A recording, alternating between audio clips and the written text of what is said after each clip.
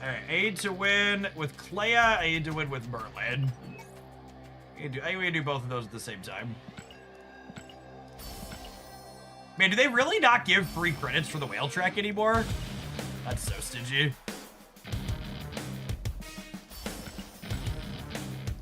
The snap music's almost... Yeah, there hasn't been a patch, so it's gonna be broken until they patch it.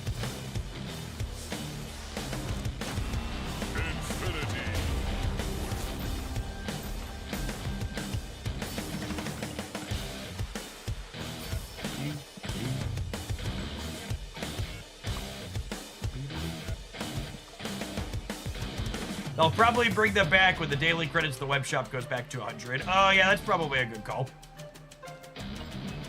They're offsetting in some places because of that. Conquest ends in 41 minutes. Sure does.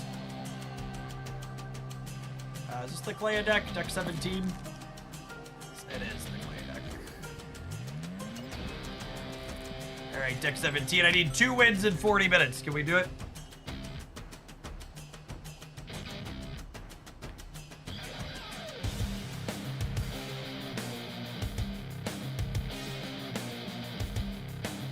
Was there a new season video? There was a new season video, yeah.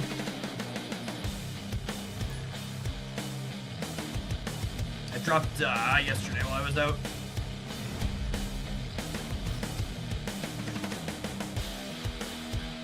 Is the background music too loud? How do we feel about it? It's probably a little too loud.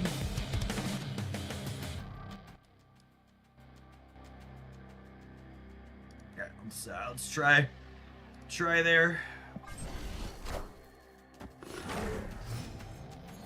It's so sad that Bastinger doesn't trigger her.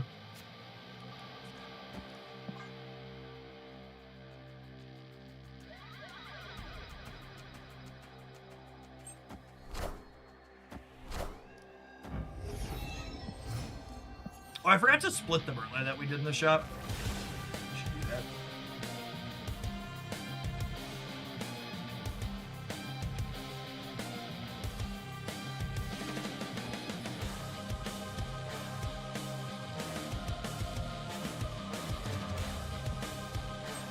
Invisible woman. I need a Killmonger.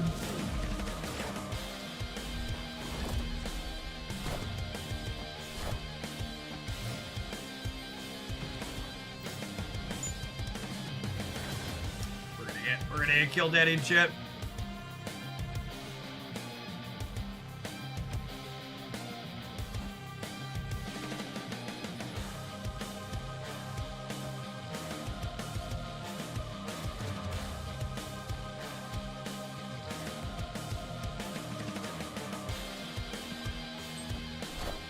Oh, I'm in the wrong scene. Yep.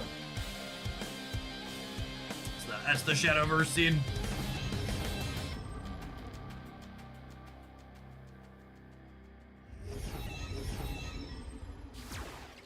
Thank you. I'm so bad at this, trying to make content for 2 different games thing.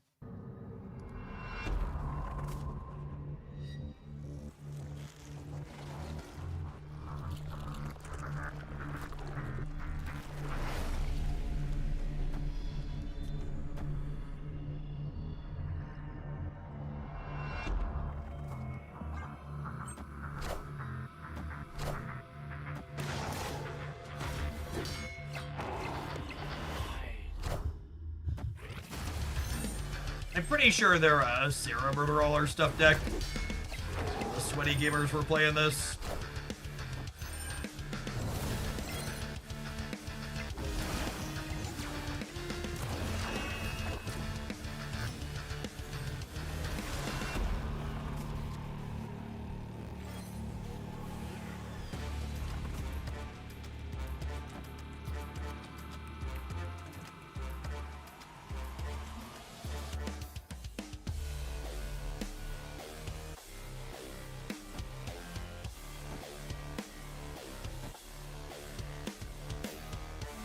What do you think of this? I think I'm into it. My hit monkey is 8, 11. It puts me to 15 on the right.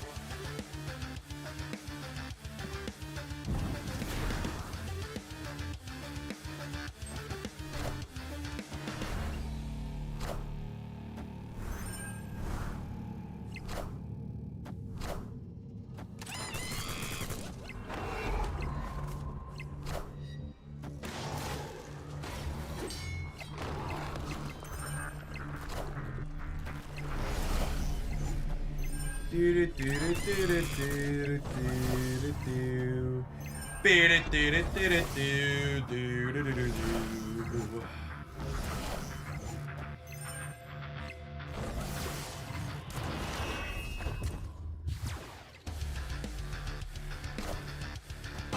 throne.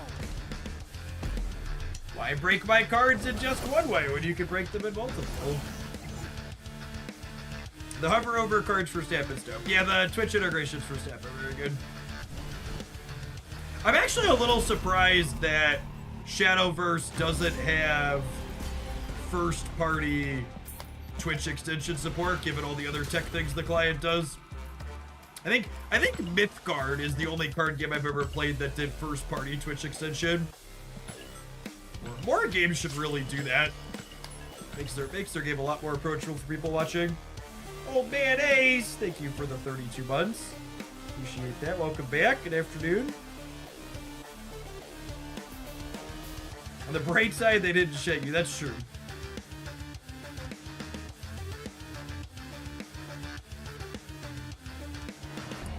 At least we didn't get shagged. Did they confirm when Twitch drops are coming back yet? That's usually in the... That's not in the announcement video. It's usually in the announcement at the start of the season, right? Which hasn't gone up yet.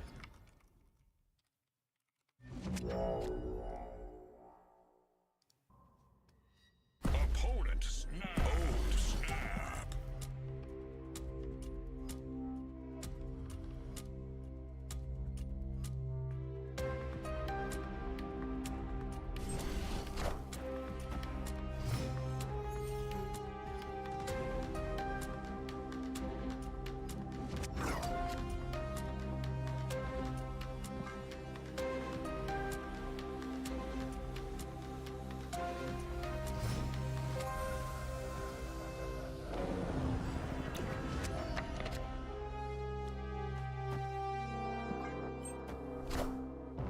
Right. Can I get a Marvel Boy?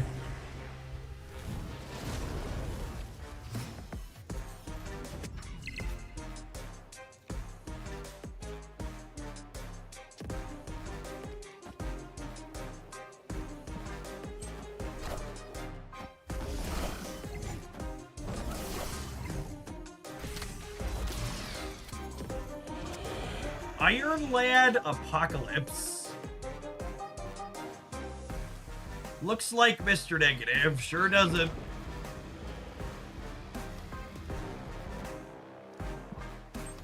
By looks like Mr. Negative, you mean you were just making the assumption that anything with magic in it was Mr. Negative. Which is obviously very wrong. FPP, thank you for the 21 months. I appreciate that. Welcome back.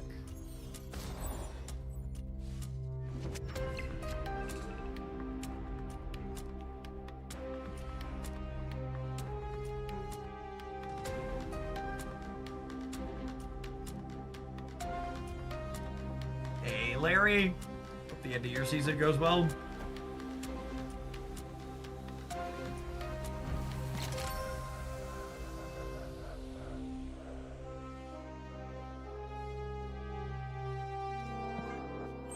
Airfro, thanks for the 26 months.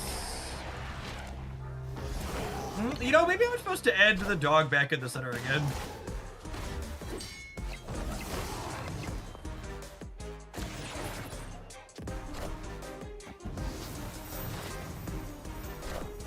Oh, are they Exodia Gambit stuff? They must be, yeah.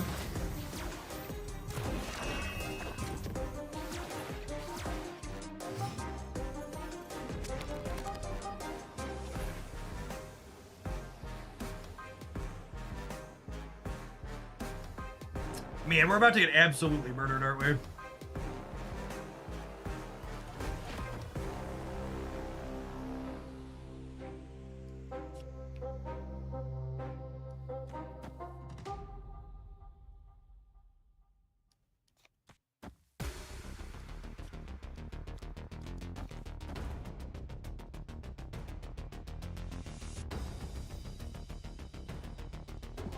I guess want as many points as possible on the left.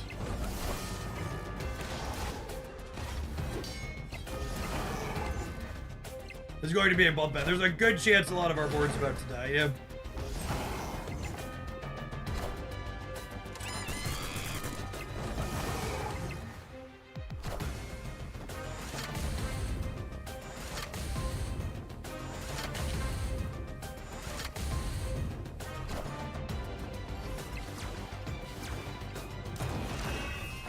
Victory is mine! Excellent. When you hit your full combo, but it's still not quite enough.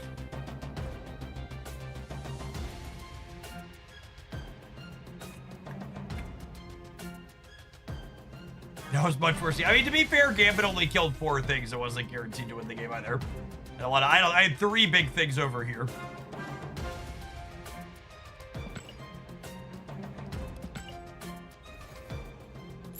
All right, it's 1:30, and I actually still haven't eaten lunch yet, so I'm gonna tap an ad roll on Twitch and YouTube, and we're gonna grab some food, and then we're gonna, win one more game with Merlin and Claya to wrap my weekend missions here. BRB.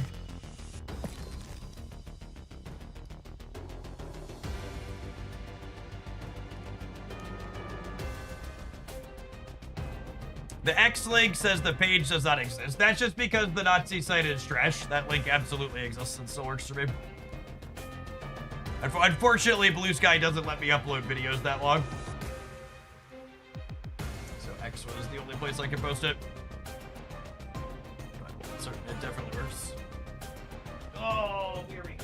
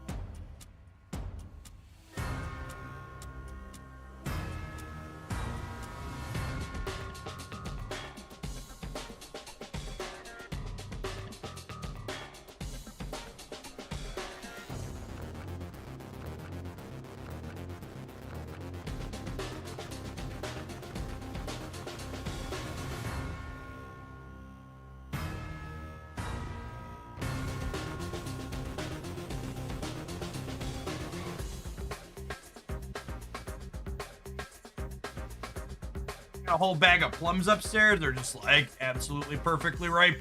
They are delicious. Finally, double digits. Pow. Thanks for the 10. Appreciate that. Welcome back.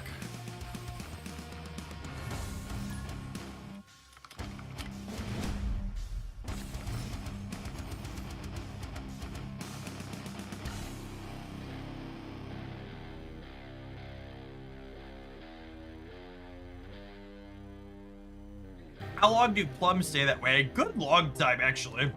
Snap. Opponent snapped.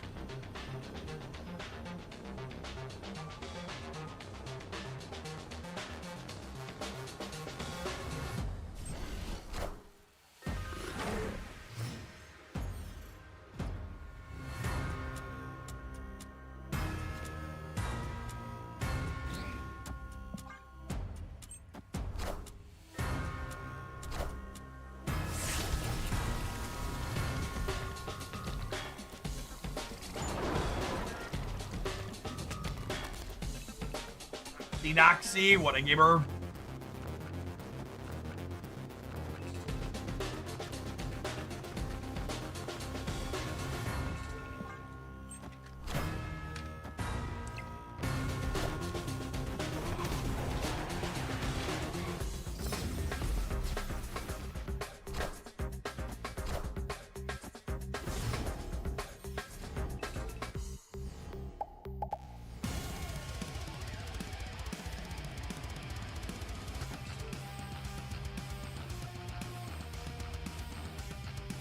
I think I play Marvel Boy this turn, so that way I can bishop, or that way I can get 2 clan things over the next couple of turns.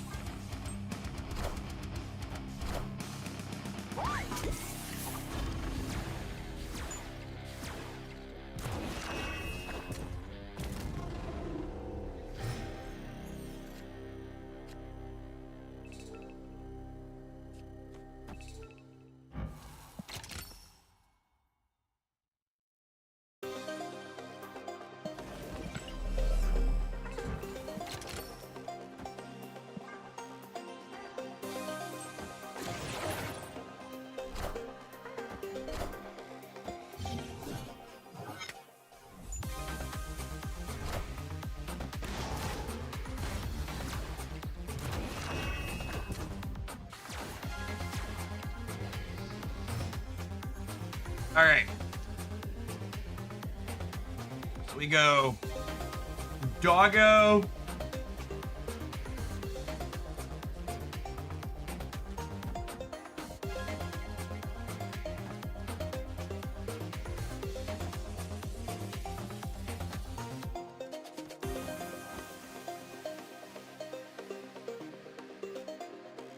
Is that this?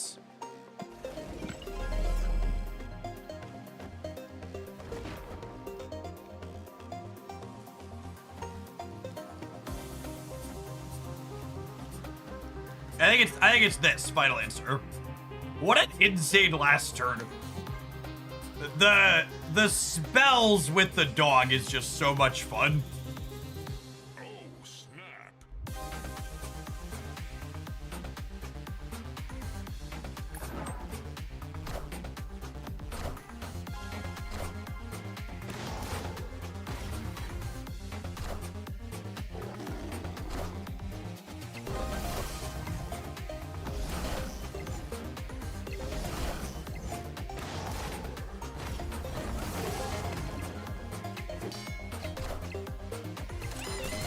In my end of season card review for this current season, I didn't say Clea was bad. I described her as a card that needs additional support.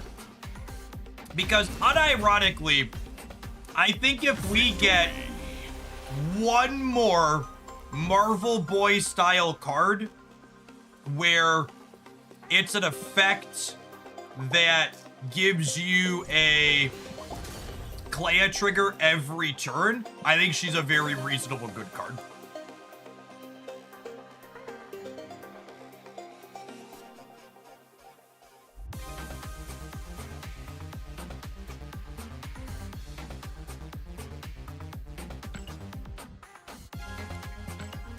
She's just not remotely good enough. I heard there's a new permanent game mode coming. Permanent? There's a new limited time game mode coming. I thought I'd be shocked if they're adding a new permanent game mode.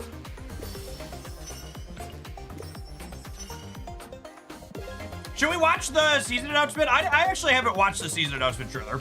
And I'm eating lunch. Would anybody be upset if we watched it together? Can I just tell the people who are upset to be annoyed somewhere else? Oh, wait.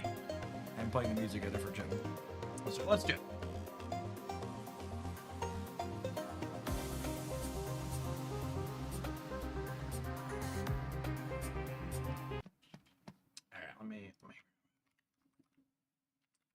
Go grab it, and I can eat my lunch while we watch it here too.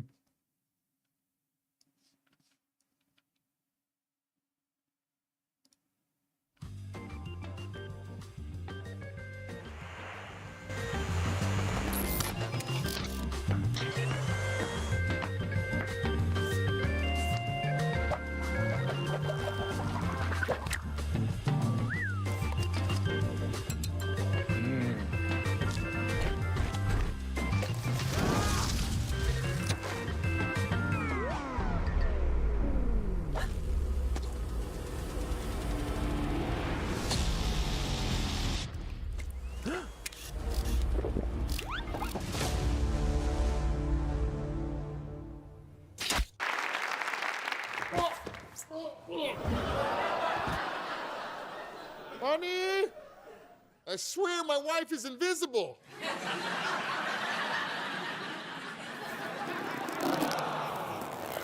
Fantastic. You probably think, based on that tumble, those were my first steps. But I was actually distracted by the new season pass card for Fantastic Four First Steps.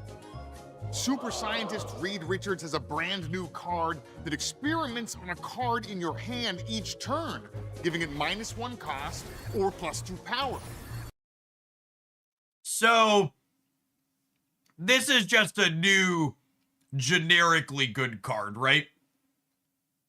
It's a 2/2 that gives you value every single turn. It's like a very Surge-esque effect where I can kind of go into a bunch of places. It's convenient that I'm saying this while it's sitting here next to Galacta, because it's a very Galacta-esque card where it's just good stats on rate.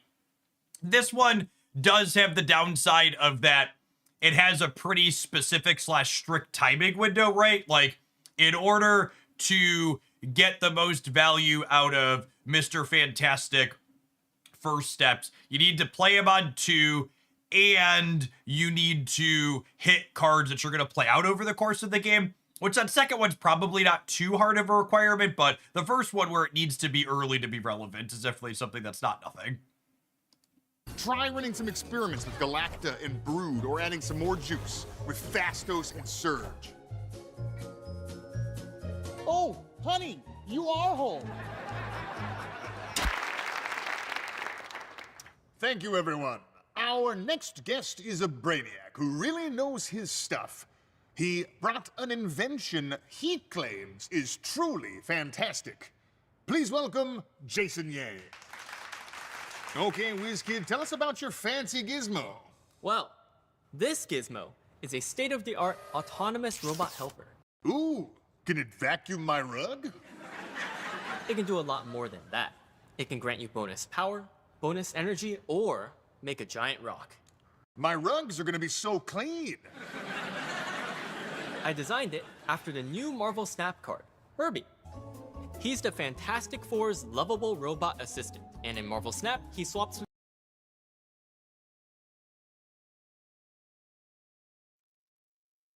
This one looks real solid as well. So it's a 2/3. At each turn it's in play, it gets a different activate ability until you use one. Give 2 of your cards at each other location +1 power. Give 2 of your cards at each other location. So this is a 2/7 then if you use that first one, which is neat. Activate, create a rock here, set its power to 4. That makes it a 2/7 at its location as well, but it takes up 2 slots. Double this card's power. That's noteworthy because it has direct synergy with Mr. Fantastic First Steps. Next turn, you get +2 energy. So this rolls while it's on the board, so you have to commit the resources to it before you know what you're getting with it.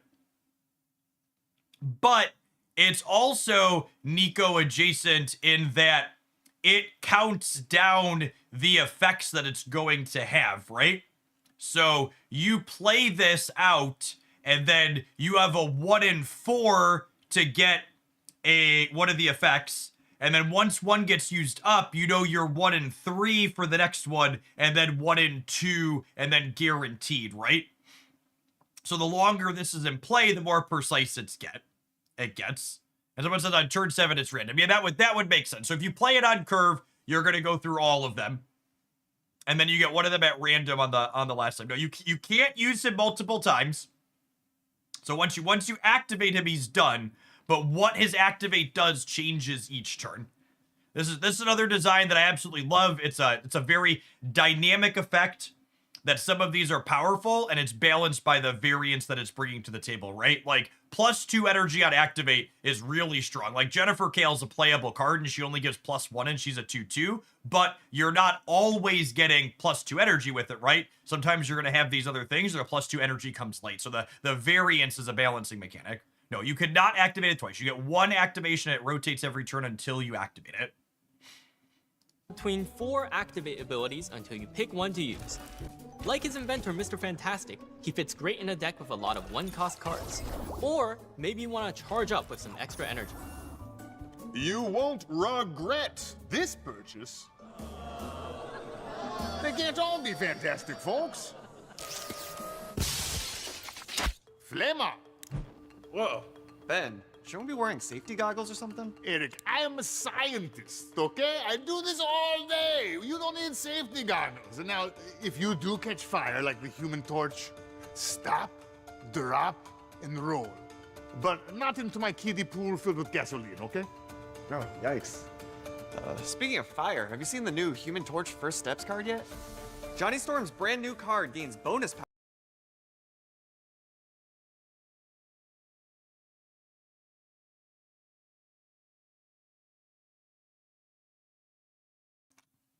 Three, 2. End of turn, +1 power. Once per game, if your side here is full, double this card's power. So, obviously a Surfer card. Enjoys getting pumped and then doubled. The big thing that jumps out in my mind is this is a card that could get a big stat line that fully ducks a Shang-Chi, because the double happens at end of turn. So if you wait to get the double until that last turn of the game, he's never in Shang range. Sebastian Shaw is a card that's already been kind of getting power crept out of a lot of Surfer builds. And honestly, Human Torch makes me think that might be the nail in the coffin. There could also be a world where maybe you're like all in on like a hand buff Surfer deck, so like you play both of them.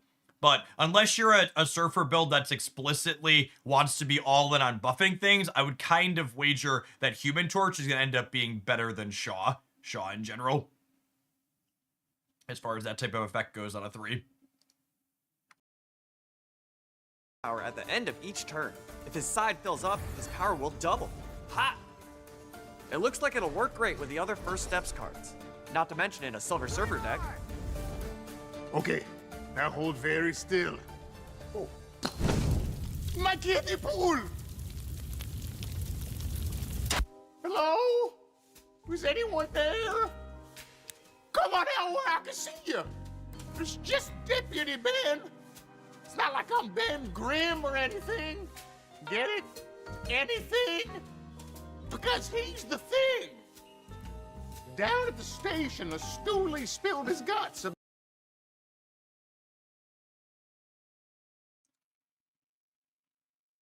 5/6. End of turn, +2 power. If your side here is full, destroy an enemy power card. So, destroy an enemy power card with less power. So this is a 5/10 if you play it on turn 5. It's a 5/12 if you play it on turn 4. It dodges Shang-Chi if you play it on 5, which is nice. Yeah, it's kind of cannonball adjacent in a way. The needing to fill your location isn't free, but it's also not a huge lift either. It's going to be interesting to see what the deck building looks like in order to making sure that happens. The fact that it destroys a random enemy card with less power gives us some Spider-Man 2099 vibes. We'll see. This one definitely reads as one of the weaker ones, but it could also work out being just fine just because the stats are okay. Like, it's going to provide a bigger number than 2099 does. Yeah, Herbie's Rock is technically an enabler for all of these Fantastic Four cards that want a full location. Is a good call out. About the new Thing First Steps card. At the end of every turn, it gains +2 power. That's not all. If his side fills up, he'll destroy an enemy card on the other side with lesser power. Now that's something I'd be afraid of if I were you. Hey, what's this? Uh-oh. Imagine a place where things that usually happen once happen twice. Imagine a place where things that usually happen once happen twice. When you activate the new Invisible Woman First Step. Yes. Yet another 3/5 added to Marvel Snap, while Cyclops remains a 3/4. Activate. This turn, your end of turn abilities happen twice. So my assumption, based on the templating with this, is that if I were to activate this while passing the turn with unused energy, my Sunspot would gain 2x the unused energy. So for example, if I pass with 6 energy unused, Sunspot would gain 12 that turn if I had activated Invisible Woman, which is neat. Maybe this is a card that puts High Evolutionary back on the map, in addition to having obvious synergy with the other Fantastic Four First Steps cards. I think this design is really neat. And while obviously I'm gently ribbing Second Dinner about making her a 3/5 while what's-his-name remains low. Yeah. Ooh, she could be good with Havoc as well. You activate her on the last turn and she could give Havoc +8 for the turn. Triggers Marvel Boy twice. This is a really great design. I don't know what the power level of this card is going to be, but this card is an excellent design and one that I am happy to have in Marvel Snaps. It's got a lot of neat deck building considerations. All your end of turn abilities happen twice. The matriarch of Marvel's first family, she serves up seconds not just for the First Steps crew, but also Doom 2099 and Evolved Misty Knight and Cyclops. It almost feels like playing Marvel Snap in another dimension. We have breaking news here on the desk. Step aside, Bird, it appears 4 is the word. As in, more Series 4 cards are launching this Fantastic Four First Steps season. Look out for Fantasticar, Mole Man, and the Mad Thinker. All right. So Fantasticar here says activate. Your end of turn cards get +2 power, which is conveniently all of the Fantastic Four. That's just good design. This is a 4/7, right? Do they add the stats here real quick or no? And make sure to keep. No, they did not. Okay, so Fantasticar is data mined to be a 4/7, I believe. Mole Man here is an interesting one. On reveal, banish the top card of your deck, add 2 rocks to your hand, set their power equal to the banished card's cost.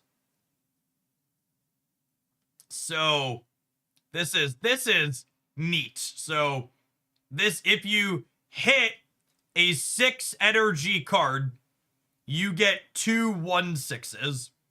Or you hit a 5 energy card, you get 2 1/5s.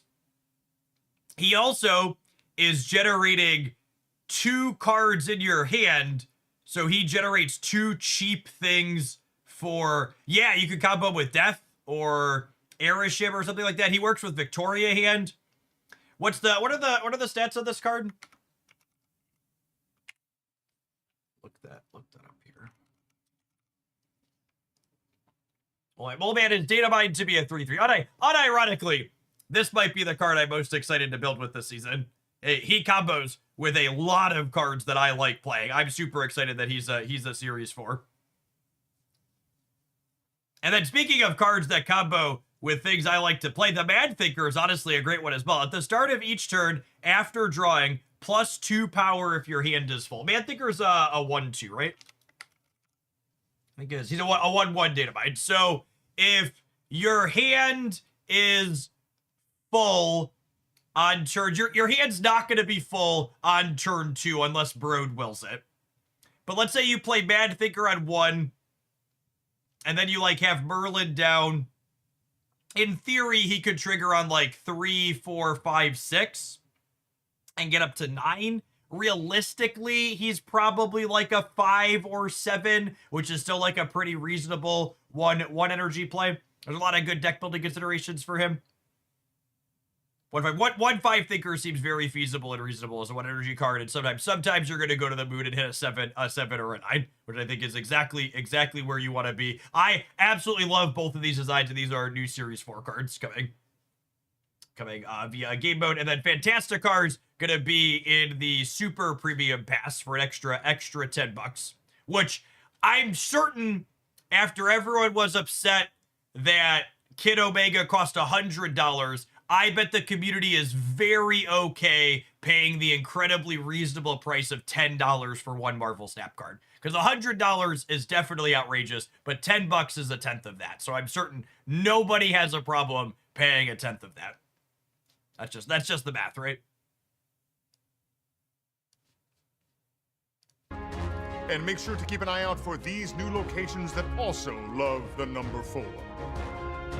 I'm being told we have a live caller on the telephone with the inside scoop on this season's new variants. Hello? Mr. Grano, are you there? Hello, everyone. Oh, hold on. Let's get some color back into this.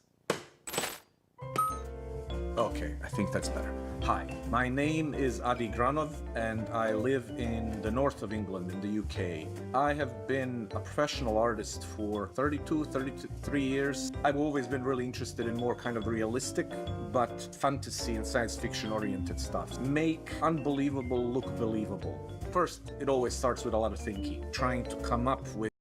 I'm going to link the video in chat for people that want to watch the art part. Let's watch the ending Brood bit here.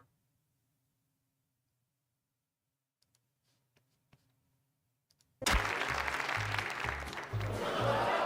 I go, I have to tell you about this brand new limited time game mode, Grand Arena. In Grand Arena, you choose a champion that starts in your hand alongside a powerful skill card, setting the stage for dynamic new strategies. And for the first time ever, players will get the option to pick from a variety of pre-con decks based on their champion, even if you don't own the cards. Okay, so this is our first step towards Commander then, right? Is what this is? Obviously, pre-built decks is not what that is, but like that, I bet they're gonna have a Commander deck at some point. Like that's interesting.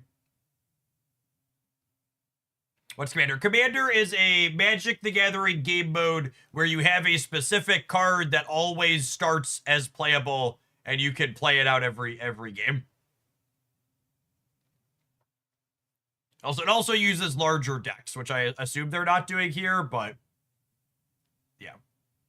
Can't wait. Thank you so much for continuing to support Marvel Snap. We're so excited about the Fantastic Four First Steps film, and we can't wait to hear what you think about the new season. Peace! How many Ottomans do we have? As far as stealing ideas go, Commander's not a bad one. I agree. Not a bad one to steal. I agree with that. So, I saw people are also mad. God, gamers love being mad, chat. I saw people are also mad at the expectations of the new game mode.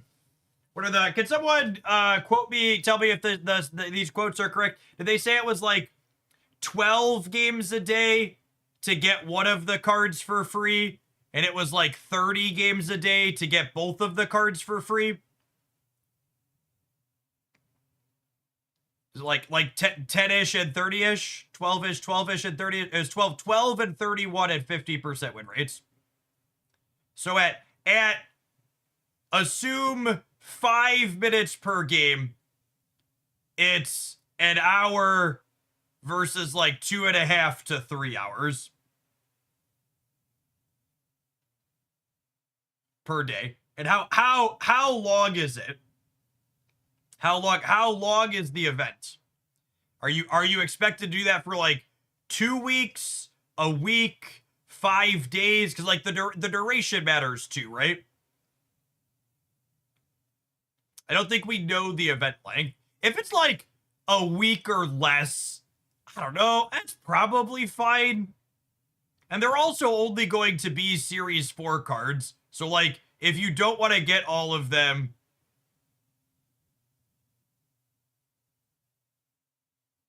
yeah.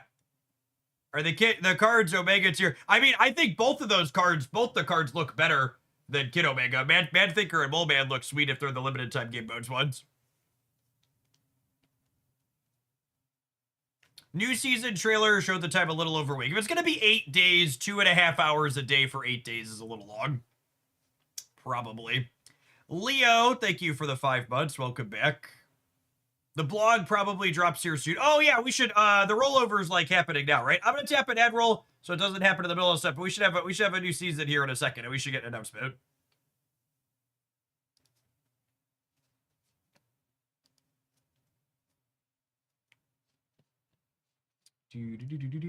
Have some background music again here.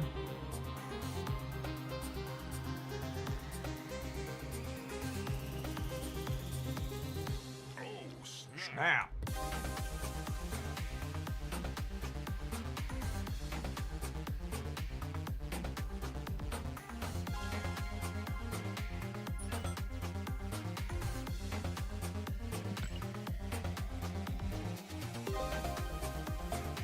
Oh, I'm sad now. I forgot to turn my 1,000 medals into a bunch of 155 boosters. Now I get way less than that, right? I get one set of 150 boosters? That's so lame. The fact that it doesn't auto-convert them at the rate in the shop is so lame. Someone even tried to remind me about it too, and I just completely forgot. Sunshine, thank you for the almost 5 years. We had a bunch of resubs while we were reviewing those too. I apologize. I was missing them. Mine, thank you for the 17. God Unstoppo, thank you for the half a year. Not My Dance, thank you for the 19 months. Midway Monster, thank you for the over 6 years. P-Side, glad you're still hanging out, even if you haven't been playing it as much yourself. Appreciate the 19.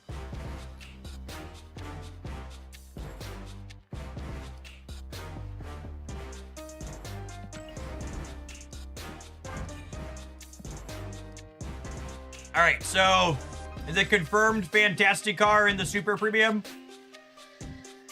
It is. All right, I'm gonna go give Second Dinner my money.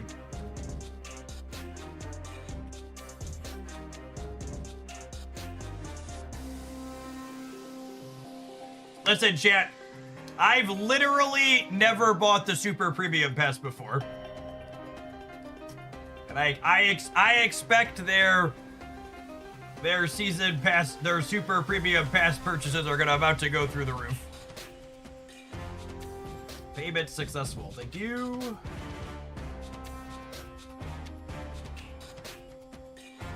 Can you buy Fantasticar for tokens? You will be able to buy Fantasticar for tokens after it leaves the pass, just like you could buy the regular season pass card for tokens after it leaves the pass.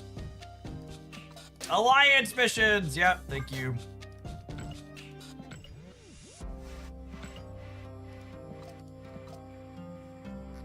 Is there no more 200 crits in the shop right, but I assume the shop is currently melting down. It usually has a hard time on release day. Yeah, like my pay to win track is currently not loading. New Mysterio bundles best in class. Maybe I was just looking at that. Or maybe.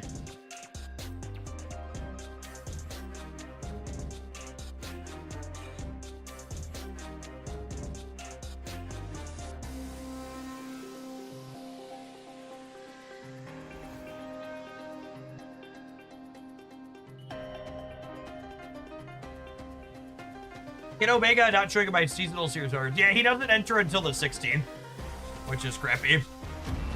We do that in advance, but it's still crappy.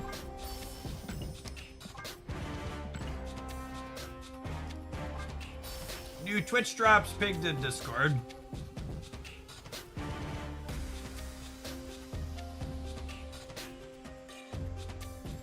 July 24th until August 1st. So we got a week.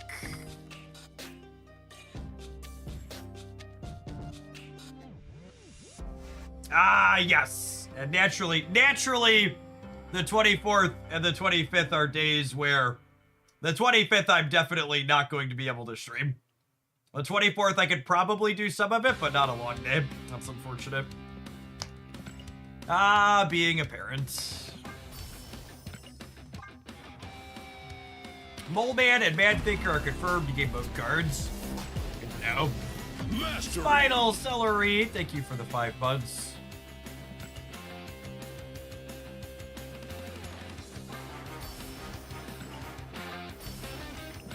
First month since global launch, not buying the pass to this Fantasticar stuff is nuts. Not me. I'm gonna have so many angry faces on my videos. I really, the people being mad about Fantasticar really shows how performative the anger was about Kid Omega. Because everyone was like, the problem with Kid Omega is that it shouldn't cost $100. But very clearly, if people are also mad about a $10 Fantasticar, the problem wasn't the price. The problem is people are just mad things cost money. Which is fine. You could be mad that things cost money, but like, don't lie to me about the thing that you're mad about, right?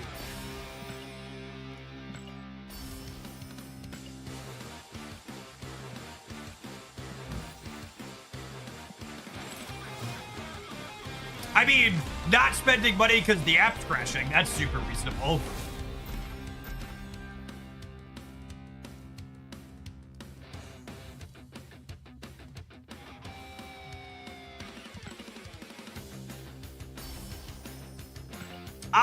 I'm actually shocked that we didn't get an extra card in the Super Premium Pass from day one. When they announced the Super Premium Pass and there wasn't an extra card in there with it, I was shocked. Do you think the Super Premium Pass card would have been received better if not for the Kid Omega stuff? Absolutely not. I think people are mad perpetually. I think people need to take a break and touch some grass.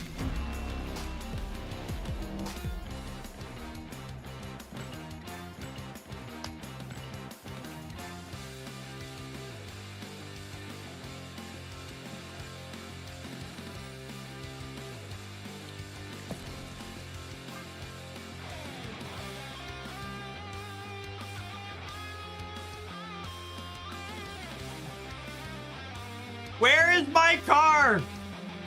I bought my pay-to-win car. Where is it? Where is my car, Benjamin?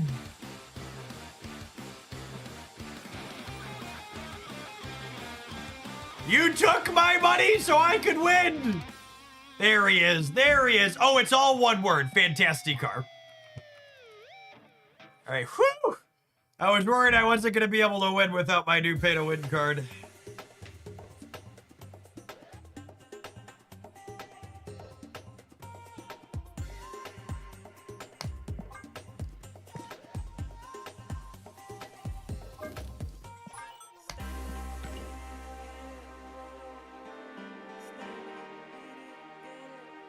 Is that card even good? Maybe once we have all of them.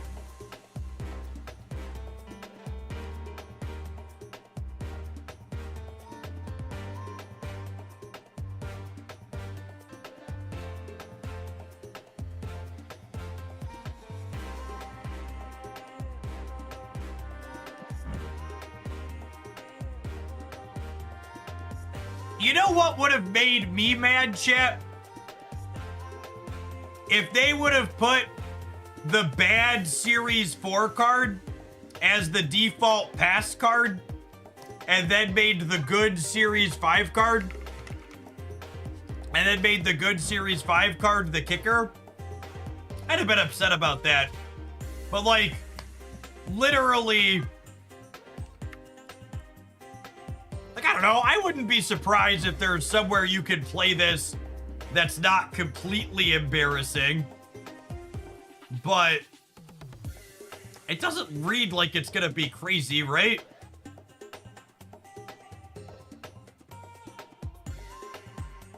Theta can work with it, I guess. Yeah, there's some deck building stuff you could do.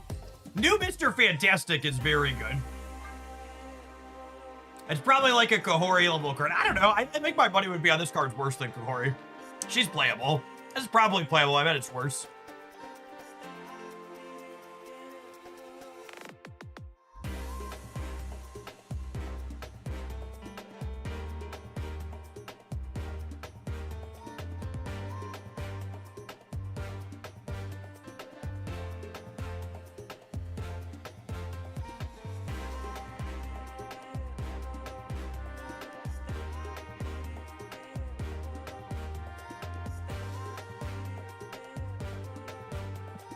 Is a whale track. I think the web shop is currently melting down last I checked. I think there wasn't free credits or a spending. There aren't free credits or a spending track on my thing at the moment. The shop is currently bugged, chat. There's both going to be a spending track and free credits. It's currently melting down.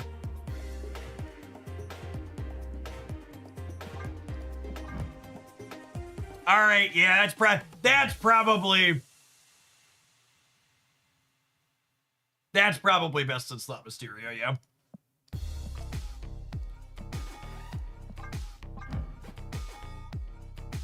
Wow, chat. Can you believe this? They gave Misery a 9th point of power, and then a week and a half later, they released her in a $75 bundle. Wake up, sheeple. Why do you let Second Dinner get away with it? Oh my god, it's so good when it's animated too. Holy.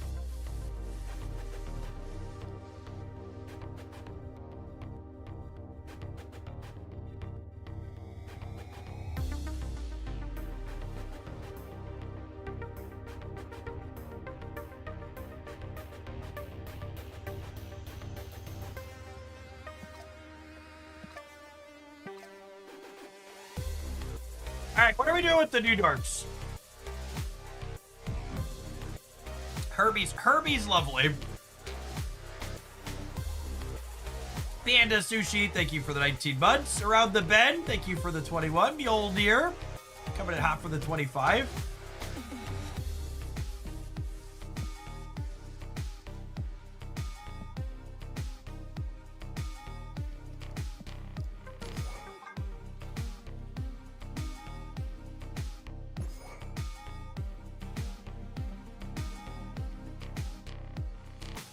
And Victoria hand Frigga and go from there.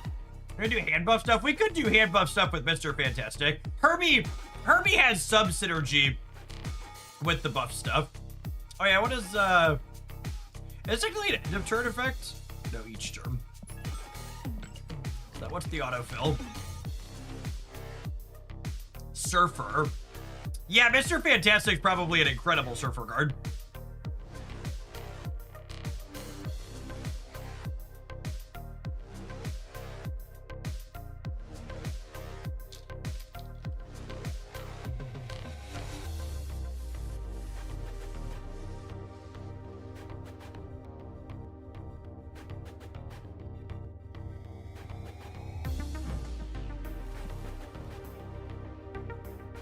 The auto deck being Surfer with Shag in it. Every day we stray further from God.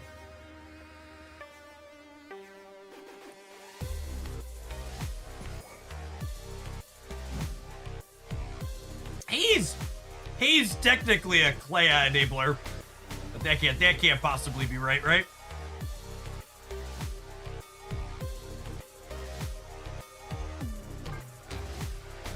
Wait! Herbie's a Clea enabler too. Oh shit.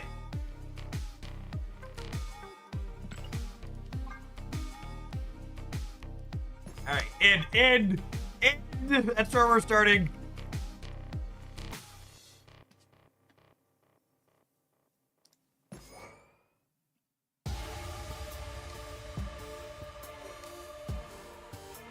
Get the dog in there. Do we have an auto reveal for the dog? I don't know that we do.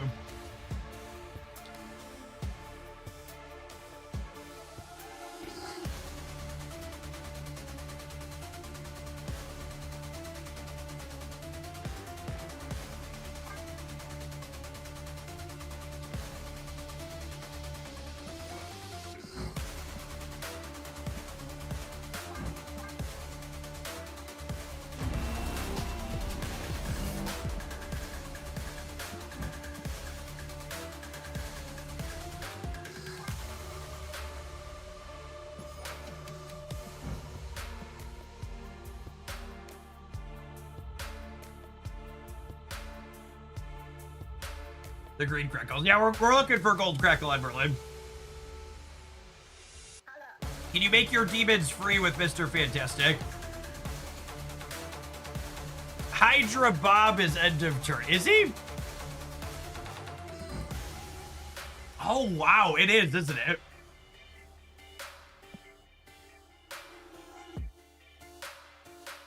That's kind of fun.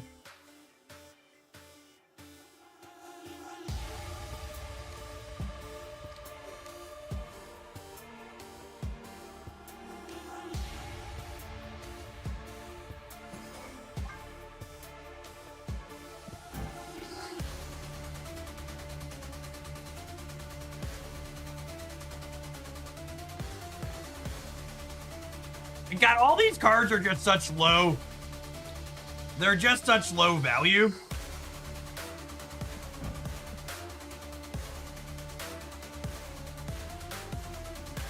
Do you want Sunspot? No.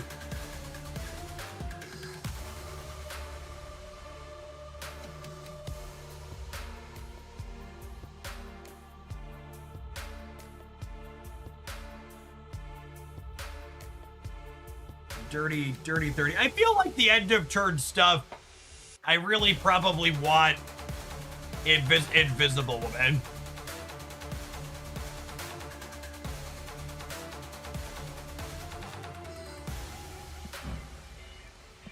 I guess Herbie does kind of need us to fill other spots in. Does Herbie buff 2 cards at each other location or 2 total? No, 2 cards at each other location. So if you have 2 things at each other location, he gives you +4. Effectively being a 2/7.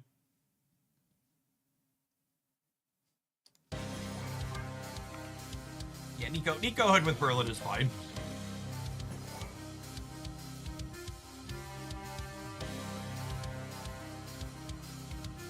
You know, do we want Squirrel Girl for like Merlin plus Marble Boy stuff?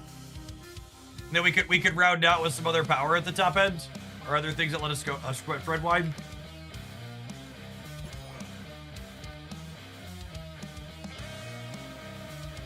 We can put like Kazar or Blue Marvel plus a tech card. Mysterio Sasquatch. That's interesting. Mysterio is good with Mr. Fantastic. It's also good with Herbie, huh? Yeah, are we a Mockingbird Sasquatch deck for the last 2?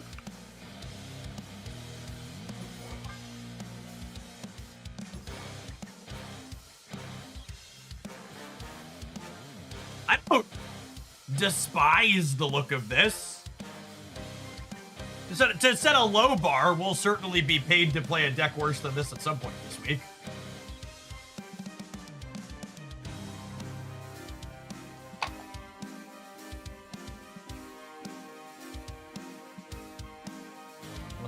Let's do it.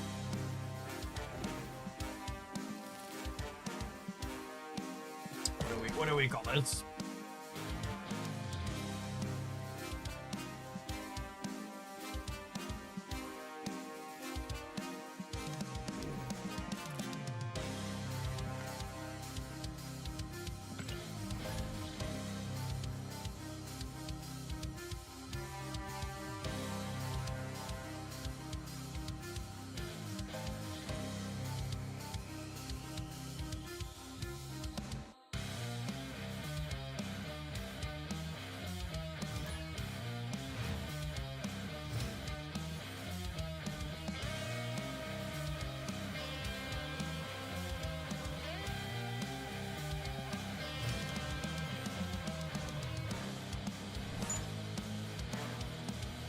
there's technically some tension.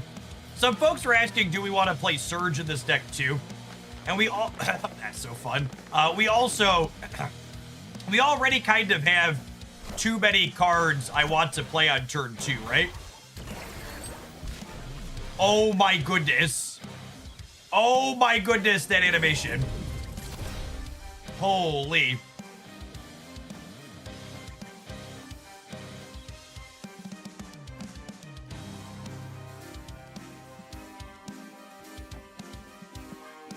That was quite lovely.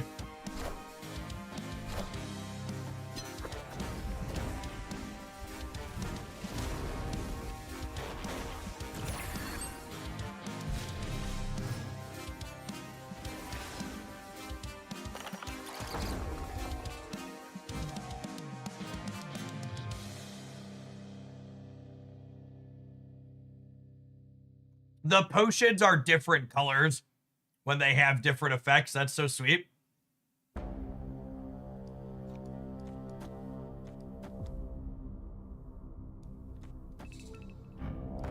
Herbie wants to make a rock.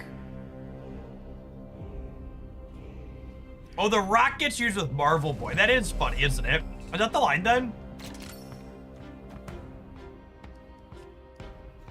I like this. I think it's this.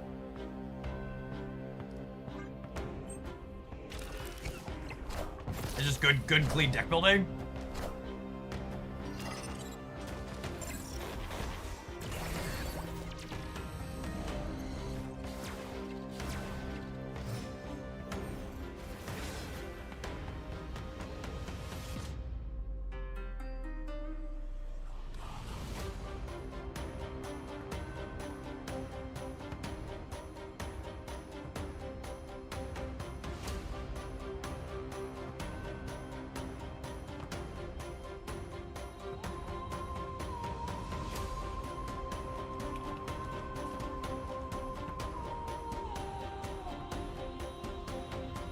I think it's this. Although I guess that's awkward because I can't Squatch and Omniversal presence here. Do I just cut this off? It makes this cheaper next turn too. I was gonna cut this off proactively, so that way I have the option to play Squatch here. My opponent left. Poly can hit the 5-power rock. It cannot. Polymorph transforms your lowest power card. It's guaranteed to transform the 0-power rock here. I'm gonna assume the opponent drew a similar amount of rocks to us there, but just didn't have any value for them. It's probably the case. Mr. Fantastic looked pretty good there, though. Hitting the discount with him and playing 2 2s on 3 was really good.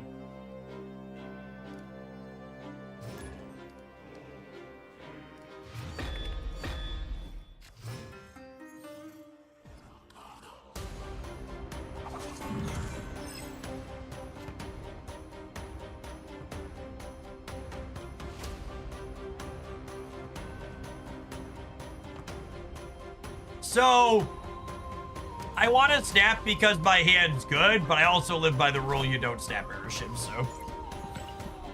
You'll be a much happier gamer never snapping an airship player. So I don't.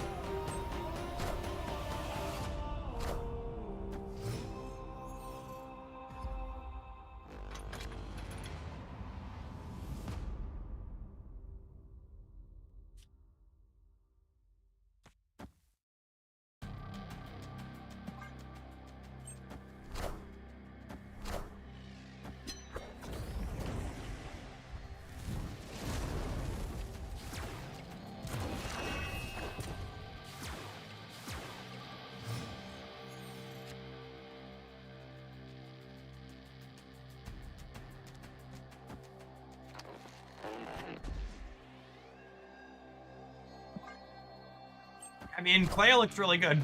Says local man about to be Red Guardian.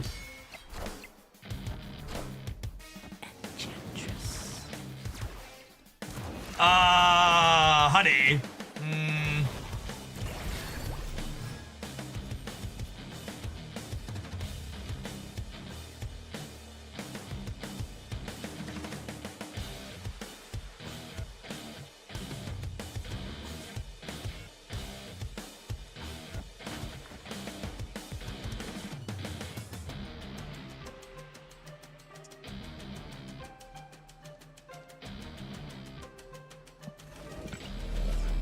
I'm gonna hold the hood for now, because I want a guaranteed Clea gets buffed again next turn.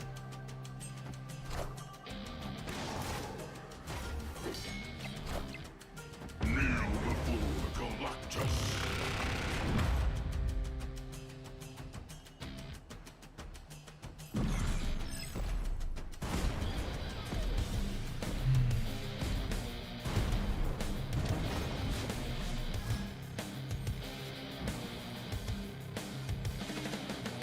Go. Escaped. And this, guys, gals, and non-binary pals, is why you never snap against Airship.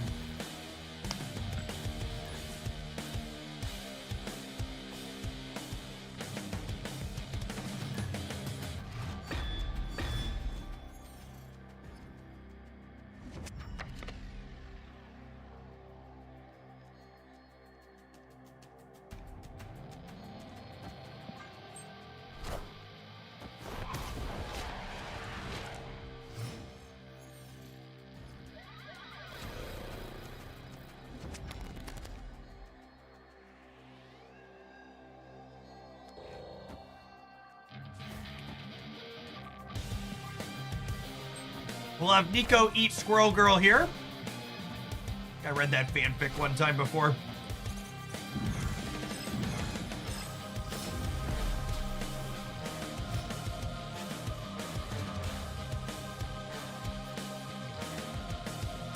We're gonna tuck Marvel Boy into the same path as Hood, so that way he can't be Red Guardian.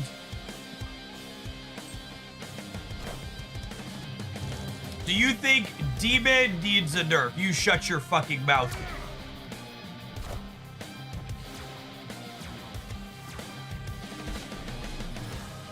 What kind of goddamn question is that? You think Demon needs a nerf?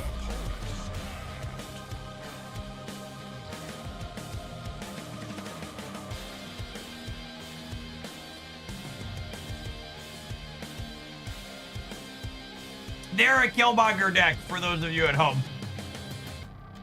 Which probably means I'm supposed to leave. But I'm young. I'm young and dumb and have cubes to spew. So I'm going to stay.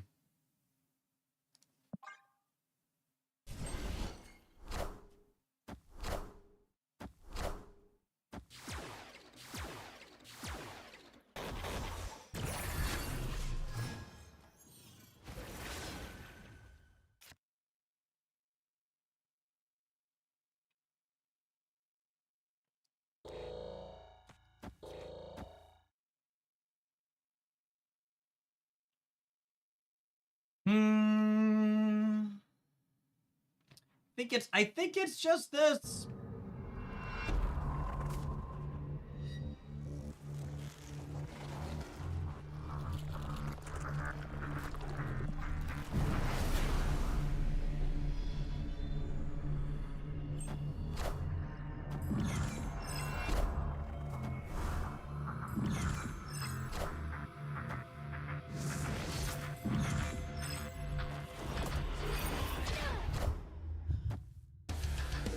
Cassius, thank you for the 50 bucks. Appreciate that. Welcome back. All systems go.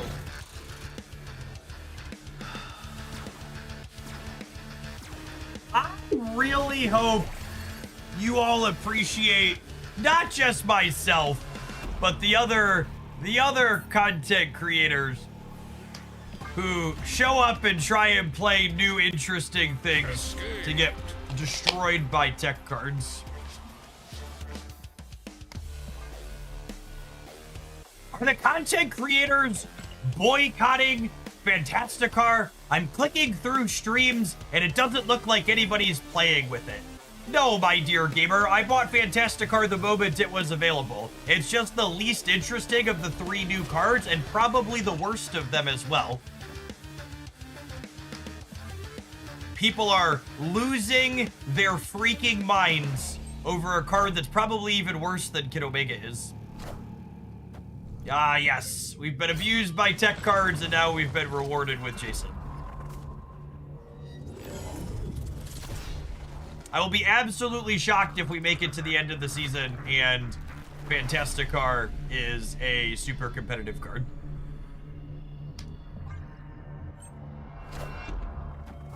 It just sets a bad precedent in my opinion. Counterpoint, I think selling cards for $10 is super reasonable and fine.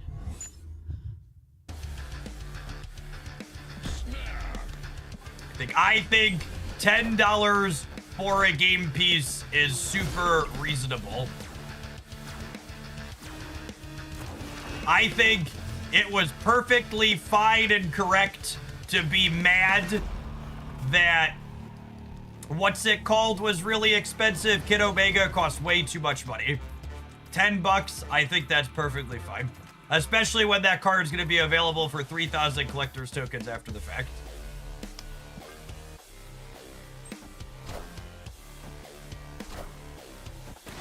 And for the people who say, well, it sets a bad precedent, what you're basically making is the slippery slope argument. And slippery slope arguments about the power level of Marvel Snap cards, god damn it, Marvel Snap, are kind of silly because they're really pretty good about balancing things quickly. Because the bad faith slippery slope argument that people always make is, well, what if there's a really busted card in there next time? And it's like, well, then they should probably balance it. You want to complain about something? You know what the most legitimate complaint is? This application's been crashing a ton in recent memory. The last couple of patches have been super sloppy, and it's unacceptable how much the application is crashing. You want to get mad about something? Get mad about that.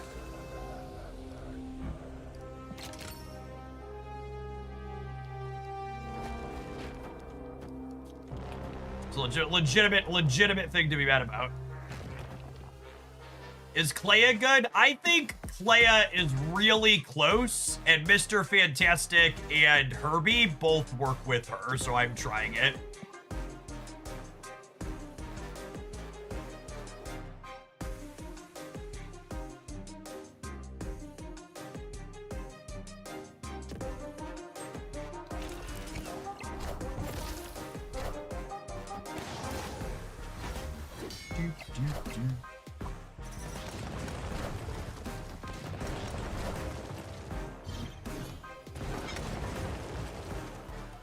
I am reborn.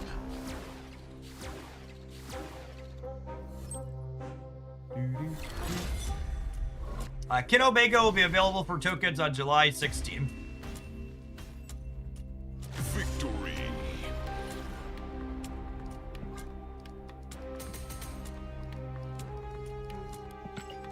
Global economies making things not accessible in certain countries is deeply unfortunate, and I wish there was a clean solution to that. I am incredibly empathetic to that being a thing. But I also don't know how they fix it. It's not my job to fix it, but I don't know how they go about fixing it. I assume it has to do with the fact that, like, you have to fix it in a way where people can't VPN in, so everybody gets it cheaper. As I would assume is what's problematic about not just making it super clean and easy.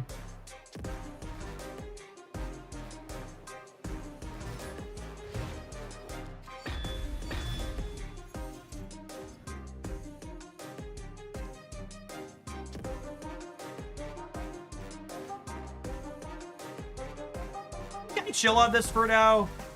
So we can have Nico. I guess getting it down is good for Herbie. That's close. We have Merlin to clear his body too. Having it down is good for Marvel Boy as well.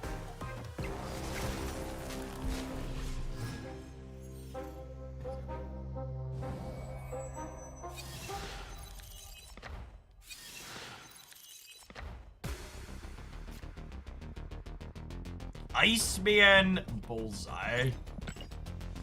It's a human. Oh, are they Morganaing? I think they're Morganaing. Punished for playing the hood out, huh?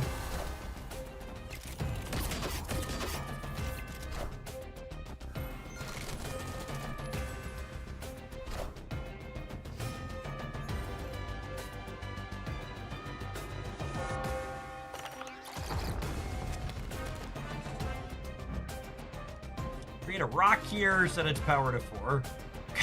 Golly, Hermes Rock is so good in this deck. A lot of good synergies for us, huh?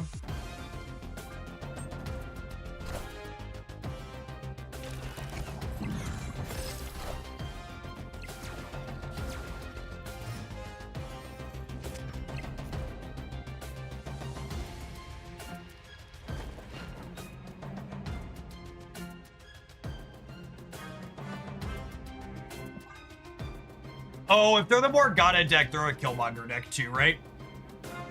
So we're probably just cooked. I'll hang out if they don't snap us, but yeah, I assume if they snap us, we'll just leave.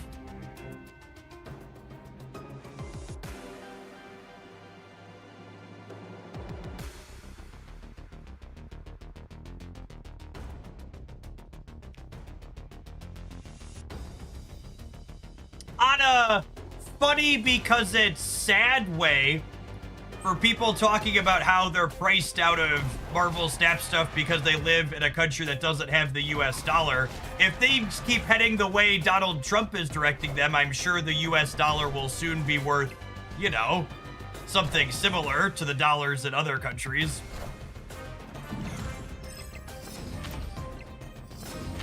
It's funny, one of the other mobile games I play, DC Dark Legion, they peg their in-game currency, or they did, to a non-US dollar by default, and all their US prices ended up going up automatically because our fascist-in-chief drove down the value of the dollar so much. And they had to scramble to fix it, because everyone's like, why'd you raise price? They're like, well, we didn't. The US dollar is just worth so much less.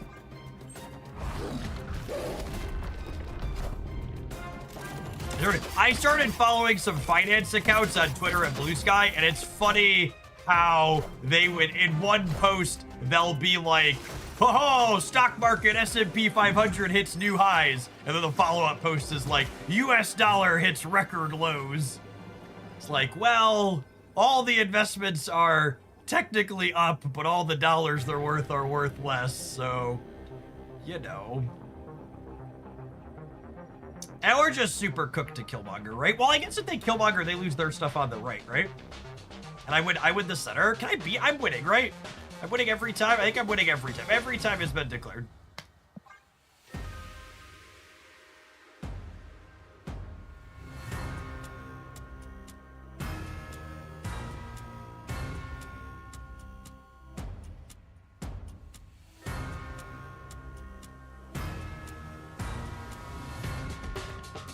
Any room for Kite, or just don't play against Killmonger, chat, or when you do, get lucky and beat it. Killmonger's not real and can't hurt me.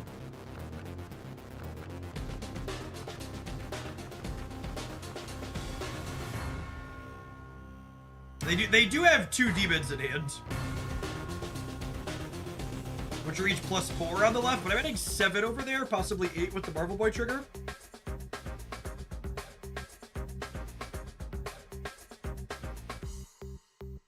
Could Pedro be good in bounce? Maybe. I could see that. Surge was good in bounce, and he's very Surge adjacent. What card are you most excited for this month? I actually am really looking forward to Mole Man. He looks sweet.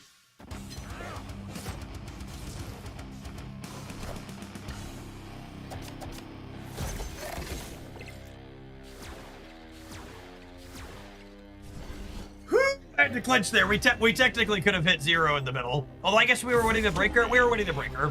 If we would have hit over here, we would have been up 13 to up 10.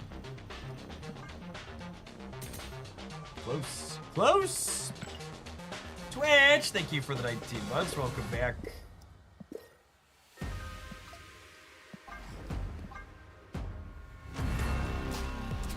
Milady.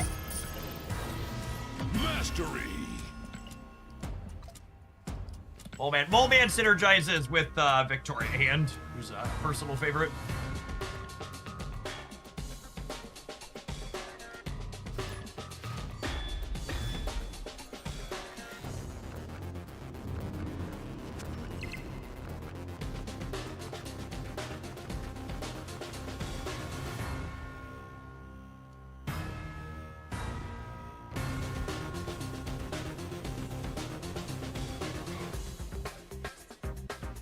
I did select Alliance missions. I appreciate people reminding me, though, because I'm usually pretty bad about that.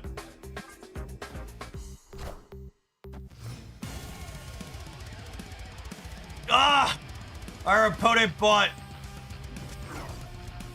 the Mysterio bundle. I'm gonna have to do it, chat. It's so good looking.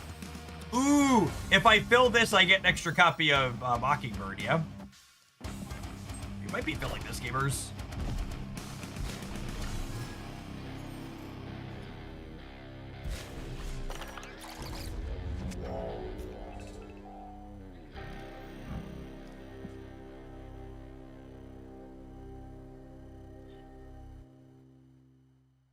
Opponent snapped.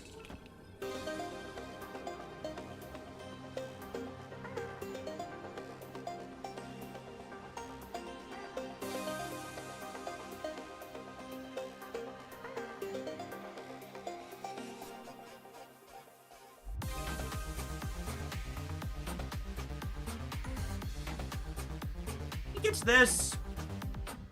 I think I'm staying for the snap.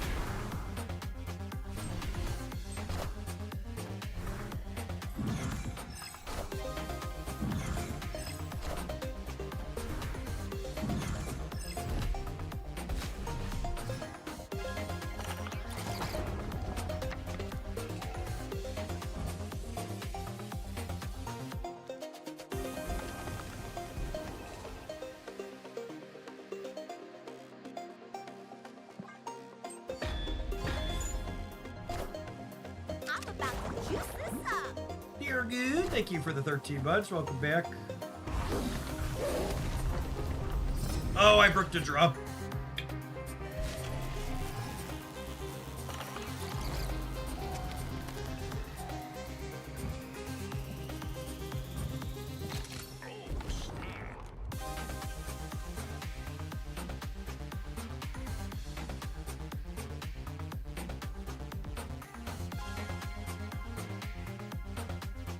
Well, I guess if I don't activate him, he's gonna give me +2 power left and right next turn, which is good.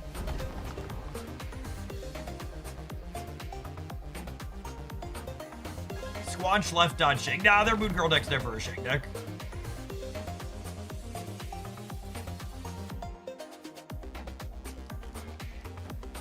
Famous last words.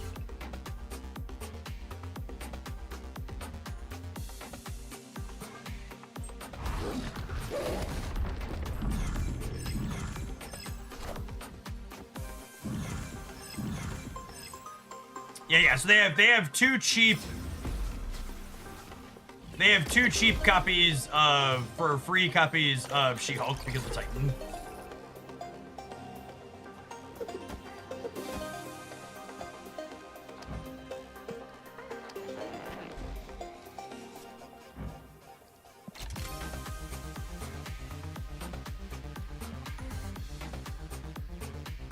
So Herbie adds 2 left and right. We had 2 Mockingbirds. It could be Infinite. Yeah, we could get Infinite on top of She-Hulk. That's true.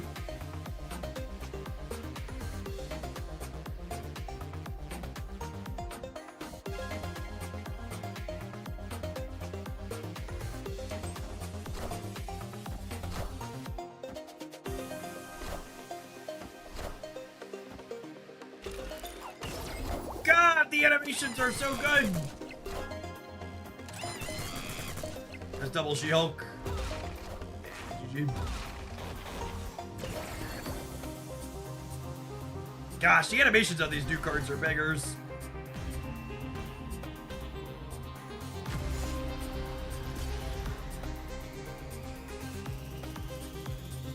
Herbie accidentally a 2/7. Herbie is frequently a 2/7, right? He's a 2/7 when he makes a rock. He's a 2/7 when he adds power to the left and the right. Or the other 2 locations. Two of his bones are 2/7s. Yeah, like Herbie's gonna regularly be a 2/7. All right. Well, I definitely want to do some more of this. That's playing a ton of cards that I love. That being said, I hate when adverts roll over the top of gameplay. So we're gonna roll a quick ad here. In the meantime, in between time, thanks everybody for hanging out. Doing good. We're gonna be exploring a ton of new stuff with the new season. We got a long stream coming up this afternoon. Hear me. I'm gonna run and put my leftover hummus upstairs in the fridge while we're while we're waiting here. If you're watching on YouTube, tap the like button. It doesn't cost you anything. Helps the content reach to more people. Appreciate the folks that have done that.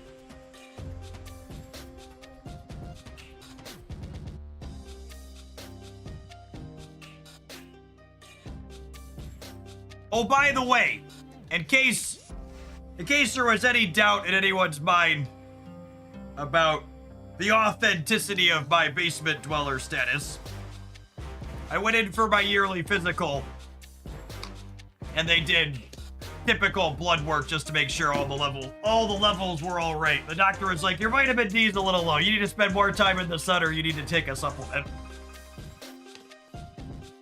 So naturally, I'm taking a supplement now.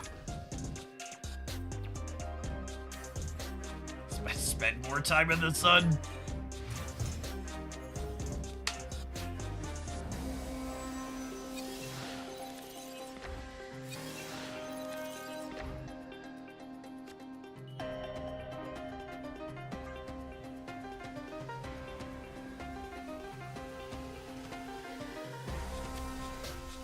Can you imagine going outside?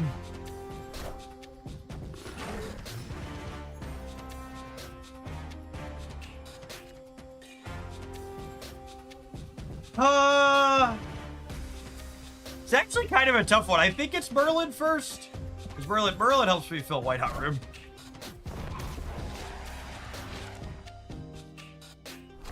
Merlin means if I draw one of our 4/1s, we fill White Hot Room, yeah.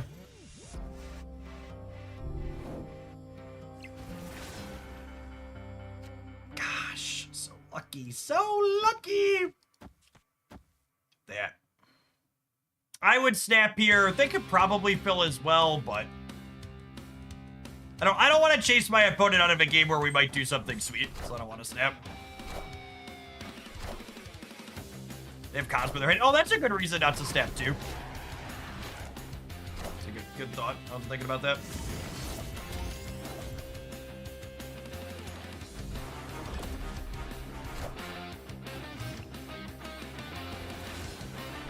Is this not a Herbie game? It feels like not a Herbie game. What do we think? Oh wait, I have all the energy. It's definitely a Herbie game. I have all the energy.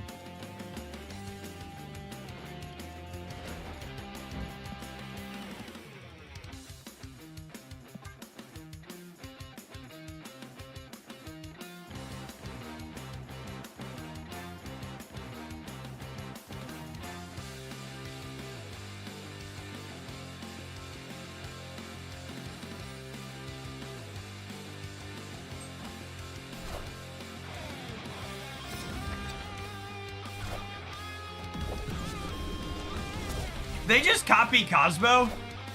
That's evil.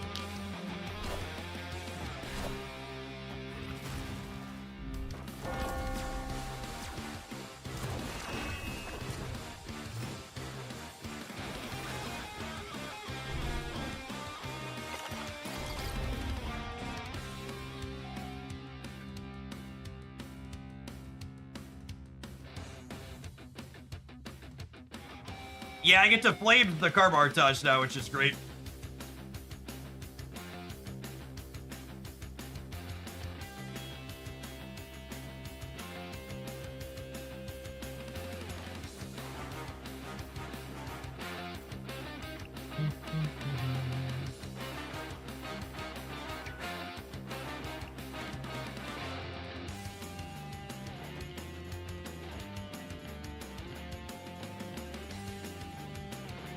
That seems great, yeah.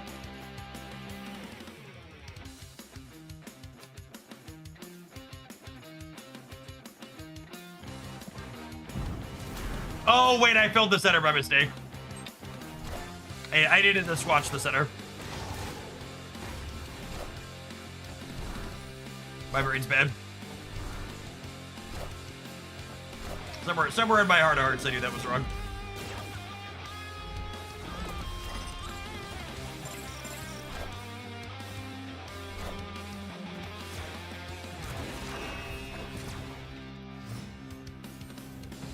Oh shoot, I forgot to activate Herbie too. God, that was so many slops.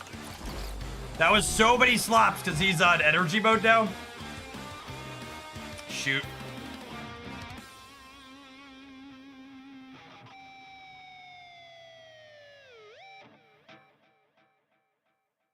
So I'm currently at 13 here. This gets me to 23, and then so long as Marvel Boy hits here, I'm winning the right.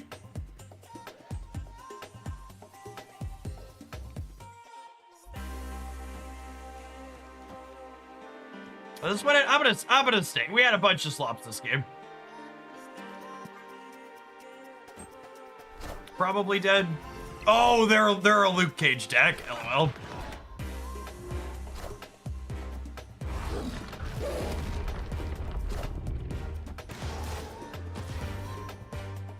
So, if I would have...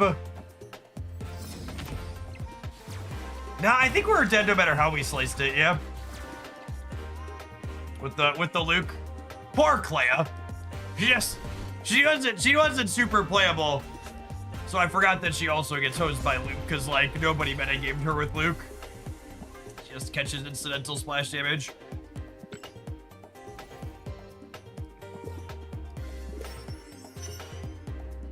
She's been sweet in the games where she has text, but that was not one of them. Yes, I would have won middle with the Sasquatch, but without Clea working and without Mockingbird, I didn't have a line to win one of the other two.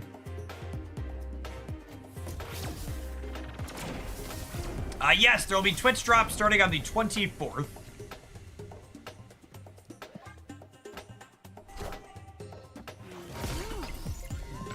This is not a human.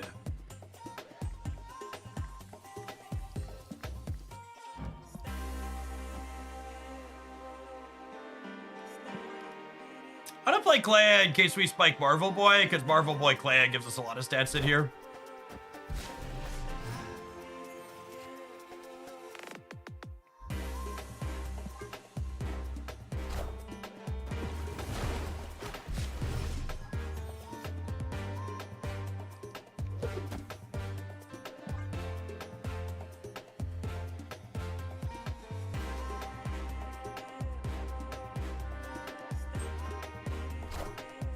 Are ye worthy?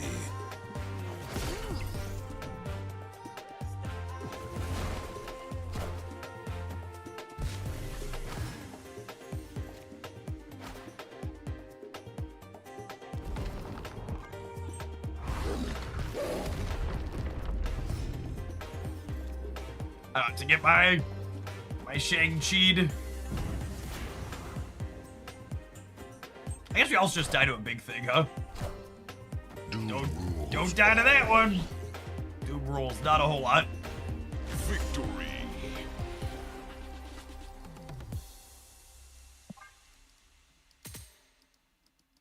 Yes, this was an AI opponent. Computer, if you would.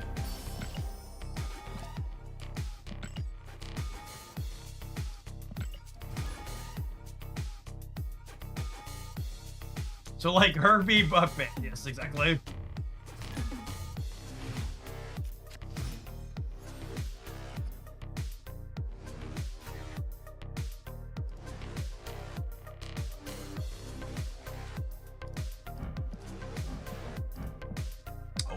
Oh, baby. Oh, baby.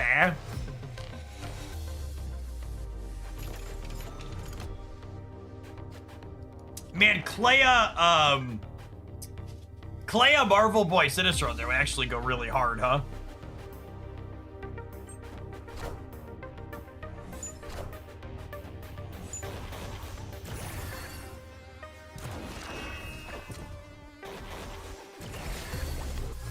My goodness.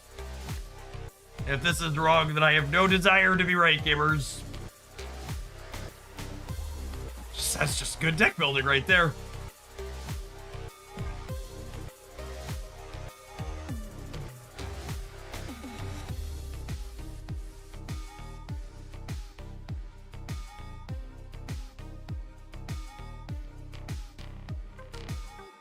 It's interesting to me. I'm not a lawyer and I don't understand the logistics of app stores, but it's interesting to me that Second Dinner / Snap doesn't have their web shop in certain countries because of their regulations, but the game's available in those countries on the App Store still. Oh my goodness! Okay, listen, don't tell Invisible Woman, chat, but I think Mr. Fantastic might like Clea. They seem to be getting along swimmingly.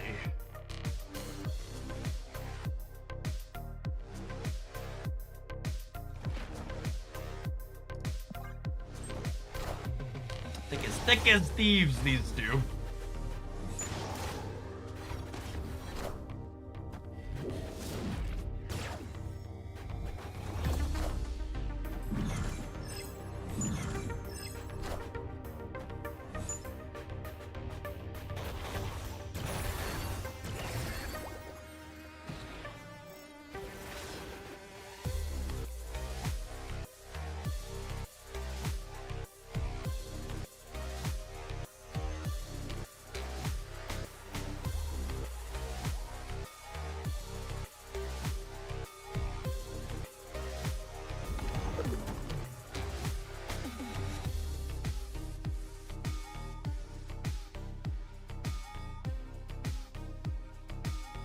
I want the ability to re-roll this next turn, so I'm gonna leave a space open and leave Merlin alone.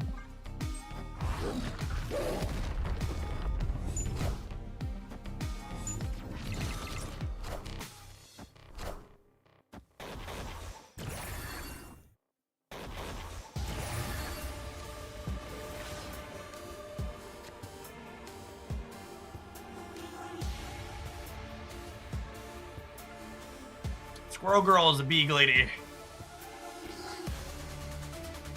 We just died to a Modoc's the problem, right? Like Modoc Apocalypse were very dead. They played the Swarm out. So that would imply they're setting up Modoc Apocalypse.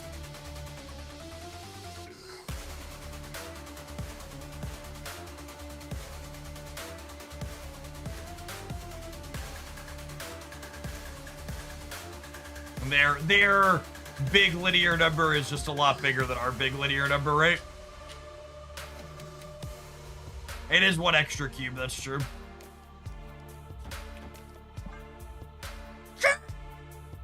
Victory.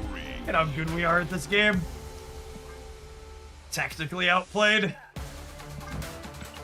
You wish you were as good at Marvel Snap as we are, chat. Never doubted us for a second.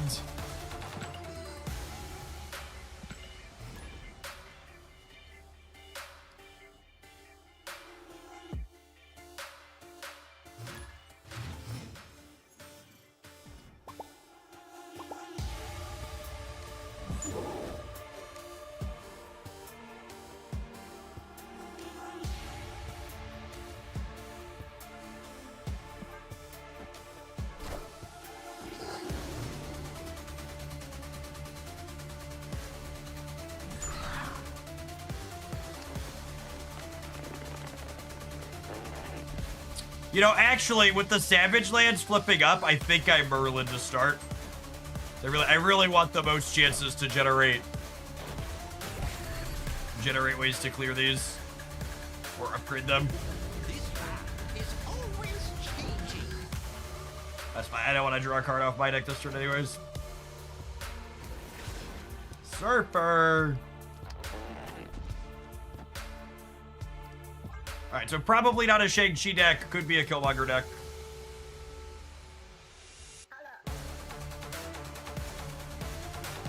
Those were some bangers to steal, for sure.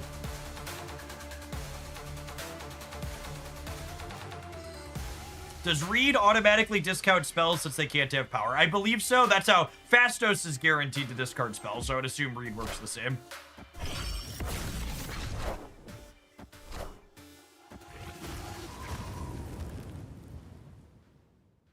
That's cold, Merlin.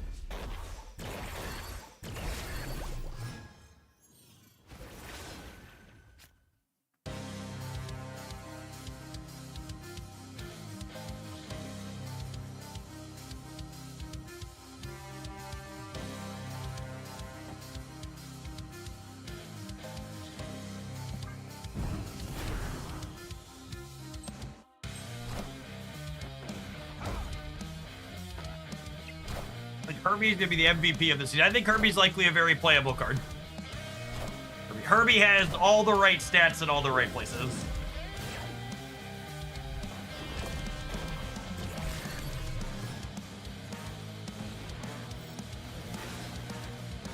God, that was the worst possible hit there. Oh.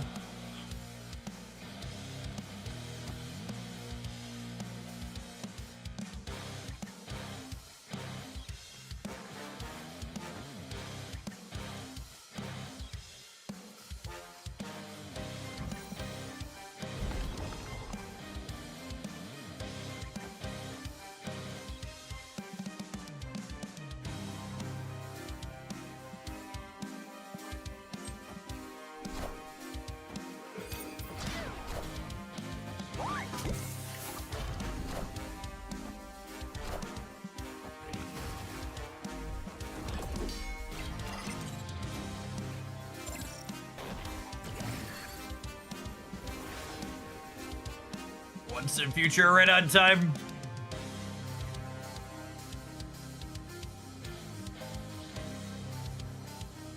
There's a good chance they have our copy of Mockingbird here as well.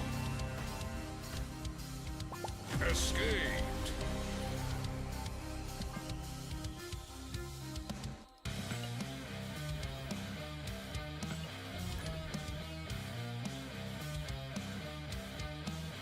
I would expect that similar to Silver Surfer wanting to play Surge because Surge enables you playing 2 3s on 5, that Mr. Fantastic is a new Silver Surfer staple. I would be very surprised if Optimal Surfer doesn't always play him moving forward.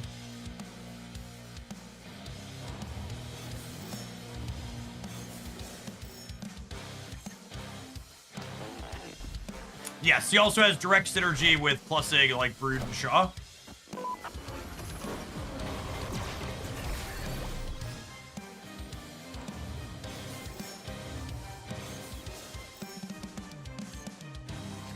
If only buy the regular season pass, can I upgrade to super premium later? Absolutely.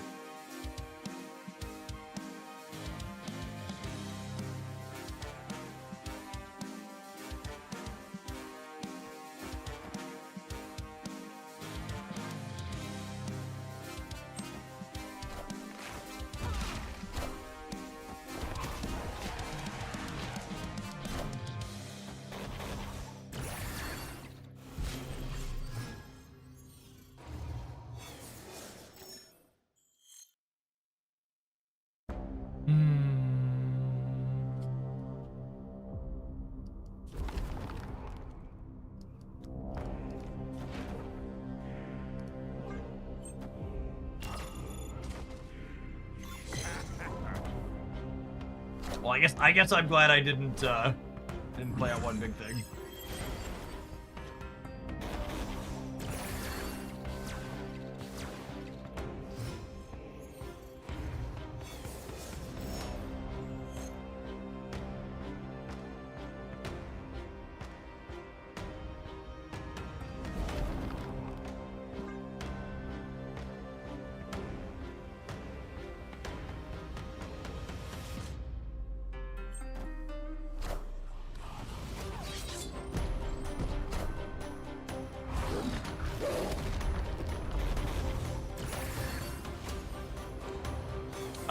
Thanks, I think.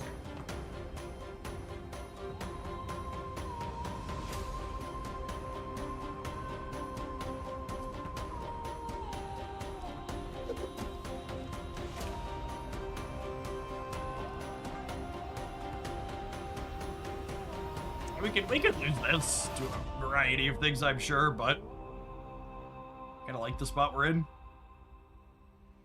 They need to play 2 center while playing 7 on the right or 8 on the left.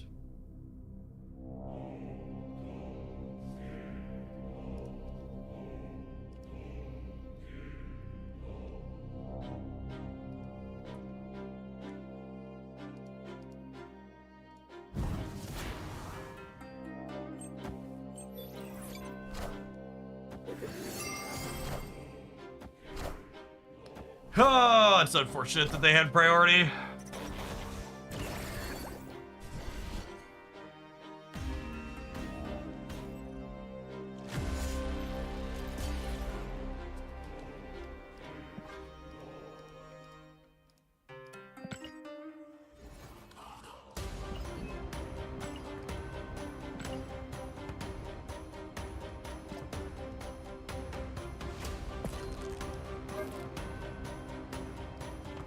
To set a low bar, Mr. Fantastic and Herbie made Clea feel less bad than she was with just Marvel Boy and other worse enablers.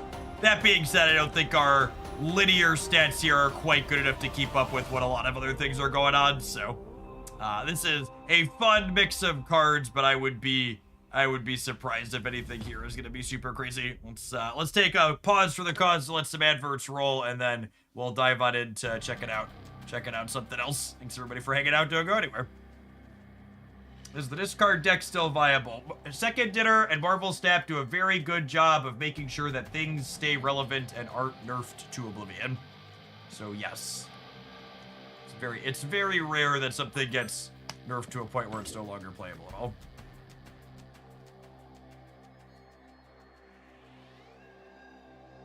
Am I crazy, or is the Misery Bundle good value? They don't release bad value bundles. But I will say this.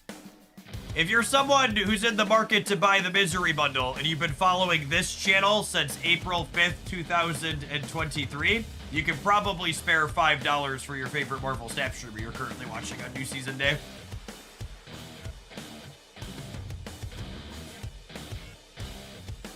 Ackberry, thank you for the 16 months. Welcome back.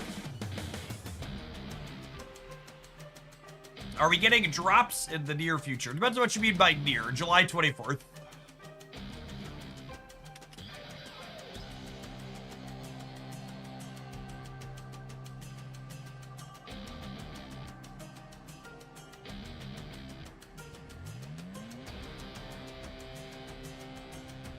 It's nearer than the far future. That's true. It's like medium future, really.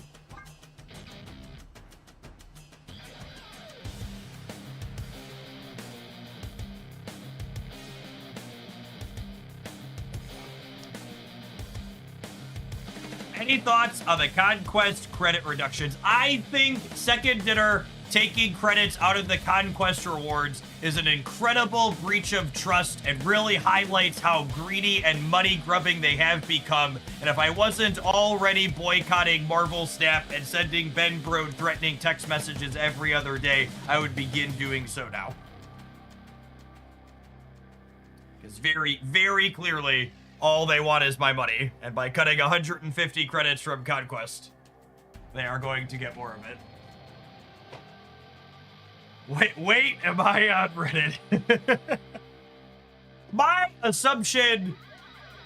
So, and this is something I think a lot of people don't understand about these mobile game economies, is like, they usually have a set amount of how much currency they want to give out in a given time period. So we have 2 limited time game modes per month now. So I would assume the 150 credits from Conquest are simply the 150 credits from Conquest are simply going to be in one of the other game modes, and there's still going to be a similar total amount of stuff.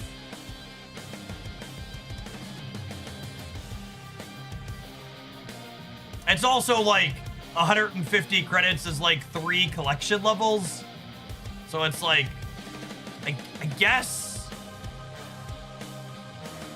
Zosako, thank you for the brand new Prime. I really appreciate that direct support. Thanks for helping my Snap content out. Or go why exactly. I don't want to just play good stuff mush. What do we want to do that's not just good stuff mush? I feel like Surfer and good stuff mush are the easy obvious. We could hand buff. Is Mr. Fantastic good in Spice Rack? It doesn't seem very good in Spice Rack. Because, like, making your things cheaper, generally speaking, is not good in Spice Rack. Because, you only want to play, 2 cards per turn, right? Soul Cal, thank you for the 19 months. Welcome back.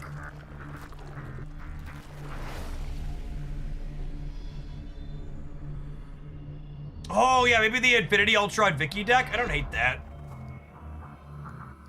This one. What was this one, right? Tron spells?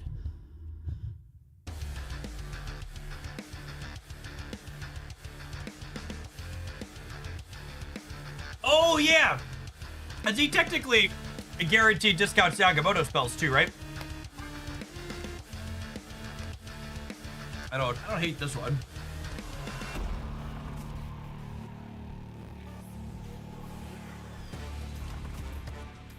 He's another way to get Sarah and Infinity Ultron down sooner.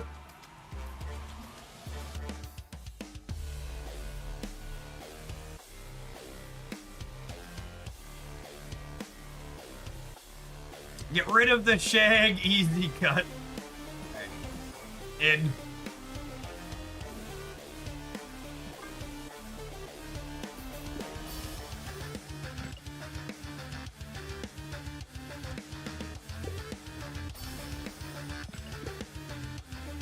I'm too full on credits. Oh baby, we gotta split something, chat. Who are we splitting? Covain, thank you for the absurdly generous tier 3 and for the almost 7 years. Honestly, Mr. Fantastic and Herbie both seem sweet. Is it Quinjet? It could be Quinjet. I should upgrade Jennifer. Work towards. I think we play enough Jennifer Cal that I can justify. Big Red Engineer, thank you for the 10 months. Appreciate the Prime. Yes, it is new season release day and the web shop is currently broken. Is accurate. The web shop is a great day to teach everybody about Hallen's Razor, chat. Never attribute to malice that which incompetence explains. They didn't cut the credits from the fucking web shop, chat. The web shop is broken because it's new season release day.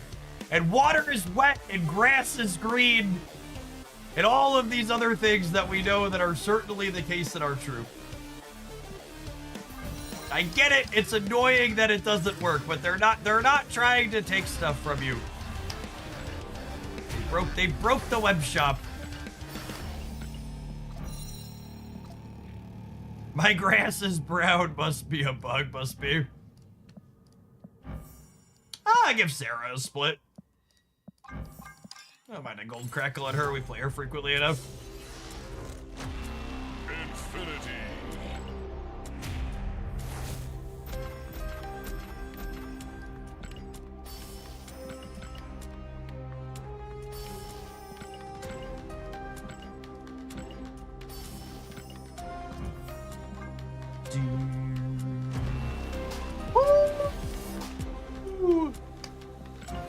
Benjamin. Benjamin must be taking requests this afternoon, gamers.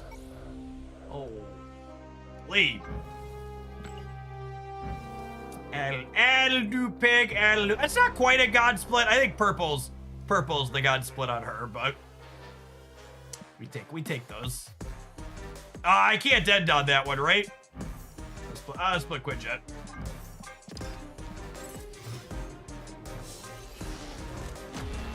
Infinity.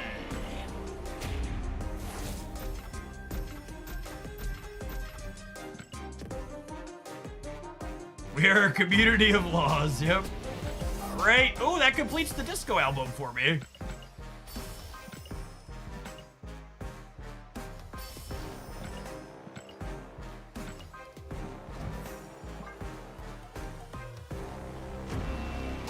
Unlucky.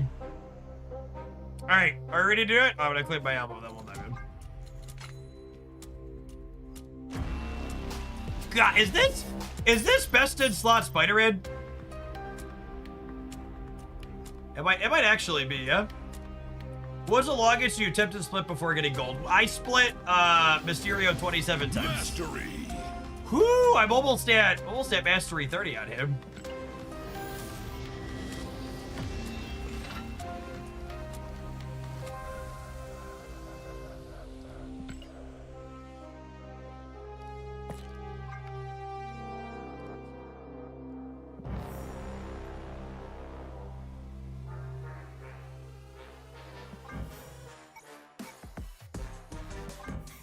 I like that one a lot.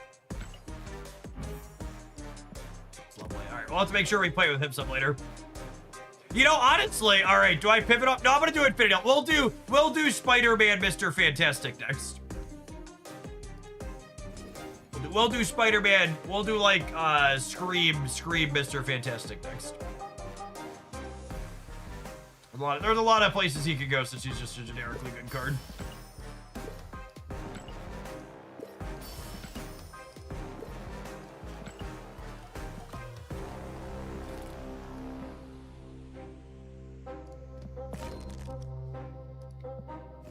Oh wait, that was it's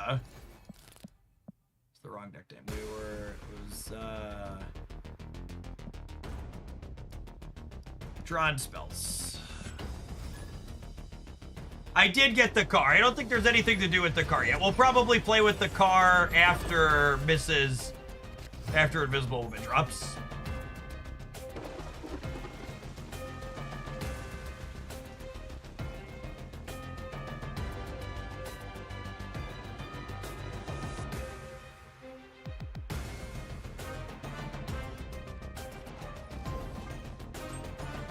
Hey, Egrance, thank you for the 15 months. Appreciate that. Welcome back. How we doing, Logan? Long time no see.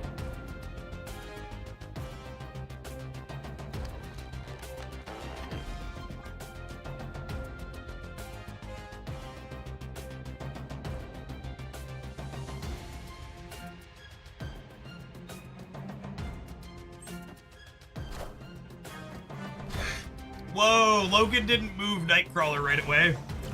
He's evolving. He's learning.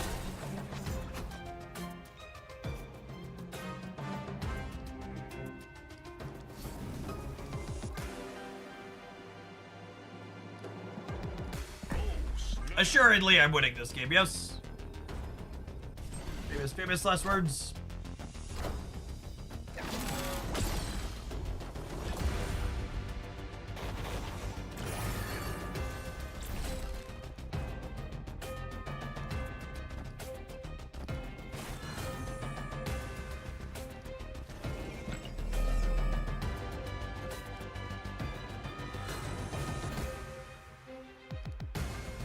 Hard to say that Nightcrawler could go anywhere. It's true. It's a juiced up Agamotto. He is a little swole for sure.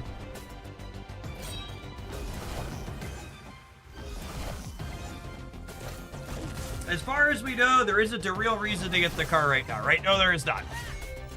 Unless you intend to play with the car today, then you don't have to get it today. Same price to upgrade it later.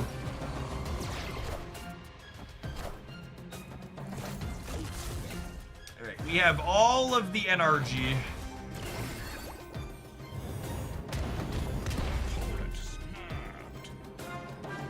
It costs 1 extra USD to upgrade later. Oh, does it? You sure? Chat was pretty confident it was the same earlier, but they're probably wrong, I suppose.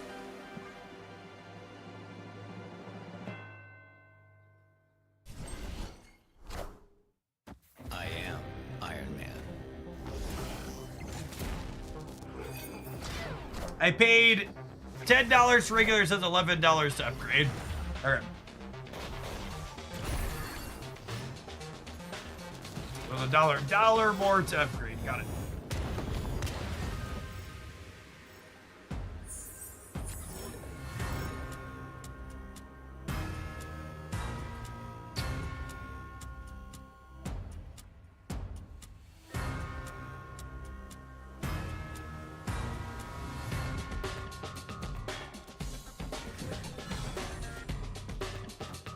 Made up by 7 on each side, right? Sitting for the bot to like murder me with a Shang-Chi or something.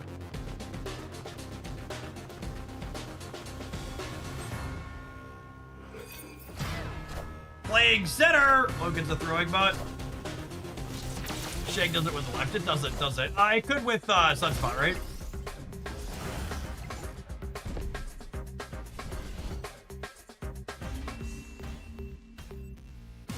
Victory.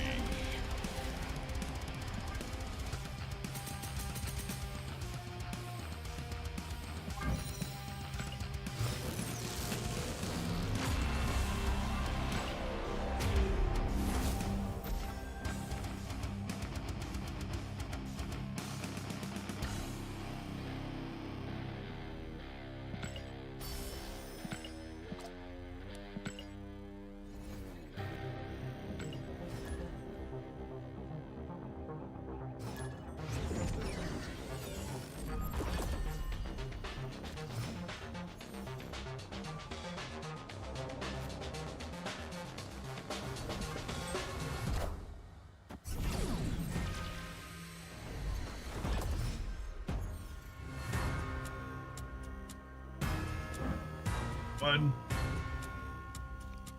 It's a fun one.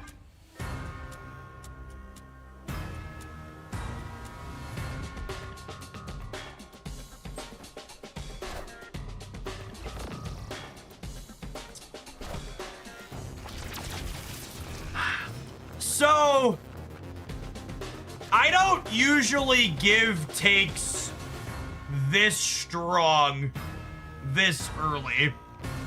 But I feel like I need someone to convince me otherwise. Is there a single deck where I want to play Surge, but I don't also want to play Mr. Fantastic? Or is every Surge deck a Mr. Fantastic deck moving forward?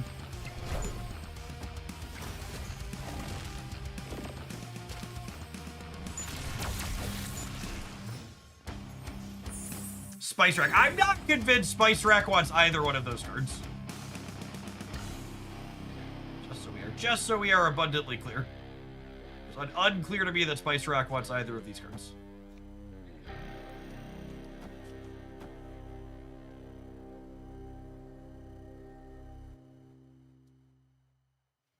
Yeah, I think that's a good take. I think there are some decks where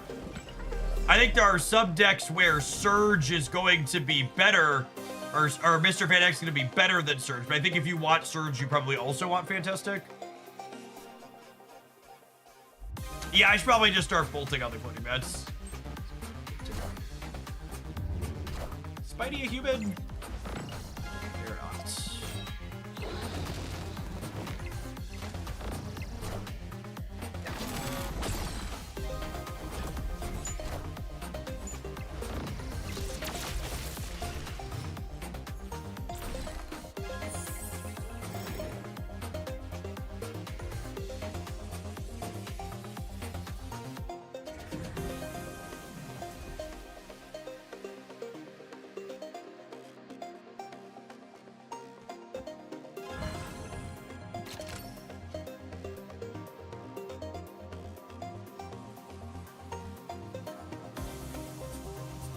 Galacta's gonna move. Is that what we want? Yeah, I think that's. Oh, she's gonna.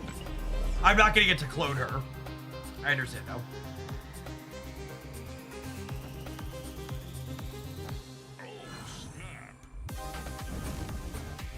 Imagine making an embarrassing plan to Astrid him. Couldn't be me. This is fine.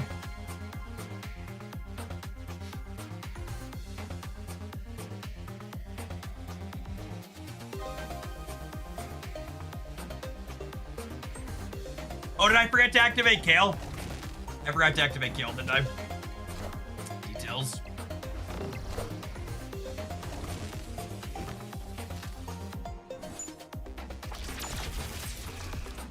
Excited to be 1 energy short next turn. Yeah, there's a lot of moving bits here, chat. You know, in the literal sense.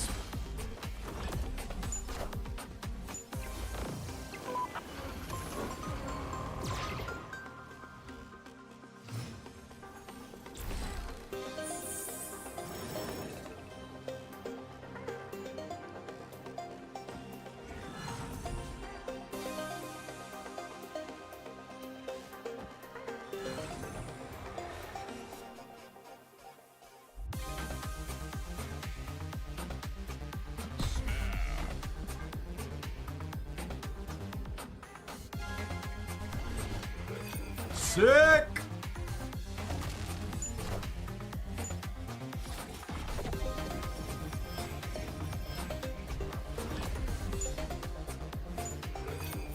Chargin' Makanchu.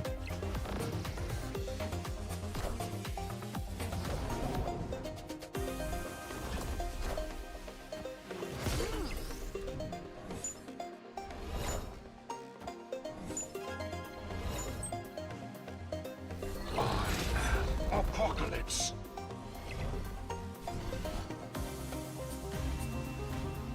Extra energy from Kale. Out of there at least.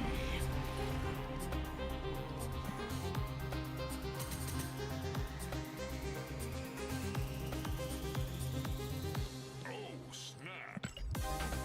Some people are commenting, our last deck was playing Mr. Fantastic without Surge. That's not what I said. I said, is there a Surge deck that doesn't also want to play Mr. Fantastic?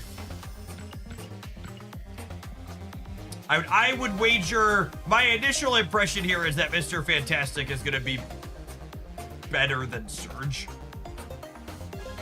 Is my expectation.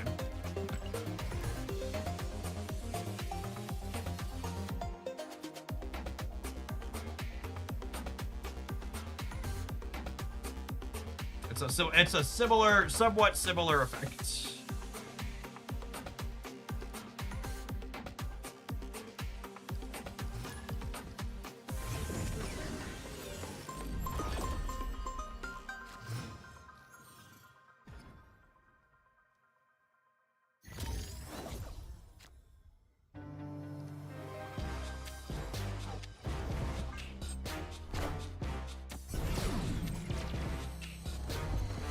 If you fully enable Surge every turn, always triggering her, she's probably a stronger card than Mr. Fantastic, but most Surge decks don't do that. Yes, completely agree. I think that's a really, really good take.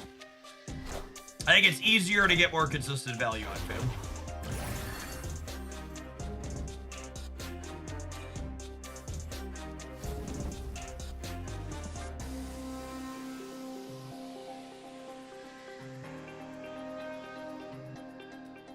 His animations are so good. They look so clean.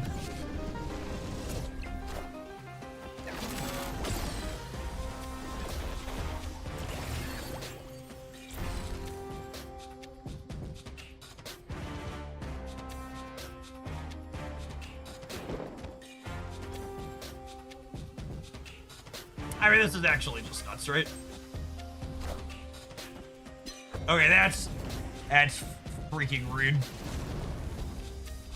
Help! Help! I'm being repressed!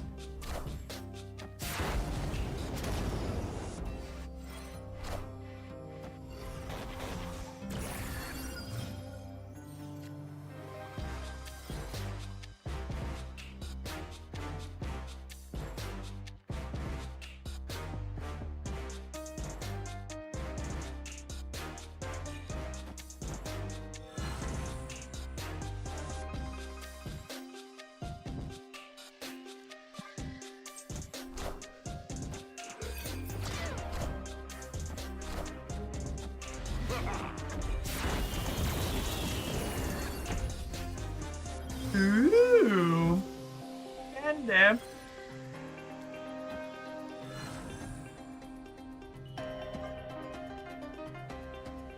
Booner Mac, thank you for the 7 months. Appreciate that. Welcome back.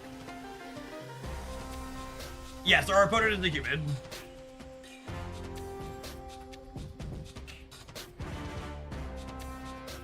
They're playing Mr. Negative.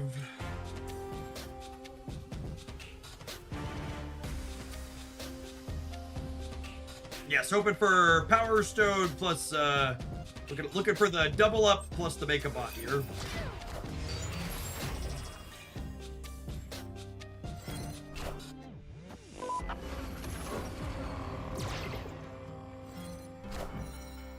I am Iron Man.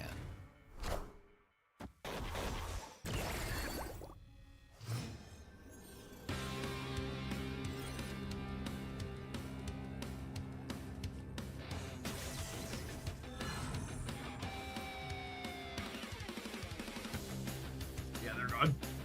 Well, that was a fantastic Mr. Fantastic game.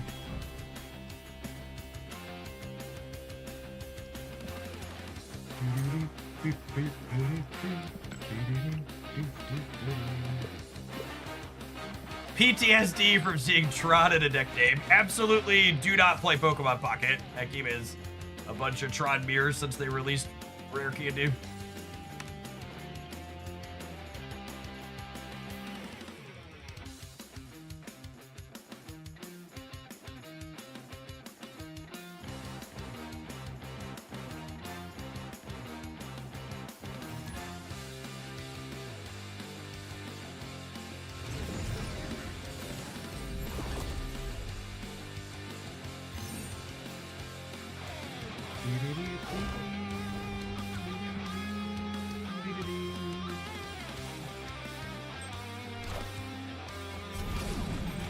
Web shopping's fixed. Mine's not still. That's a fake out. That's a fake out. Oh, there's free credits back at least. My free credits are there. My reward spending track is still not there. Ooh, piece of candy.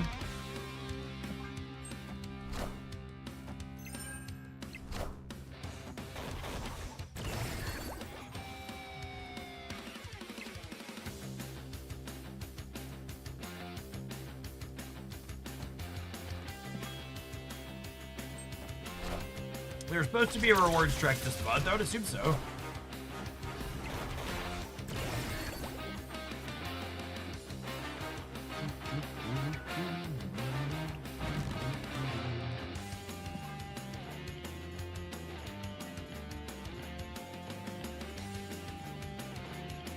Oh, they probably are Cerebro too, aren't they? That makes sense. But noodling on what deck they could be.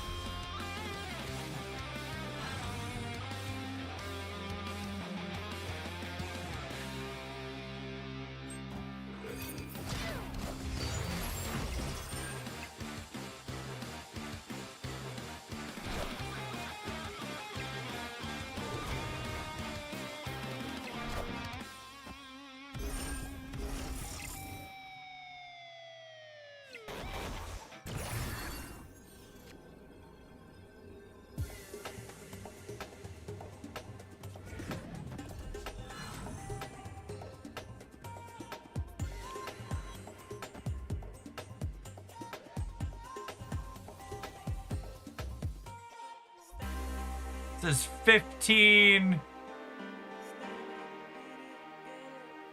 20, go to 23.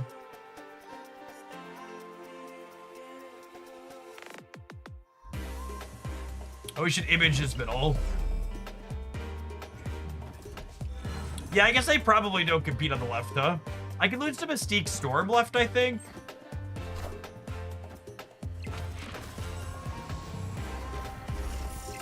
I like to dedicate this fat fucking L to Twitch chat.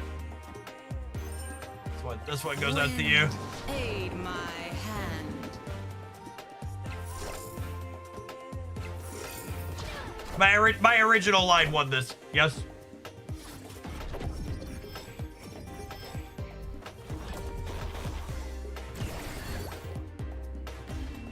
Now, to be fair, my original line did lose to Mystique plus a 2-power thing in the center.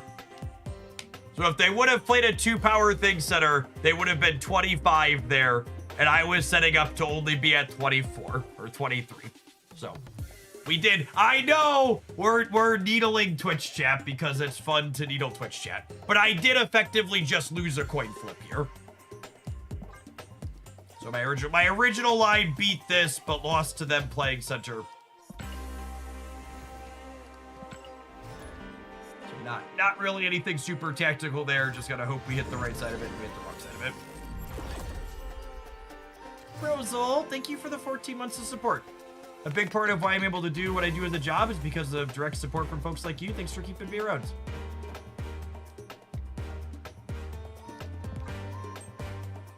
Gosh, I wonder with the addition of this card if we cut Jennifer from this deck. He definitely obsoletes JK. JK! Jenny's like, put me in, coach! Put me in!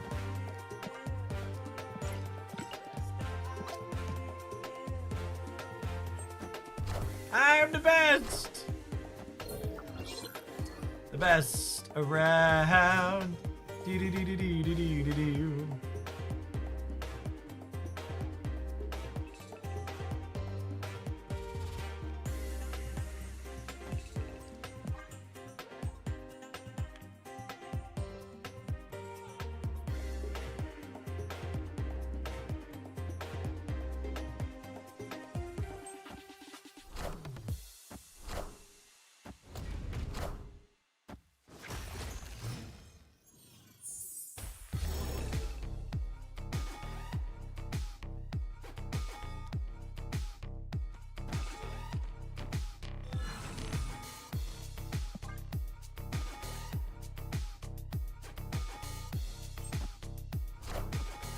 I'm about to juice this up. Oh, is that a new one? I think I've seen that one before. Fun piece of art.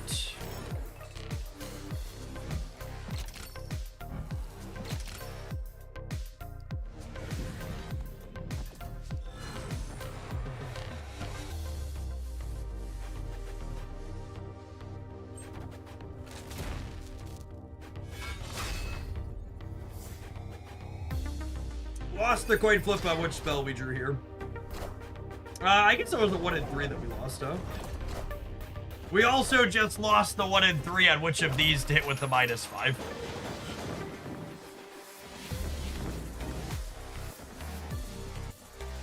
Yikes.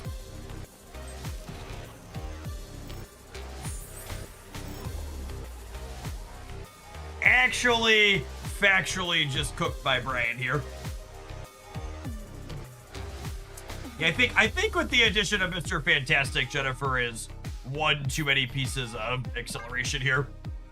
I think 3 is probably right. Surge, Mr. Fantastic, Nuno.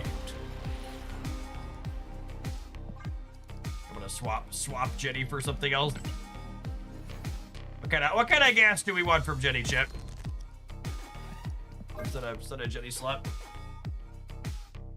Is there a good like?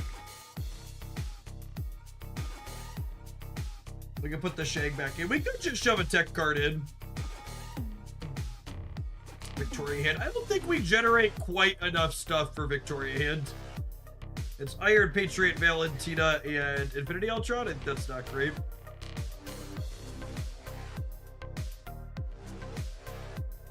Shadow King, symmetrical. I don't think Red Guardian. We're not really amazing with Herbie, right? I don't have a lot of synergies with him.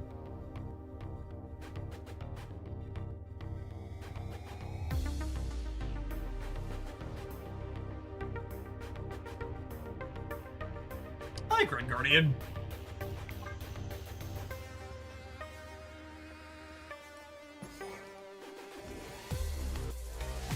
Should play Cage because he has Valentina synergy. All right, sold. Listen, you don't have to sell me super hard on Luke Cage. Absolutely right. We have synergy with Lucas. Play Lucas. Should be playing more Lucas anyways.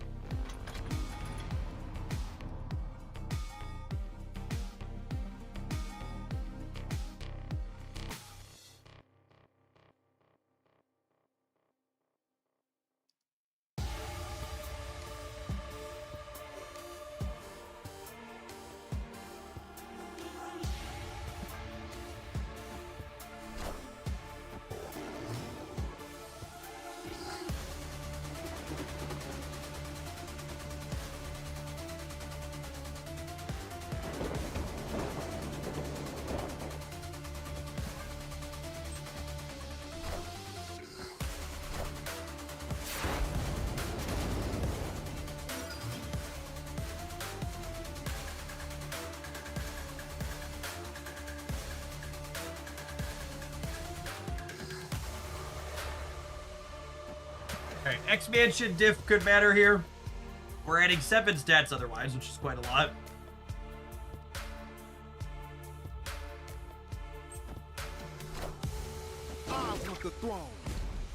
Surge, Killmonger, Zombie. You're just like a surfer pile, maybe?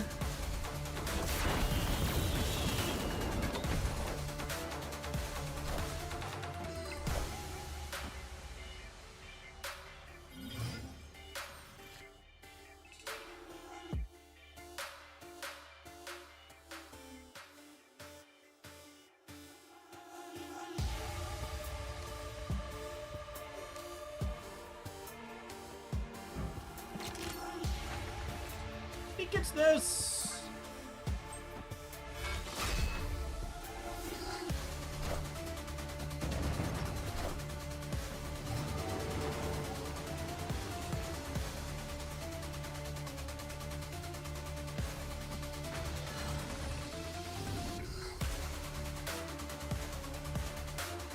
To all the people boycotting, you'll take your fantastic art. You'll like it.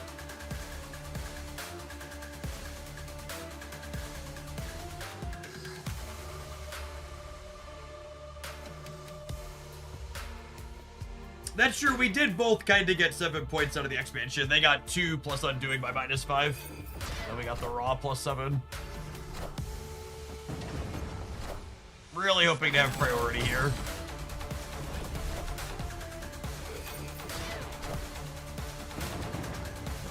Nice! So they're just cooked then, right? Their Herbie is useless.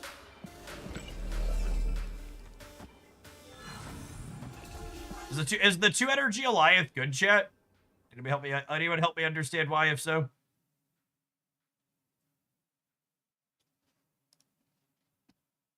Is the 2 energy Goliath good?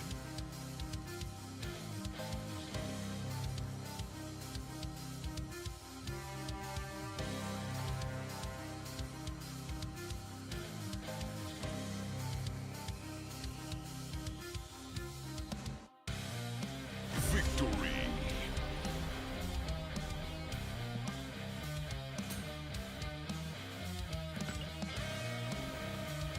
Can't Herbie give like +4 to all sides? He gives +2. He gives 2 things +1.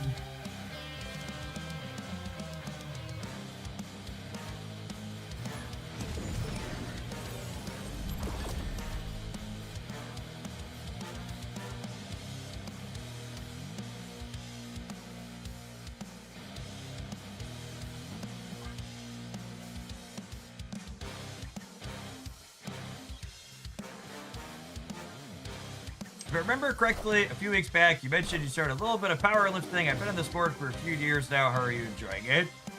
I enjoy watching a number go up as a video gamer. And powerlifting is basically making a number go up, yep. But I've been doing a program 2 to 3 days a week since November.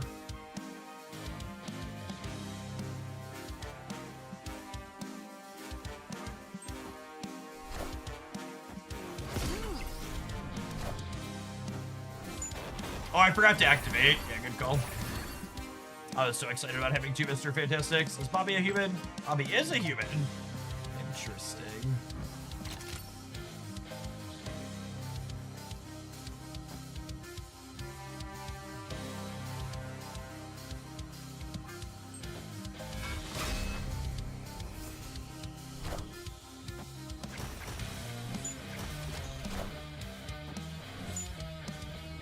Something hand Buffy, I imagine.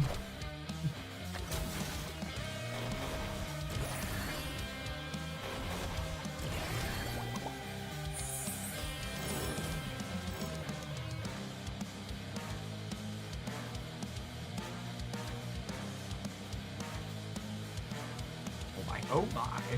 Oh my.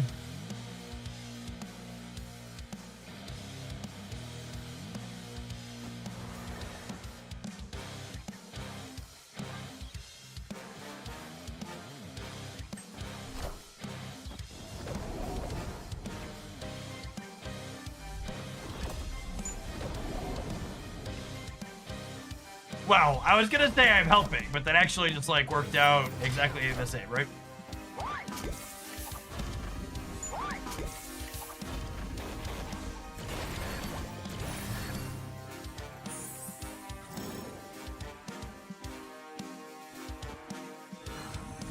I mean, I actually don't want to play anything else here because I want space to distribute stones across the board next turn, I think.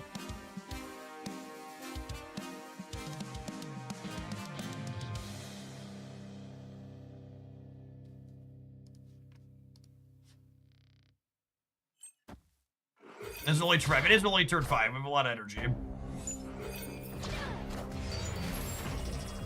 Give me a purple one! Purple!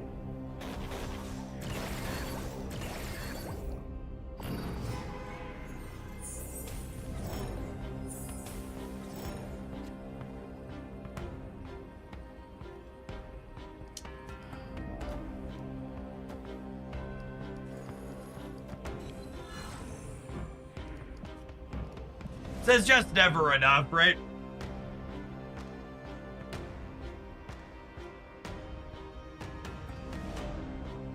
Blue plus orange makes purple, right? Something like that. This is 7 and then 8. I'm adding 15 here.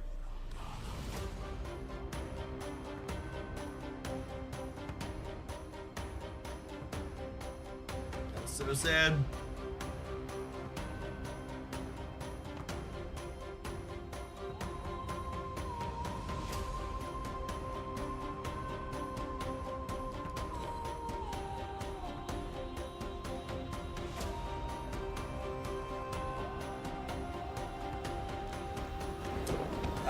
This is actually the most in the middle.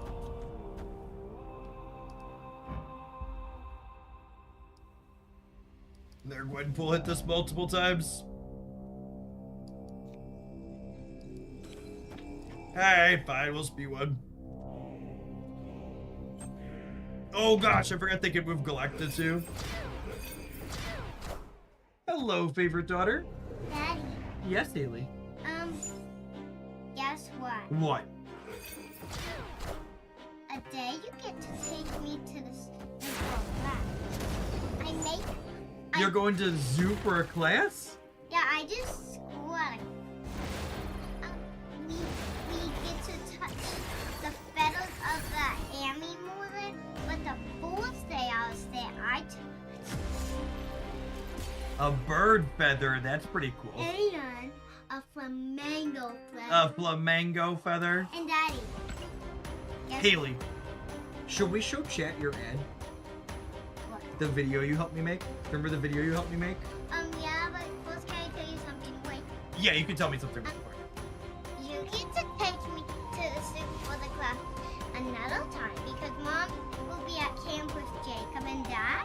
Guys, What? there's not just animals. There's also gonna be That's super fun. I'd like to take a quick second to tell you about one of the longtime sponsors I have here for my content, Flexispot. Not only do they make the chair you see me sitting in every day while I'm making content and my awesome standing desk, but they also make a range of other fantastic stuff for your home. They recently sent me their Flexispot Lotus recliner, and it is a chair that my entire family loves, with a spacious 20.9-inch wide seat with a 9.8-inch armrest on each side. You've got a space that not only you, but kids and pets and anybody else that wants to be involved can sit in, up to a 350-pound weight limit. It's also an incredibly flexible chair from Flexispot, having reclining positions and able to even spin in a 360-degree circle, which is definitely one of my kids' absolutely favorite features about this. Whether they're reading a book or playing a game or watching a show, you'll always see them rocking back and forth and spin it all around with whatever they are looking to do. It also has a fantastic little storage compartment on the left-hand side where you can store a remote so it doesn't get lost, or keep a handy snack for whenever you need that. The Lotus recliner comes in an incredible range of colors. They have linen options in beige, light gray, and orange, as well as PU leather in form of slate blue, creamy ivory, and sunset brown. If you want a fantastic way to support my content while also picking up some fantastic equipment, be sure to check out my link to Flexispot, including this Lotus recliner, in the video description down below. You can also use my code LOTUS30 to get $30 off plus free shipping. One of my favorite mantras is you should always spend your money where you spend your time. We all spend a ton of time in the equipment that we sit in every single day, so let Flexispot help you upgrade some of yours. How fast can it spin? I'm honestly impressed that my it's incredibly stable. My children haven't wiped out off of it yet or flipped it over, and they are not particularly kind when they spin it around. If you want to check out Flexispot, they got the recliner, they make my standing desk, my bike chair you see me pedaling on periodically, and so much more. I want to pick up some more ergonomic or other furniture for around your house, check them out. Make a lot of great stuff. The more I've been playing this deck, the more I love it. It's been a lot of fun. I think this is definitely playing him to start. And then we've got bolts on 3. Nice big 4. We're very good at drawing Mr. Fantastic in our 16-card deck. Merlin's pretty good with Rickety Bridge. Lets them potentially change on the last turn.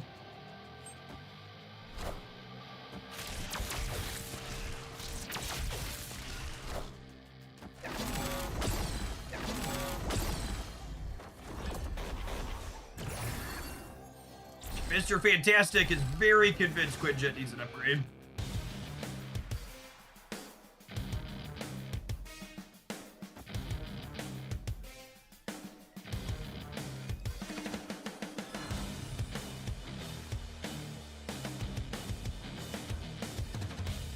Hey, Michael, thank you for the 19 months. I might miss this turn on this, but I think I want to get it in. So we're hoping they play us. They have priorities. We're hoping they play a second thing here.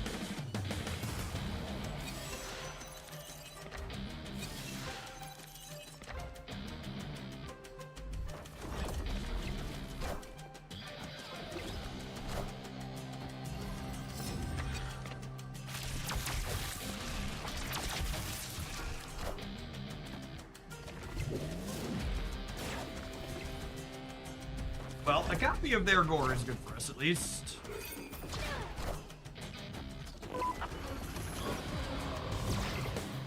Mr. Fantastic is a very good Marvel Snap card chip.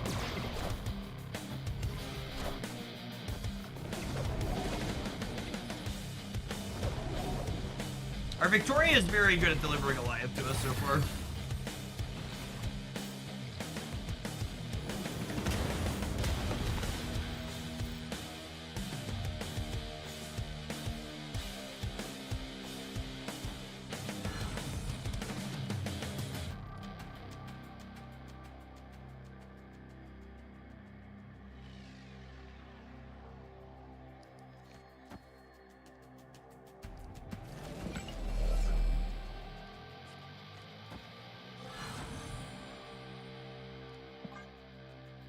I do this actually, and then we can images the Goliath on the left, I think.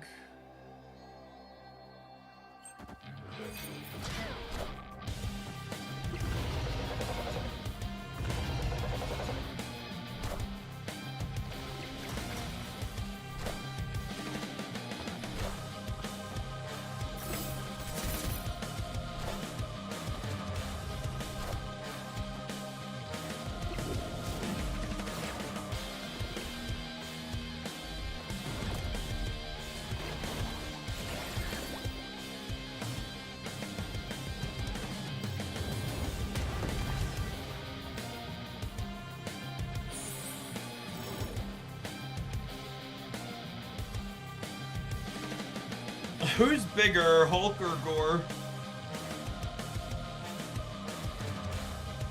Probably Gore, right? And more importantly, this is beating their Gore because my Gore is going to get +2 from Galacta. So I think we do this and get second Goliath to wipe out whatever they're doing over here, and then we play Gore this way. Darth Morgana, thank you for the over 2 years. Welcome back. Saps, thank you for the 24 months. Appreciate that.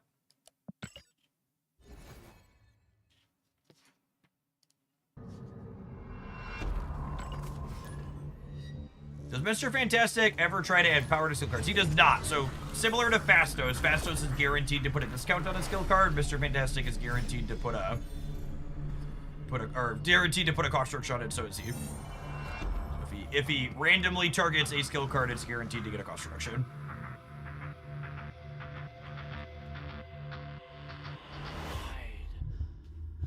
Oh, so has some socks that are me there. And a bit of them.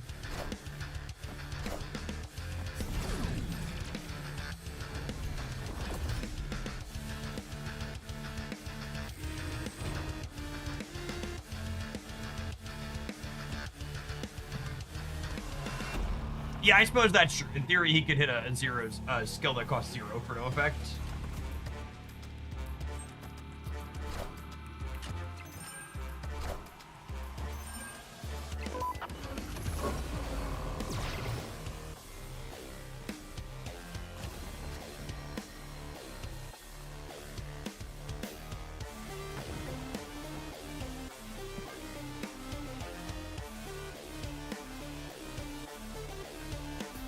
Didn't get Goliath this time, yep.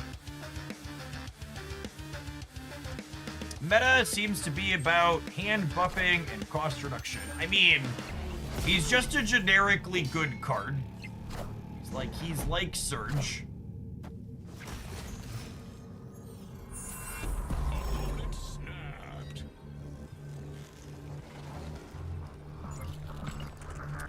Ray is not a human. Snap Ray back here. Our hand's pretty good.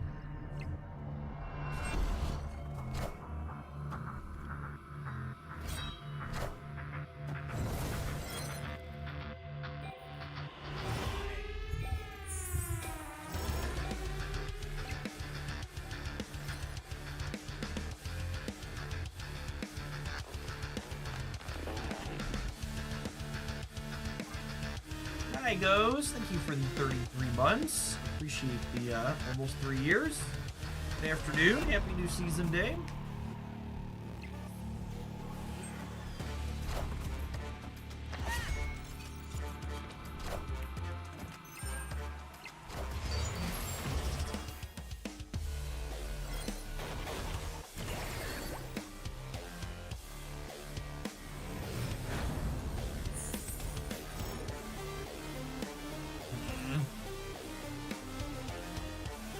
So we're not adding any stats in the center, meaning if they have a blue marble, they could get us there.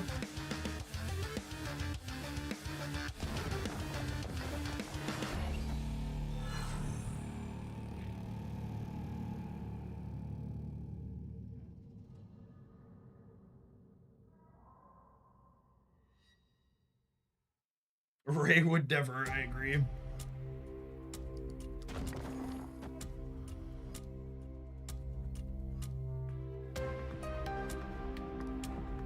You want to images Galacta. not a bad line. Gets me to 19 over here. Yeah, that's probably good.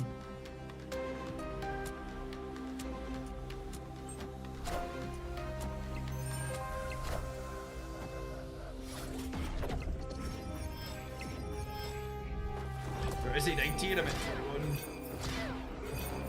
Oh, is 21 beats a blue marble? Damn it.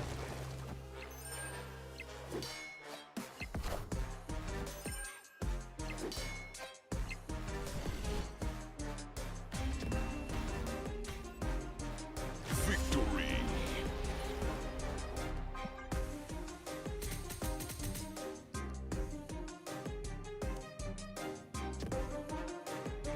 Been thinking about going vegetarian. Do you have any thoughts on using...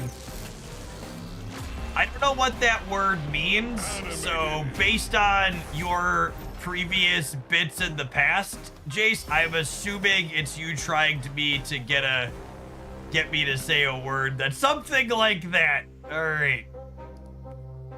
I know a bit's into a timeout request when I see one.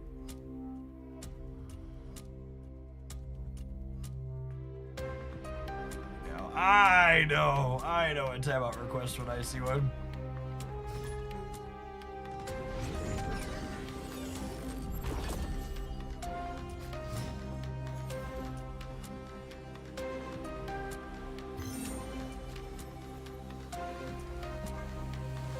I really hate to sound like a broken record, but when it's right, it's right. The people who are boycotting the game because of the new card being added to the season pass, the premium season pass, genuinely, I would assume anybody who is doing that was unhappy with Marvel Snap and is looking for a reason to not play. And by all means, if you have to make up some very silly stuff to stop playing a game you're not having fun with, you should absolutely stop playing a game you're not having fun with.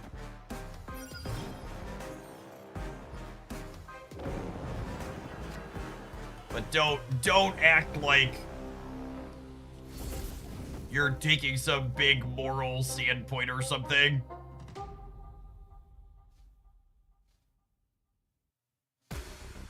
By doing so, I want to lose the Iron Patriot here probably. That's sad.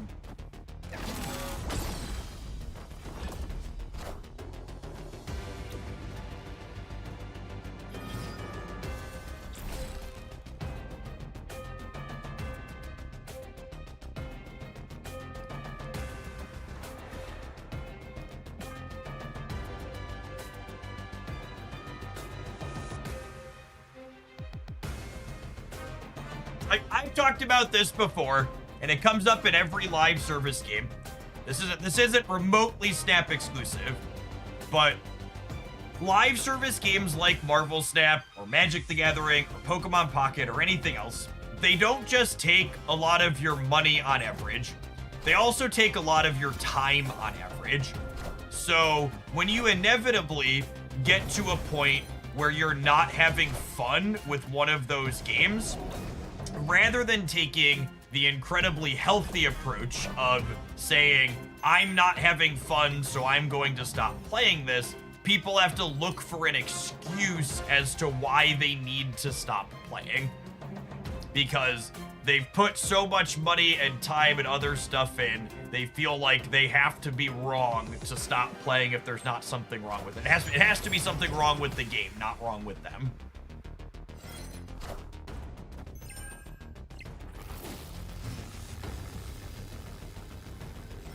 Alright, Cosmo is everywhere and nowhere.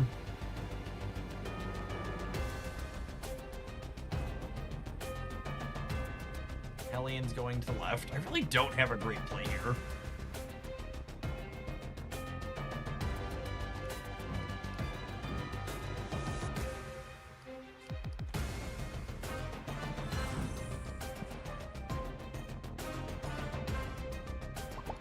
I guess? Are they leaving?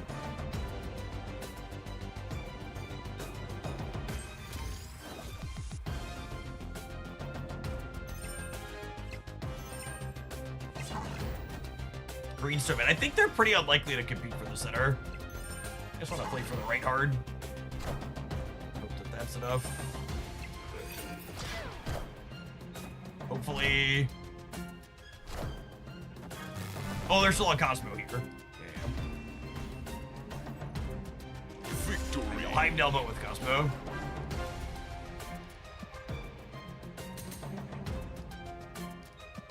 I think that is a very reasonable and legitimate criticism, and that's something that I've leveraged towards Snap a number of times before. I don't even think it's accurate to say that Snap doesn't respect your time, Lug Dug. I think something Second Dinner does too frequently is Second Dinner dictates to the players how they are supposed to enjoy playing the game.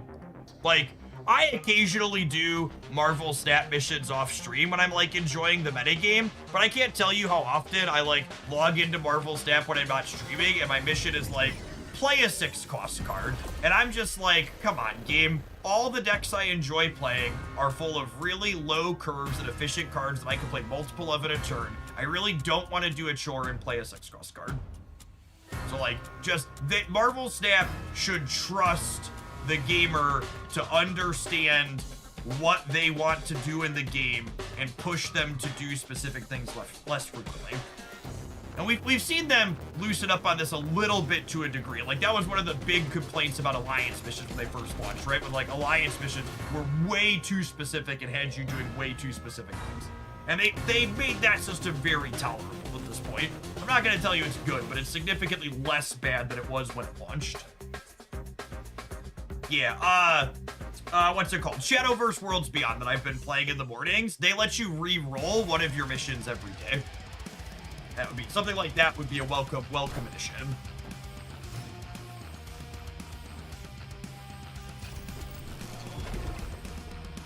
My joy playing Marvel Snap would increase if I could re-roll a mission every day, I think.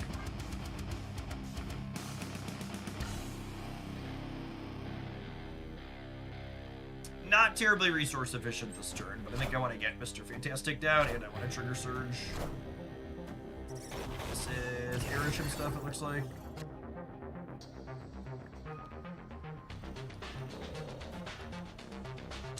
Nice.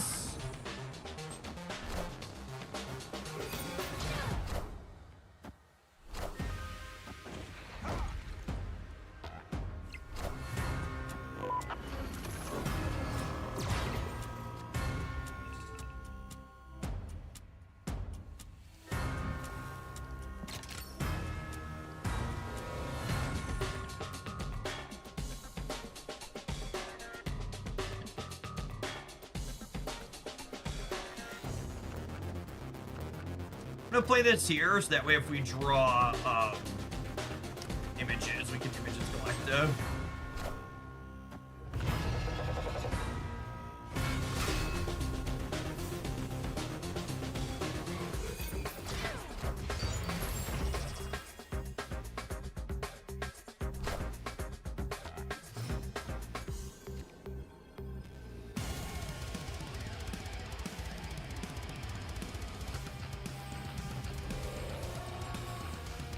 This gives me 24 here in the center, and it gives me 9 plus a card for my hand over here.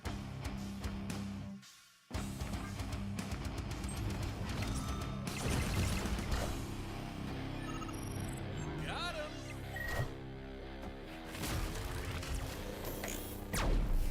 Winning regardless of what Danger Room does.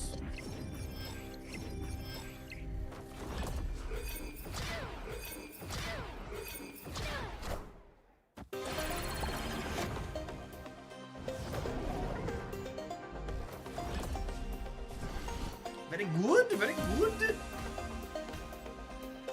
I really liked this deck last season, and Mr. Fantastic feels like a wonderful addition to it. He leans into exactly what we're looking for.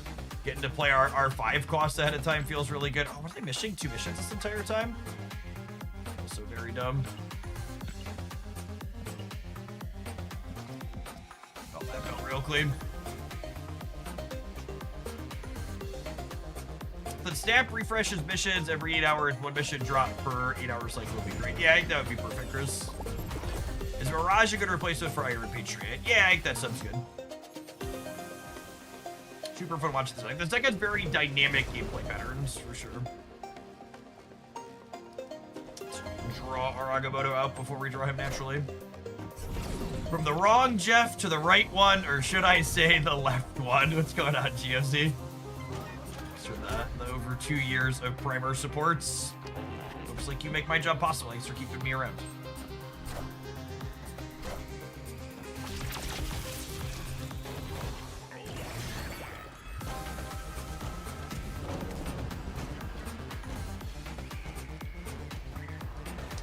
Sweep this one under the rug.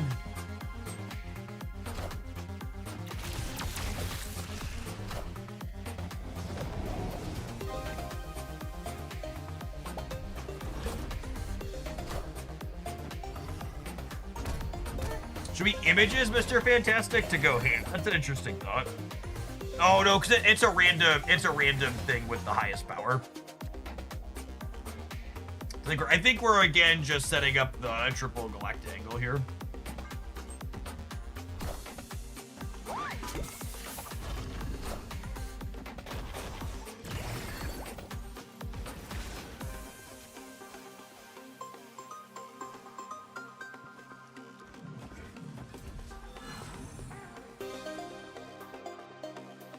Is one cost images good, chat? What do we think?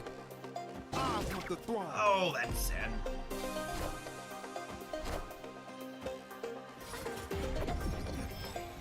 Ah, probably a Killmonger deck too.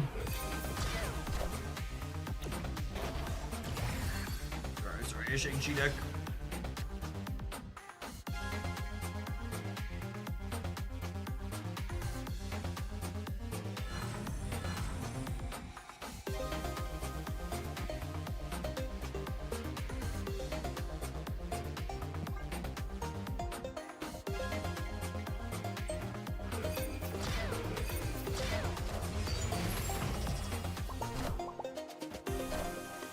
Power must be controlled.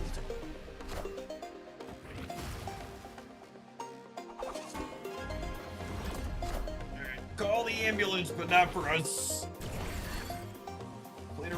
Played around that perfectly. Sure we were winning at the other two through losing the Baxter building.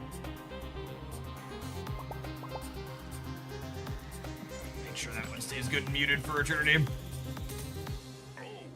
Oh, snap.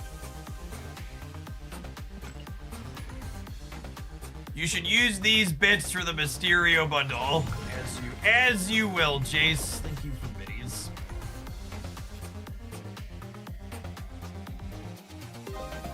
I would love a shiny Mysterio bundle.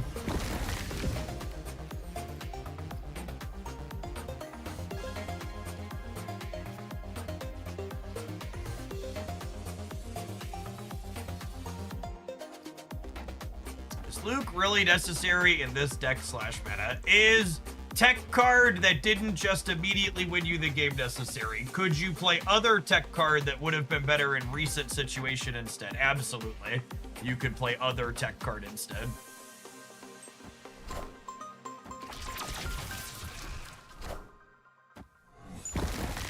Alright, is Cap a human? Cap is not a human.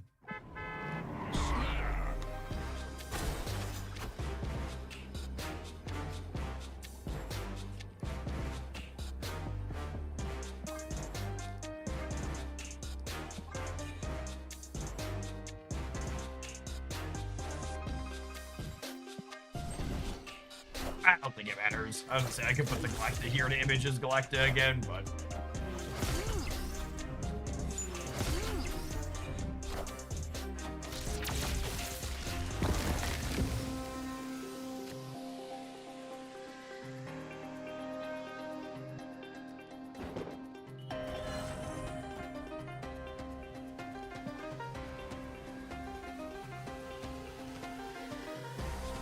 hit a bot last week that retreated after a turn 1 snap. Yikes.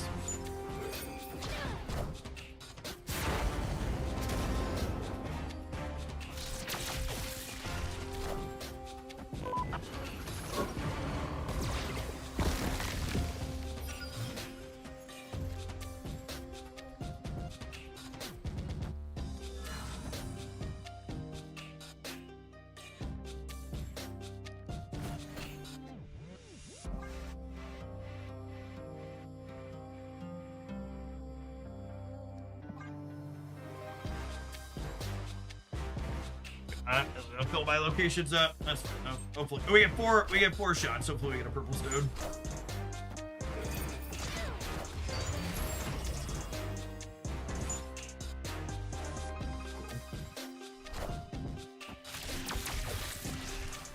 Purple stone means they are super cooked.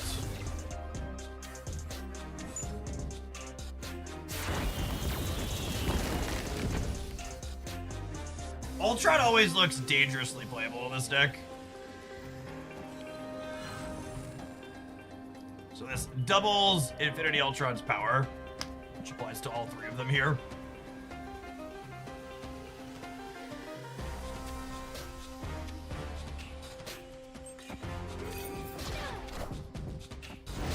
Oh, Whale Track is available on the web shop, it looks like. Are ye worthy? These are big variants. Big variant is Khonshu. Series 5 variant.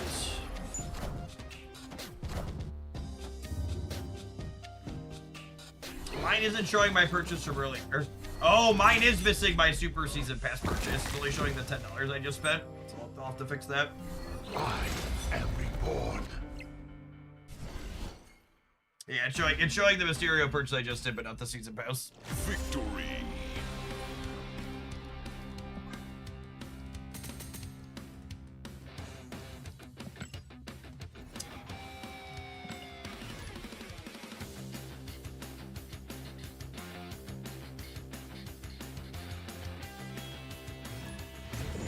An adorable Widow Dracula.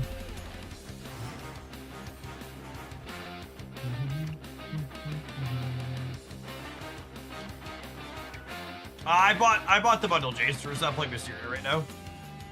We tried Fantasticar. I don't think I'm gonna bother with Fantasticar until after Invisible Woman releases. This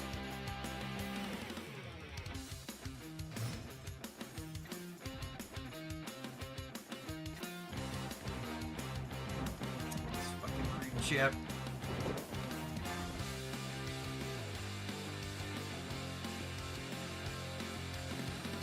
Lucas for negative zone at least. Oh man, about to be Enchantress.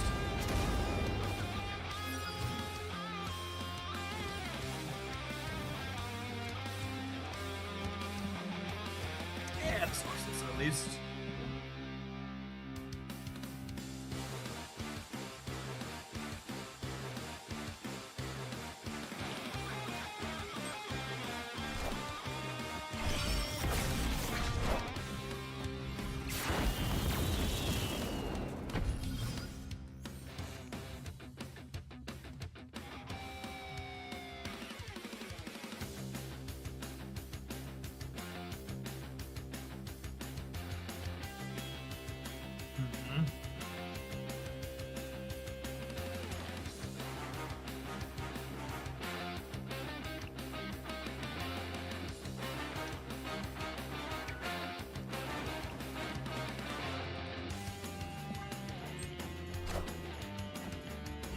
Yeah, I think it's just Quit Jab. I'm so excited about it.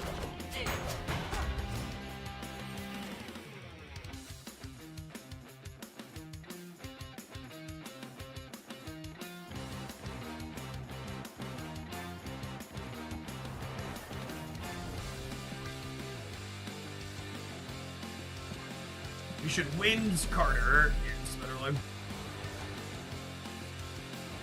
Absolutely.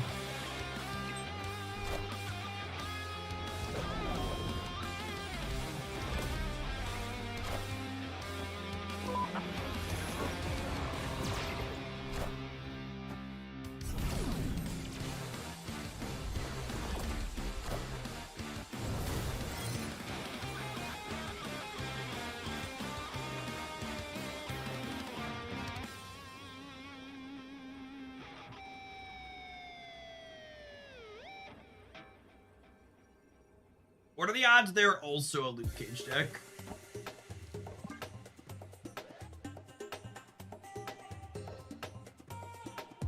I'm gonna go with blue. So there's no way they have room for Luke Cage on top of all their other threes, right? It could be a Rogue deck. Rogue's probably more likely than Lucas, yeah.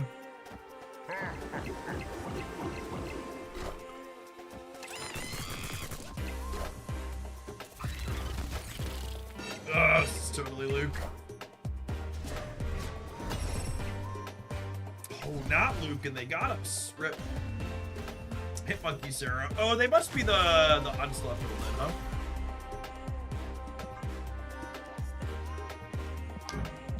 Must be the Onslaught deck. My client server data doesn't match. It's because I claim free credits on the web track.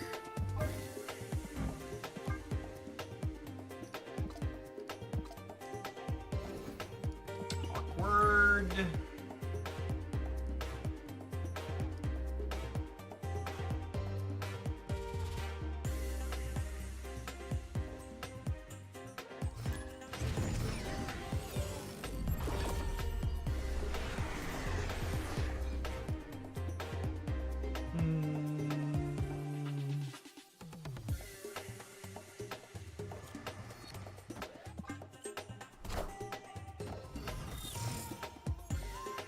I think with the new season, I'm actually going to do all snap for tomorrow's stream is my plan. We'll be back to Shadowverse in the morning on Thursday.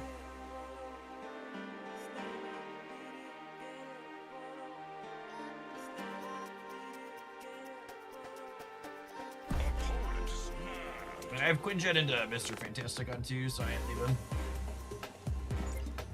Idiot. I don't know that I can snap the back, but I'm pretty happy to stay here, I think.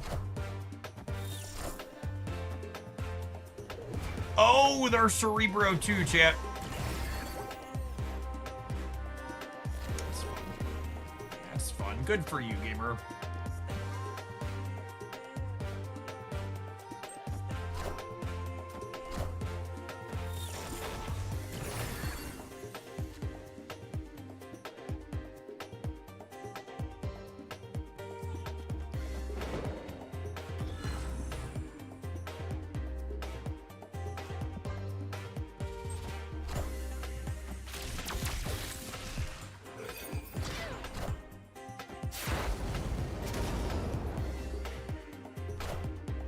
Well, that one's about to be incredibly useful. My hand.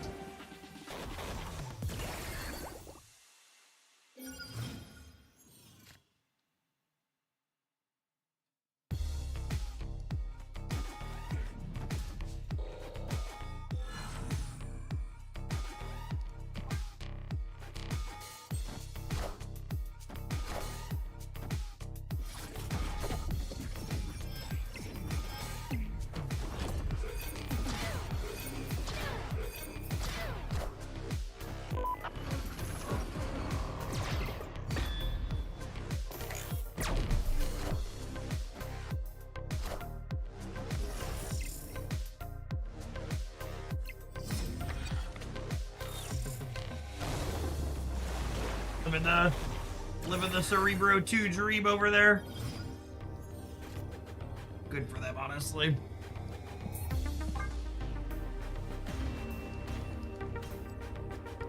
Escaped.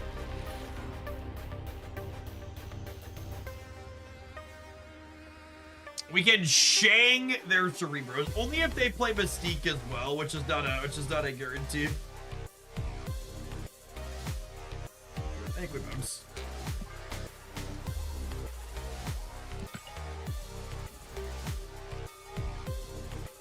This deck's a ton of fun. I think my initial Mr. Fantastic take here is that he's just a generic good stuff card. I think there is a good chance that every deck that's been playing Surge, which is a lot, this is a very strong day one take, but I think there's a chance that every deck that's been playing Surge wants to start playing Mr. Fantastic, possibly in addition to her. I think there will probably be some Mr. Fantastic decks that aren't also Surge decks, but his effect is so similar to hers, and they're both cards you want early, that your odds of having one or the other on turn 2 when you have both is really high. I think if you're a Surge deck, you're also a Mr. Fantastic deck moving forward in most situations. And like, obviously, won't be surprised if there's some exception to that comes up, but I think if you're a deck that's interested in surging, you're probably interested in Mr. Fantasticing as well. Yeah, this core of these 3 different ways to get energy ahead of time is really, really, really strong. Mr. Fantastic and Moon Girl stuff seems like gas. We're gonna run an ad break here on Twitch, and we're gonna build Moon Girl Mr. Fantastic when we return. Thanks everybody for hanging out. Don't go anywhere, gamers. You son of a bitch, I'm in.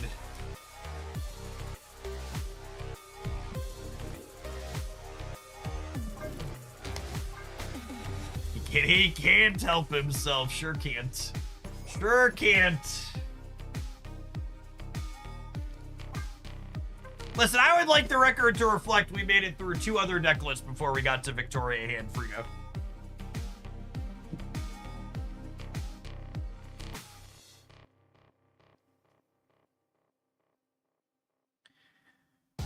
Is this a Herbie deck?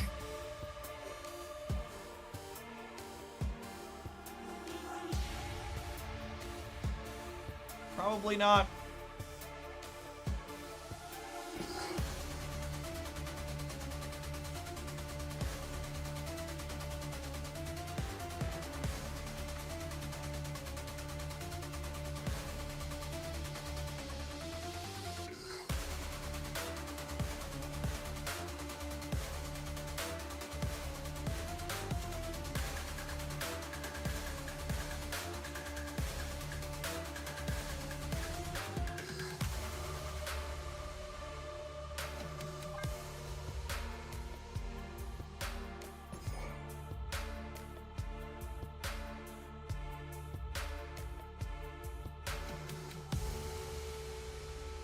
A Prodigy. Yeah, I haven't tried Prodigy in some of these cores in the past.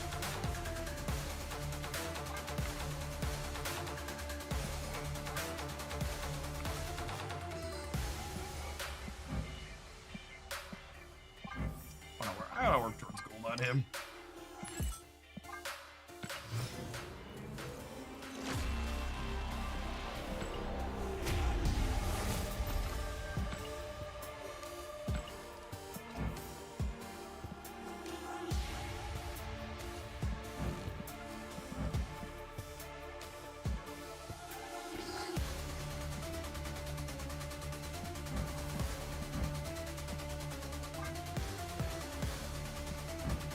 I don't split on quick gen since we're full on credits. Like a gold crackle on this card. Infinity.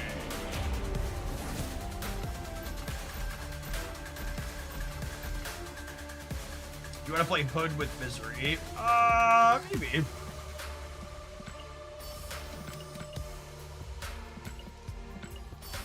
Oh, we can, there's a new bundle of quick gen too we can play, right? About that one.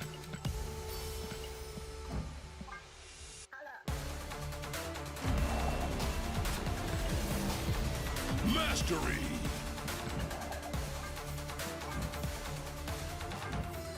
One is fun.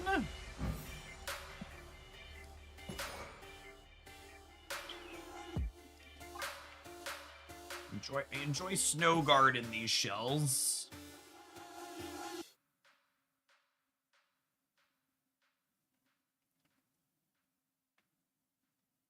We could play like a copy of Luke. What did we play in the past? We had Collector, and Zabu. Is Mr. Fantastic better than Zabu at this point? Probably.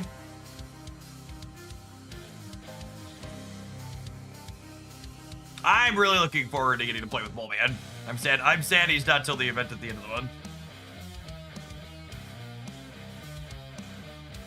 Are there enough 4s for Zabu? I played Zabu as just 2 4s before. It's fine. But only 2 4s probably means Fantastic is better.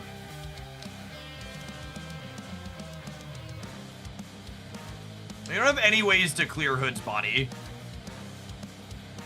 And you start adding ways to clear his body, Moon Girl becomes more awkward. Is Nico worth it just for the copy mode? Probably.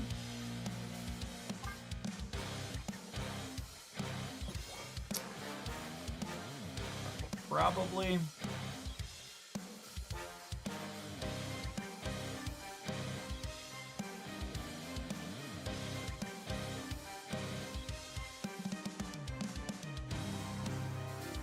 Hood now with Nico. Nico's not an efficient way to clear Hood's body.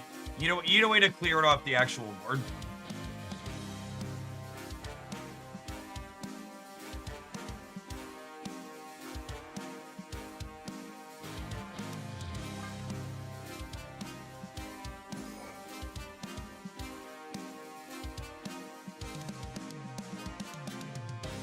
The Mockingbird deck. Mockingbird's not very good in decks where you have to like spend energy on all your effects like that. Yeah, collector first time seems fine.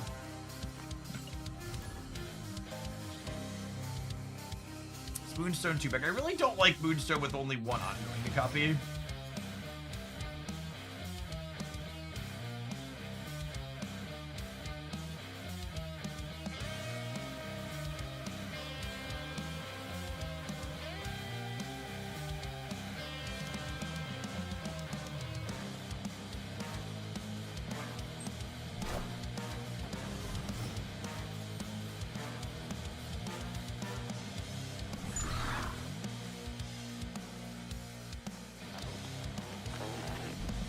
Choked on board space, choked on hand space. Sounds about right.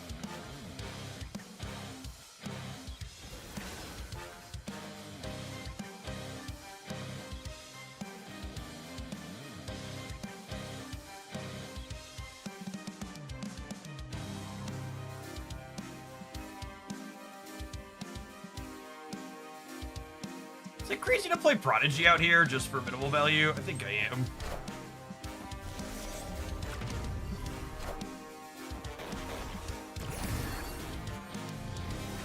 This passing insane. I think it's insane. I don't know. It's close.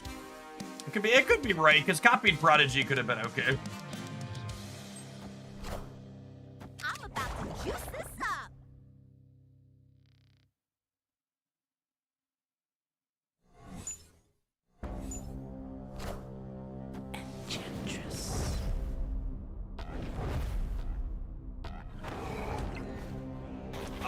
Getting Enchantress out proactively seems real good for me. Yeah?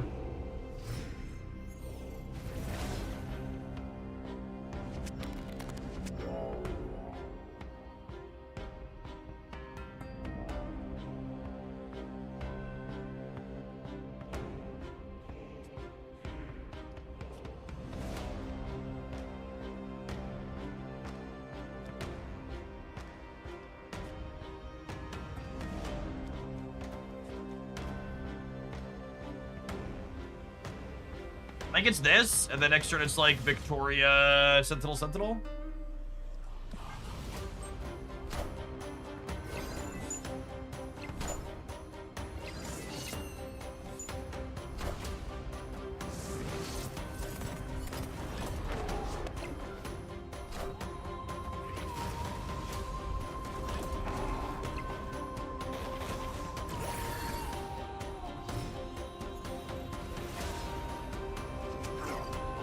I thought we want Big Vicky on the right. Snow Guard's bigger than Big Vicky on the right.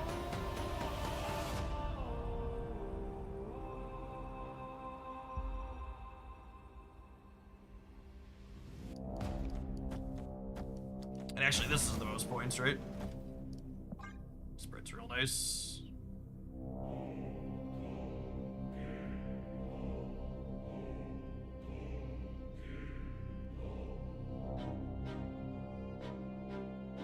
This is a copied Snow Guard, so this is gonna go up to 8 here, so we'll be at 16.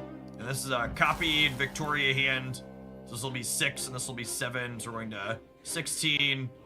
What is this? 15, and then this is 7 plus 4 is 11. It'll be 23 over here.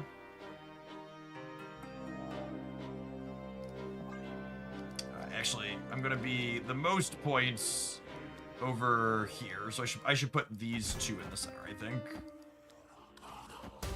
Yes, finally, sir. Gives me 16 in the center.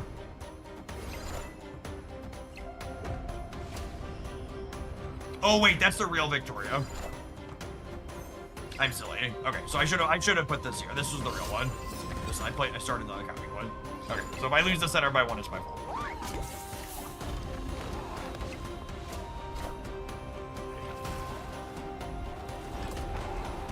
Yeah, I did. Right, 1 point didn't matter, at least.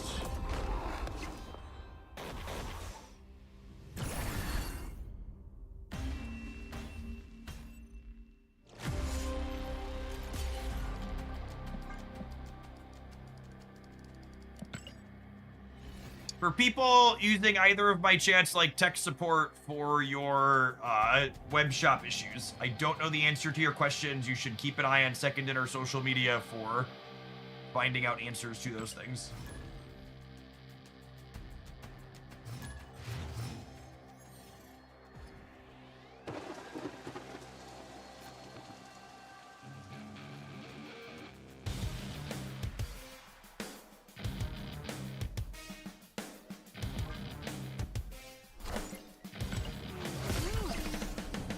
Man, there have been a lot of bots in the 70s today.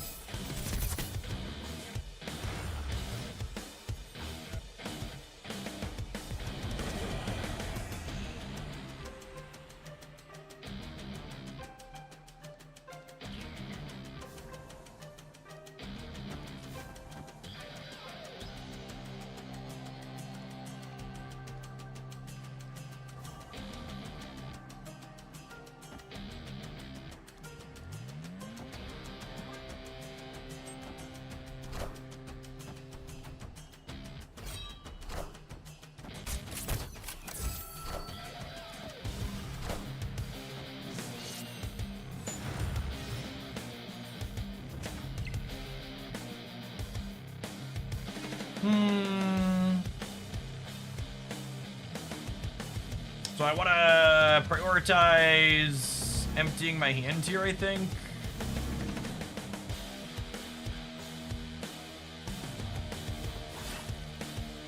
So that way I can copy Victoria hand this turn.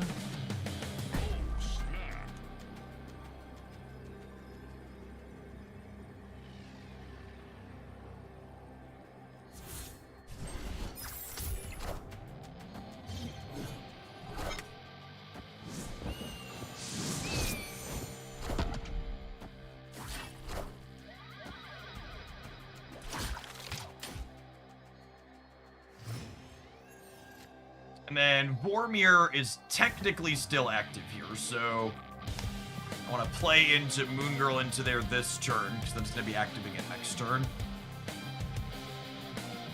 We'll add more stats there with the 2 Victoria hands next turn.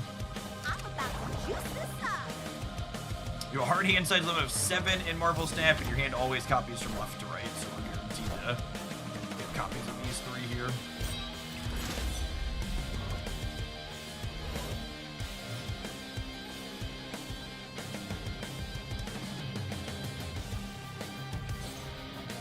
These will each be +4.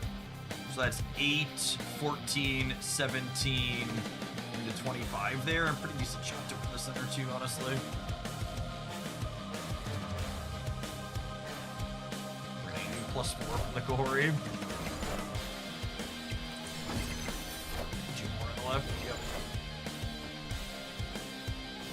I am Apocalypse.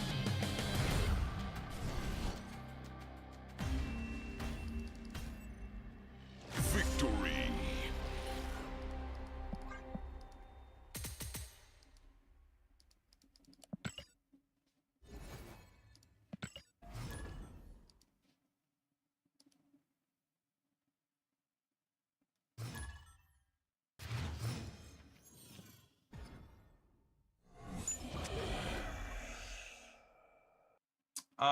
With Subterranea, I think I'm gonna play the Nico Demon mode on one here.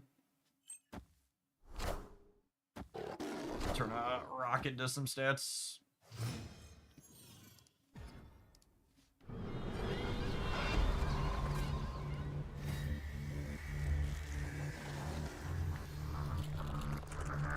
Oh wait, one turn.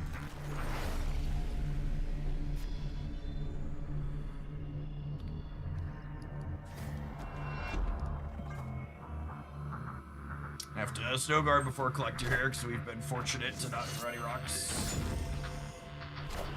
Demon the collector, I don't think.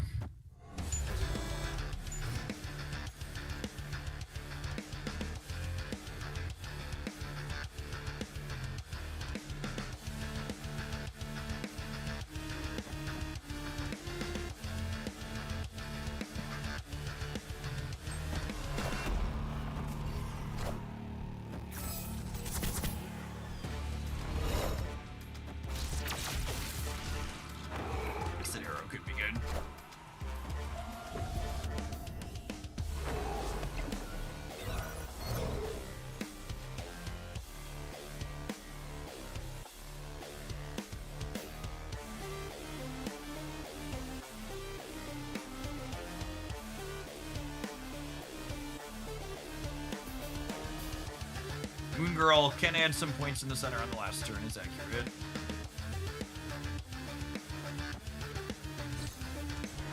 I'm gonna get some 1-3s here. I think they're better than our average draw. Are they?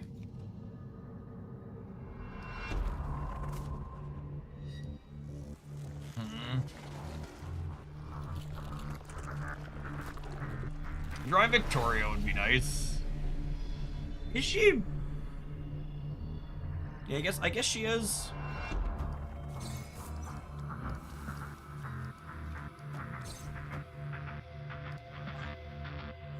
I guess this. Could have been right to Acid Arrow on the left as well.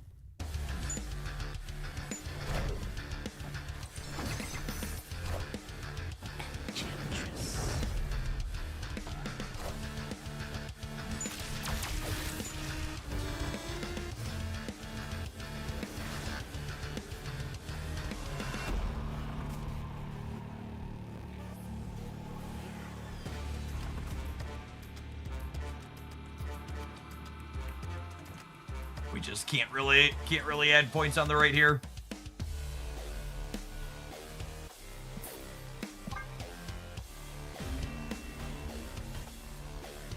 Escaped.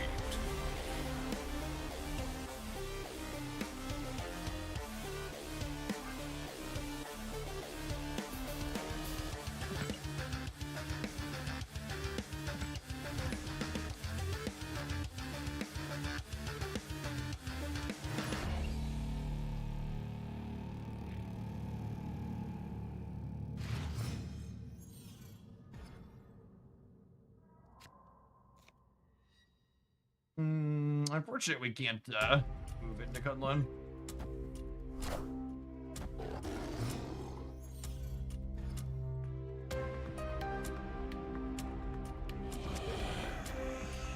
Alright, let's get Mr. Fantastic going on too.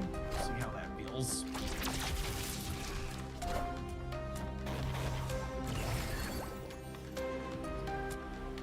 I do enjoy free 99 as a price for you coming on here.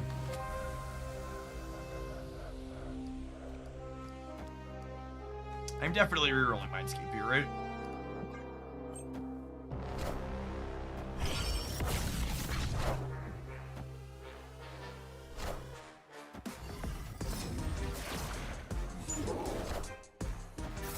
Hopefully they're not a Shang deck. Copium.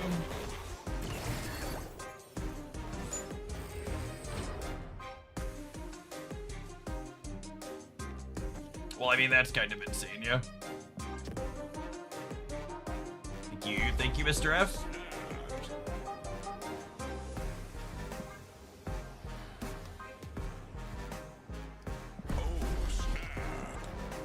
I wasn't gonna snap them because I didn't want to chase them out, but they're snapping me. I'll snap back for sure.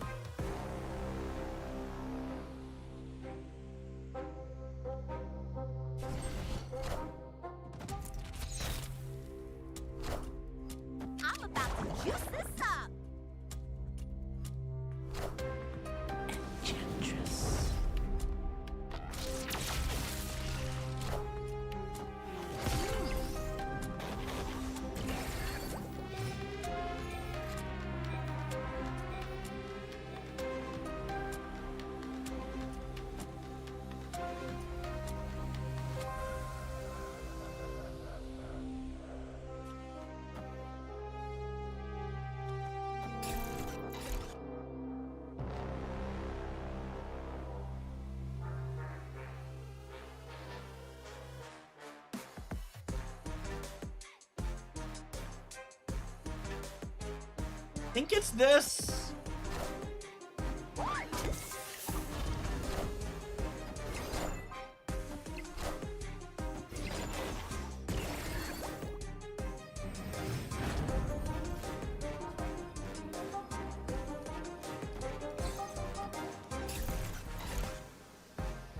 And this seems pretty good, yeah?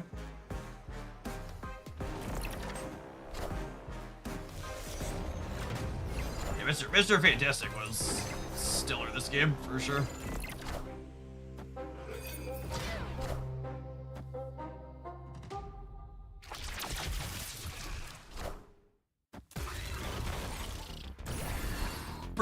Breaker, give me some news. I got 6 points over you. I was like, what could they have possibly had that they stayed in here? I guess they were adding 18 on the left. Just adding a whole lot more than that.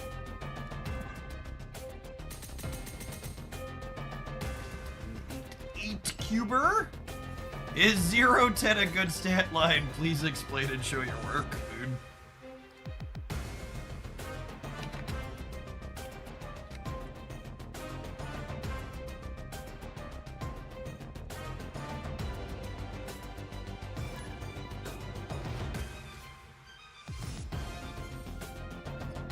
Stiggy, thank you for the over 5 years. I appreciate that. Welcome back.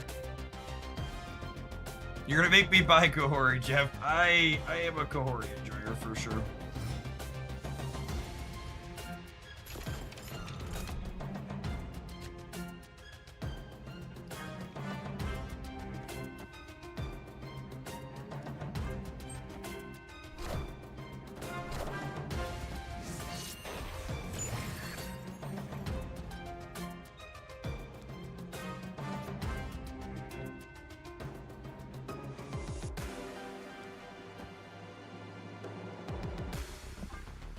I really need a Quinjet, huh?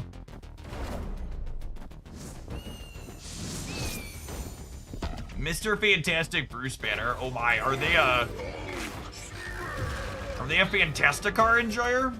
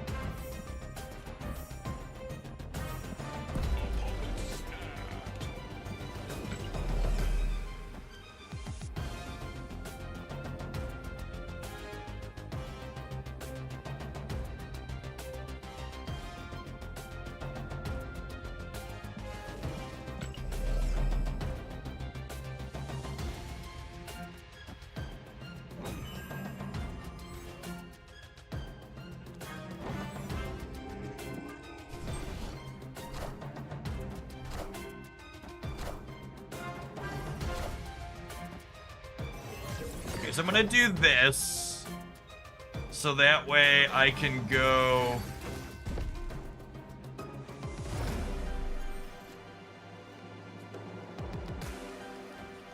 So I can do this, which then gets me copies of these two. They are a Fantasticar enjoyer. I'm about to juice this up.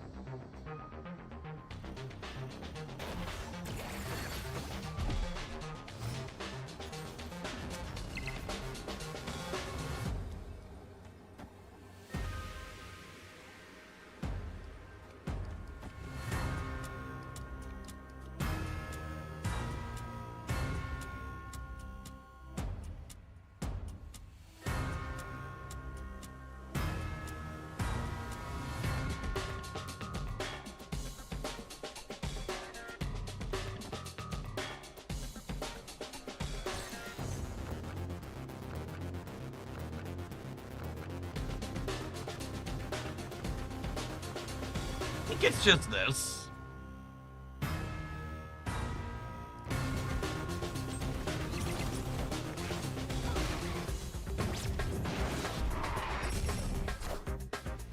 We're gonna lose the center, aren't we? Is the problem.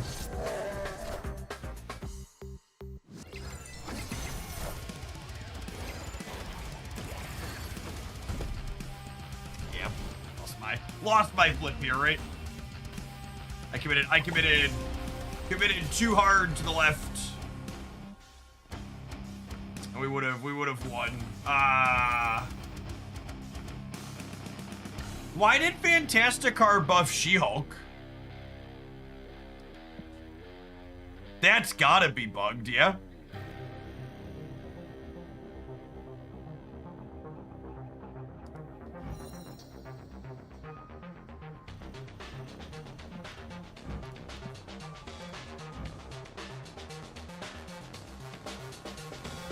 Oh no, wait.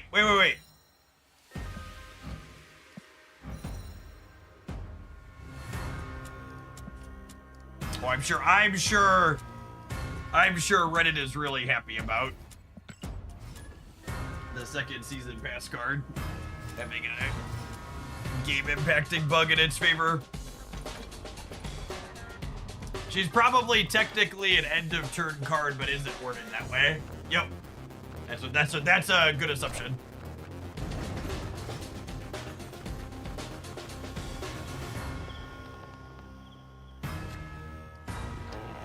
Probably programmed in the same way that end of turn effects are. She's just typically only working from your hand, so it doesn't read that way.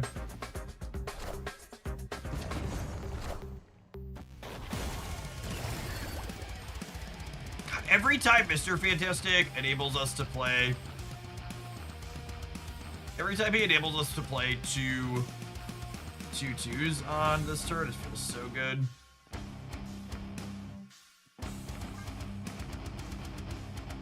Sandbar doesn't feel very good though. Less good on that one. Face the might of Asgard, Mjolnir! So that's not a human, right?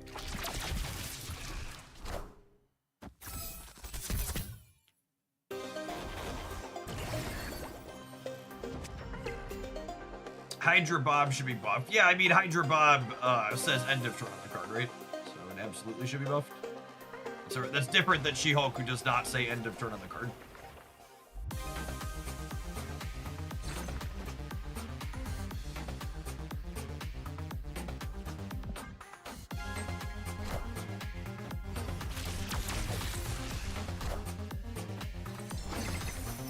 Hero plays Prodigy. Absolutely. He hasn't really done much today.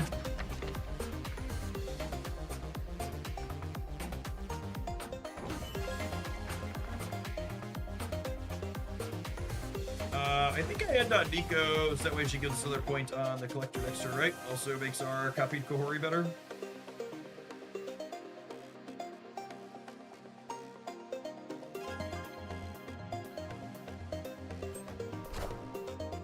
Should we Nico the collector? No, because then Nico doesn't give +1 to the collector. Oh, does she? Yeah, I guess she does that way. I don't think it matters.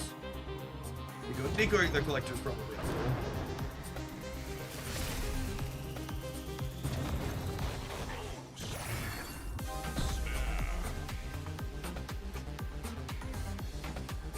Come back, Will! Will, come back! You owe me cubes! William! William, bring my cubes, William!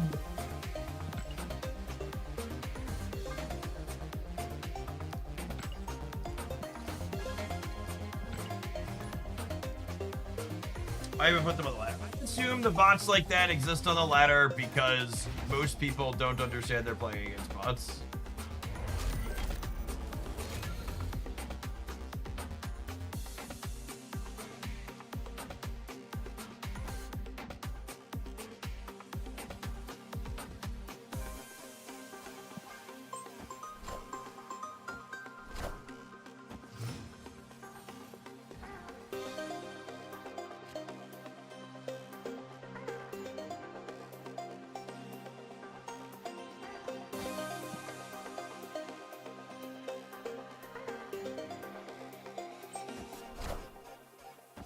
Like, legally distinct Pedro Pascal is the new Mr. Fantastic. Accurate.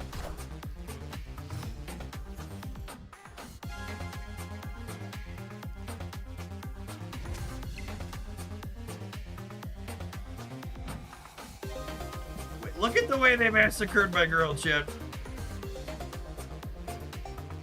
Look at the way they have massacred my girl.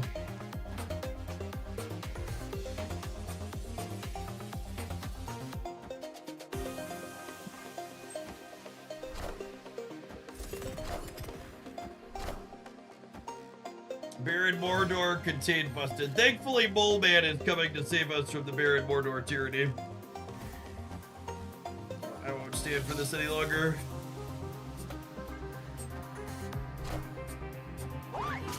Prodigy the Collector. Yes, I need to figure out a way to win the right side location area.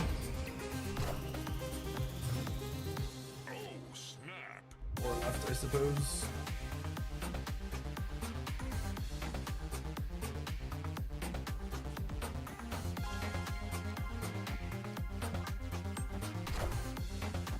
Looking for like a Kahori top deck here, I assume?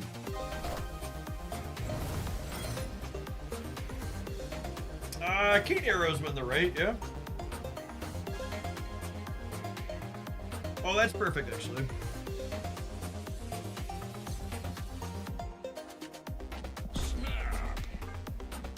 It's a human. Oh, it's a human and I boomer zapped them. That's fine, our hit looks a little awkward. I believe. I'm just so used to so many bots. We drew the nuts. We might get them regardless.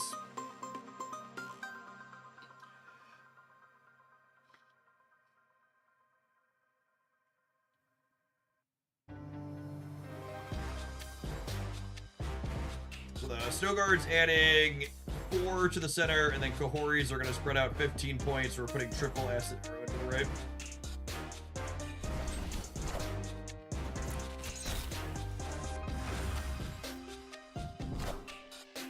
Alright, now I'm a little afraid we're about to die to a tech card in the middle.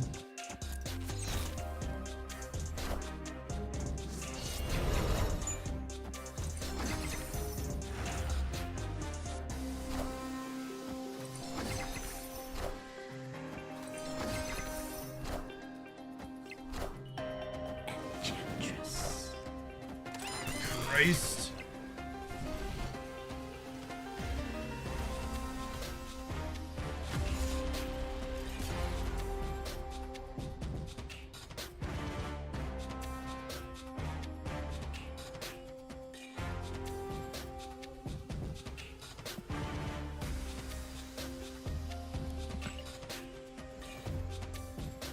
You had the nuts, they had a nutcracker. Yup.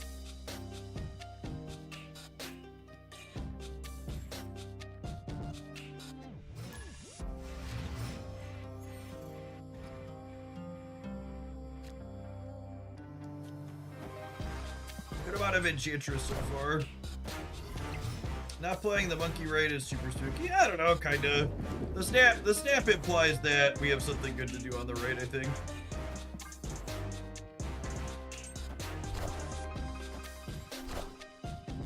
They weren't winning by that much on the left. It makes it feel a little weird.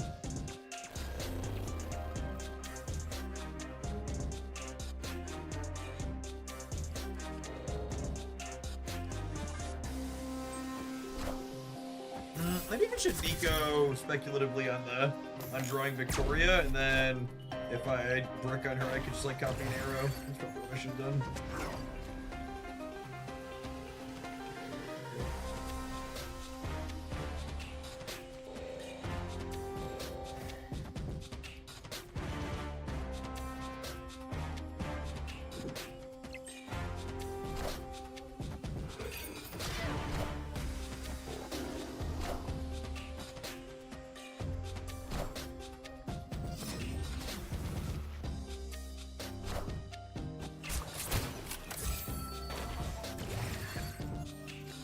Opponent snapped.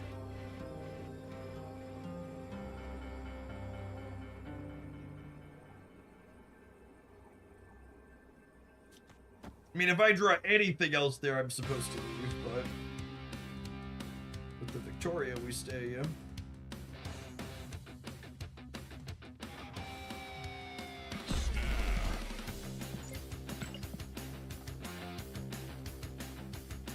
And then what? I'm hoping to draw Snow Guard next turn's my best.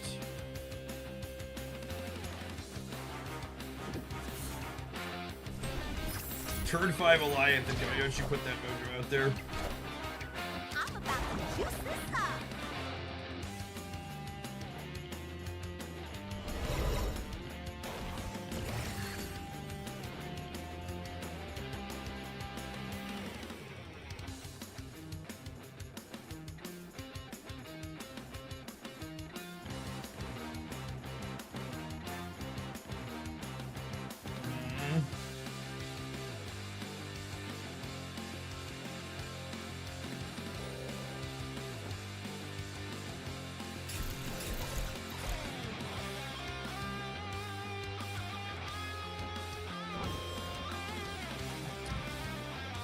This is gonna be 7, and this will be 3, so I'm adding 10 here.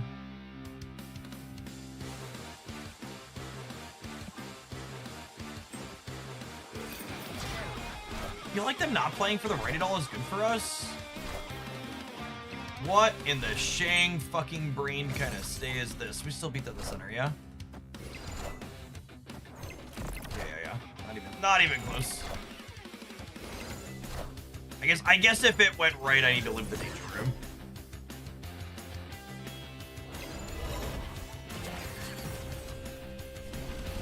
Cool. This deck's been quite the game. Couple of eater-roonies from human beings. All right, we need to take a pause for the console and some adverse rolls. They don't go over the top of gameplay, but we're gonna play some more Moon Girl stuff when we get back, believe it or not.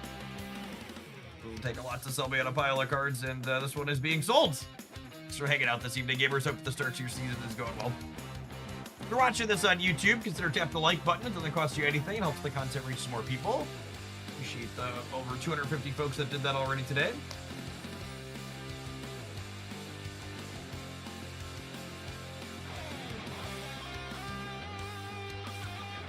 A couple of people that asked for Prodigy replacements. If you picked up the Ancient one, that could be okay, maybe. There's another generically good card you could play on Curve.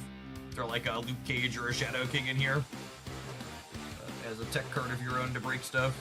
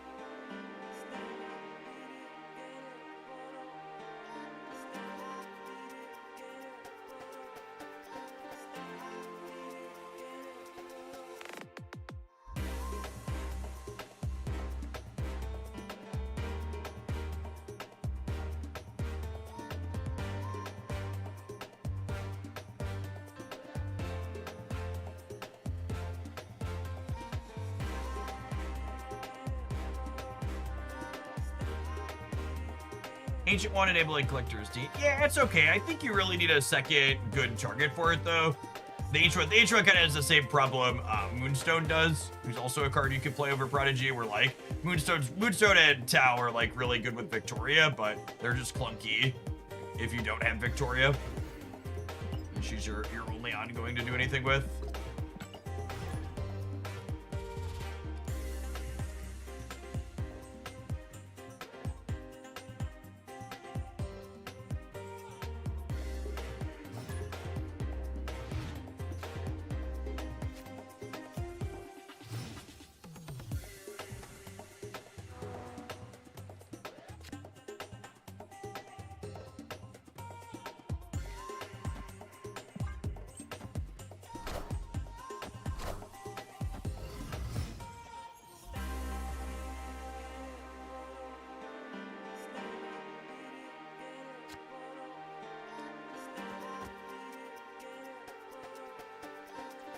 Hand is pretty good here. This is a relatively neutral location. would be great for us.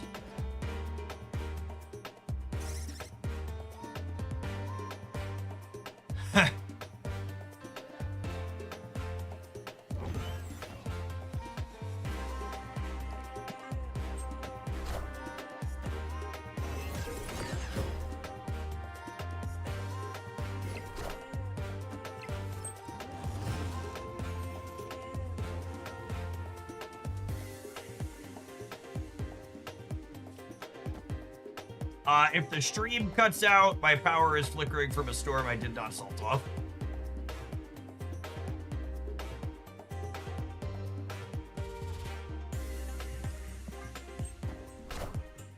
I'm about to juice this up.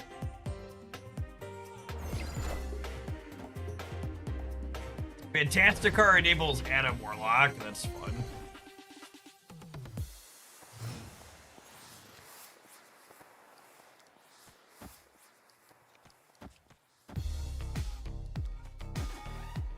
I mean, yup.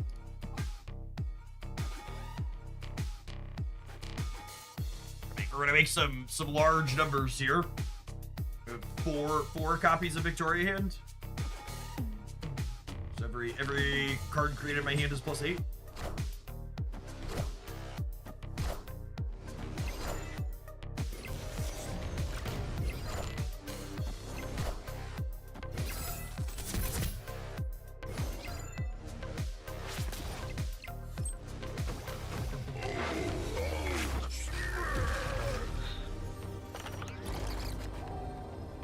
Really glad Bruce Banner is not a playable card in general, because he's so obnoxious. My Bruce Banner opponents keep hitting him instantly.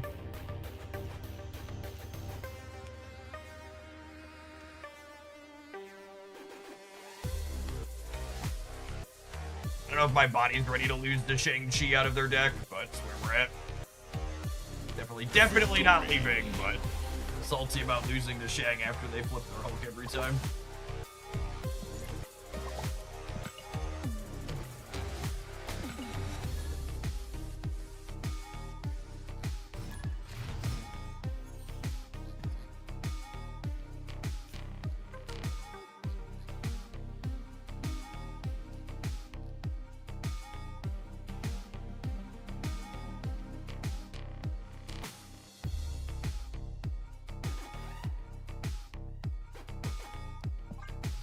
Alright, turn two, double Mr. Fantastic, sounds good.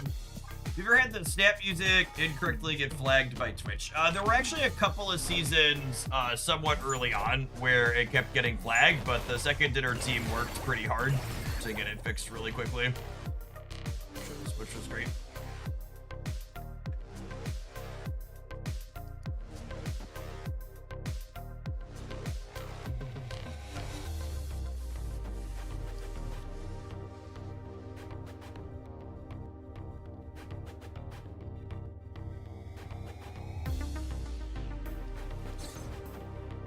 I just want a Kahori here. This is a bot, right? Should probably snap, honestly. When aid my hand.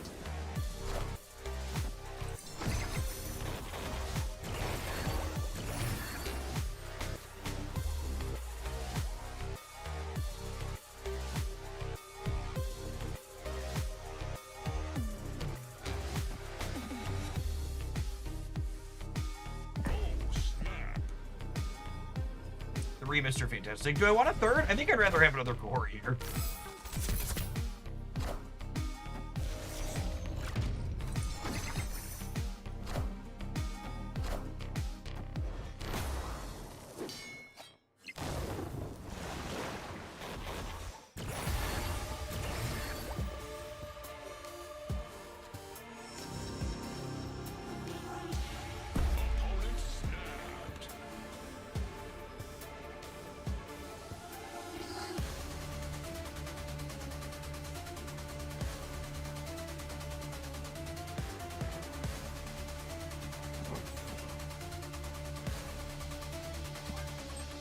Yeah, this is the I'm winning too late, so I snap from the bot.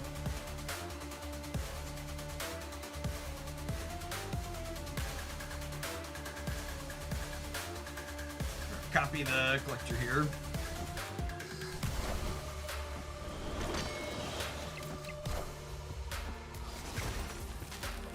Actually marginally terrifying. Nah, we're good, right?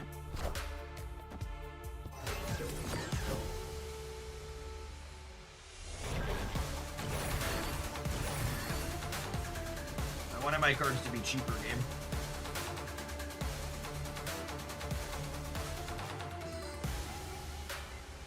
That's fine, right?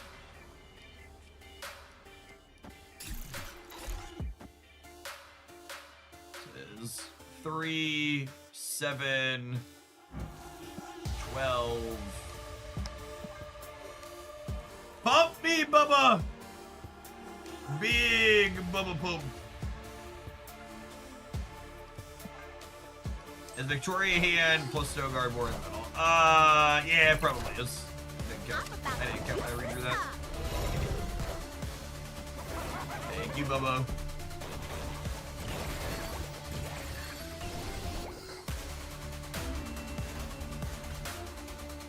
Victory.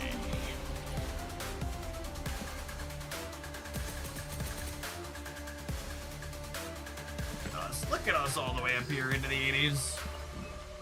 Yeah, for those that haven't been by in a minute, Marvel Snap broke the in-game music in the most recent patch, so I've been playing the Marvel Snap menu music on loop for the last little bit here.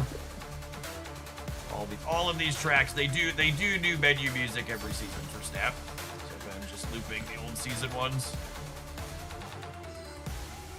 Good range.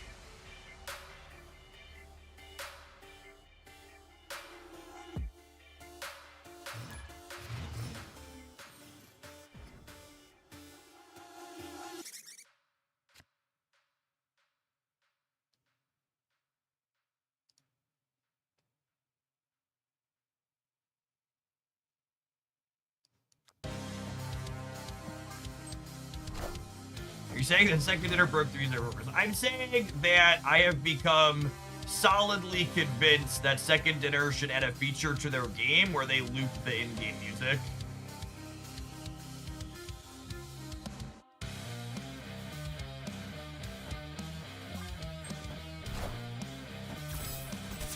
I think there should just be an option for it to do automatically what I'm doing.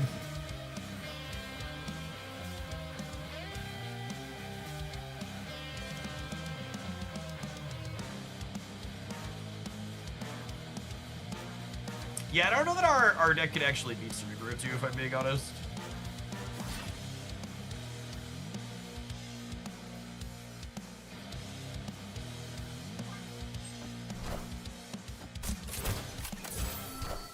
Not with this draw. I mean, to be fair, we're about to make a bunch of numbers. I think it's actually super weird to say not with this draw, because if there was ever a draw this deck was going to have to beat Cerebro 2, this is it.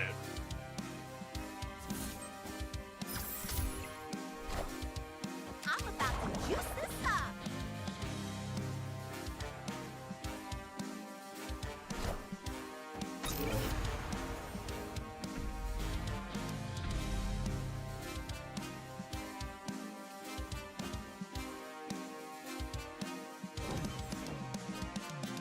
This is actually a little problematic here too, because I'm gonna lose my Quinjet.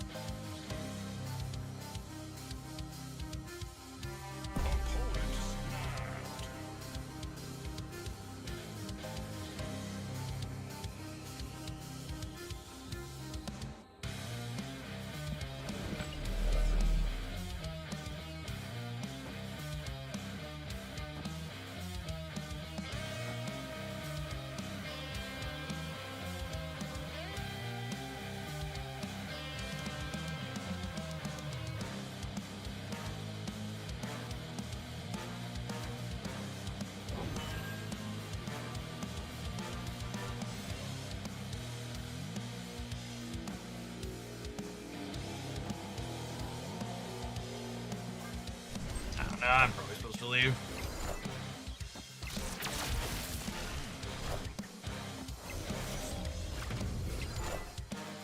I guess if I hit a 1 or a 2, I can go Victoria, and then Prodigy Victoria again. I see the not hit Kahori.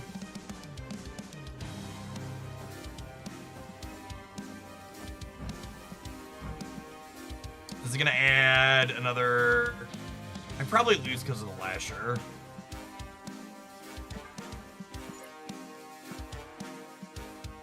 Probably lose because of the Lasher. Man, I'm going up to 29 in the middle. I might be good here, actually. I think they're cooked. I think we actually generated. This is actually the type of hand we need to beat their Cerebro pumps. We needed the 4 copies of Victoria. Oh fuck! I forgot they could move to New York. Wait, do I win the right though? I think we win the right, yeah? If they Cerebro Mystique.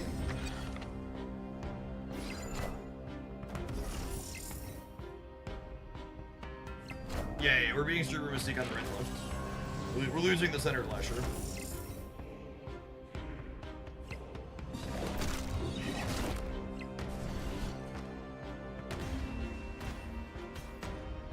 Victory. Last season, I only got Nightmare. Should I go for others in the packs, or should I just get new cards at 6,000 tokens apiece? It really depends on what type of cards you want to play with.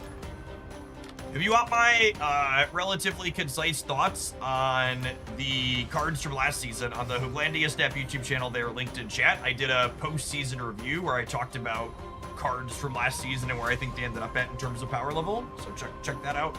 Then it really comes down to like how many of the cards in the seasonal snap pack are you happy to get. So you could say this is the exact type of Victoria hand you might need. That's a good way to put it.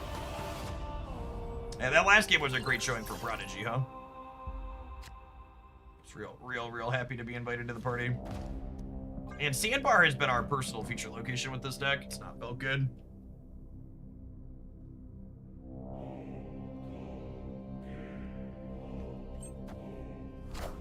Max isn't a human, right? Logistin, thanks for the 3/4 of a year. Welcome back.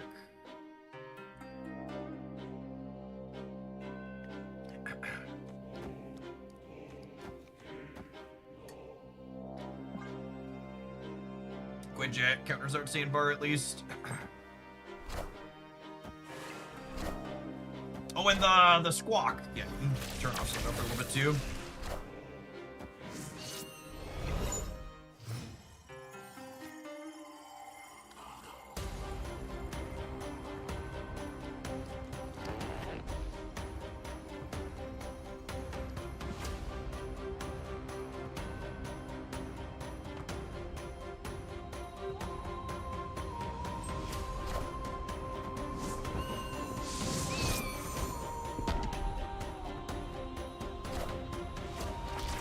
Oh, but I'm disabling Utopia, so I guess that's a wash. It's actually a net negative for me.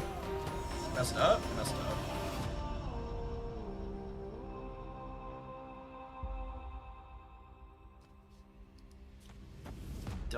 Done messed up. I would have been able to Prodigy and Moon Girl this turn if I hadn't messed up. You don't set the bot. The bots beat you sometimes, just so we're clear. Although there haven't been nearly as many aggressive ones. Maybe we should be sapping them more aggressively. But yeah, the bots are not free wins. Unfortunately.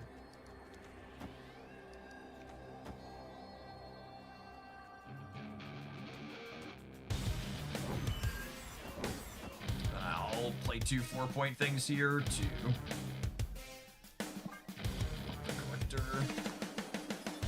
The Prodigies are just stats. And Prodigy double deco. Yeah, but I'm like most likely to win the center, so putting extra points in the center at the cost of putting points to left and right is bad. I did feel like I got more bots than normal in the 70s. I'm into the 80s. Actually, we actually ended up getting 2 8-cubers off of humans with the spots to get through the 2 8-cubers off of humans with this deck to get through the 70s, though. But yes, I too felt like I was looking like Han, having a higher than density, higher than previous couple of seasons density mods. Razor, thank you for the 16 months. Appreciate that support. Welcome back. Do rules all. That was much closer than I needed to be, Max. You made me clench for a minute, Max. Victory.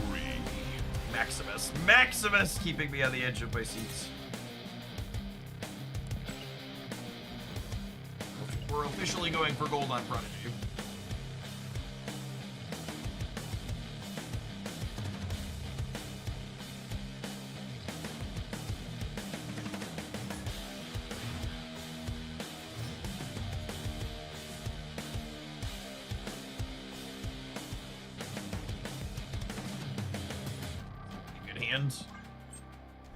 Need a moon girl to be the best around. Oh, snap. The one time I'm not sad to see a Triskelion, Quinjet into Victoria into Frigga. Victory. Easiest cube of my life, video gamers.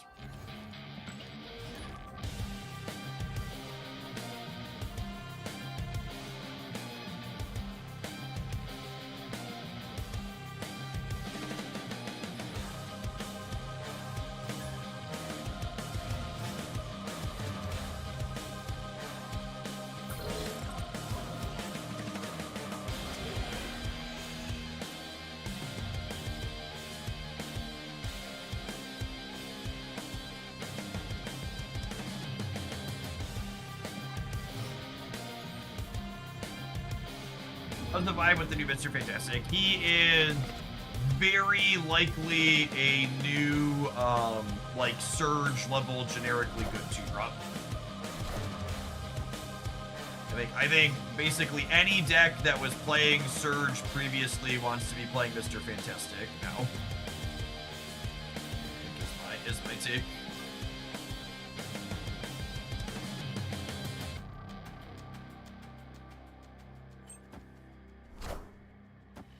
Which is a little bit of a strong one, but I'll get some practice.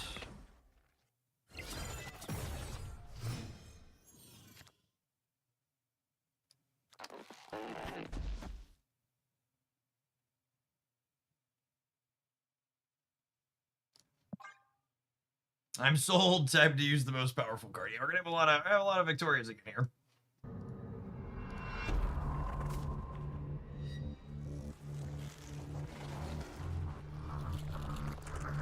Feeling a little handsy, chick.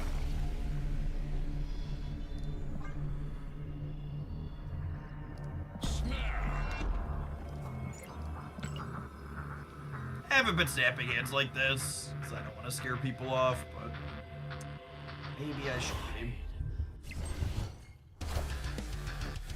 That's pretty good, too.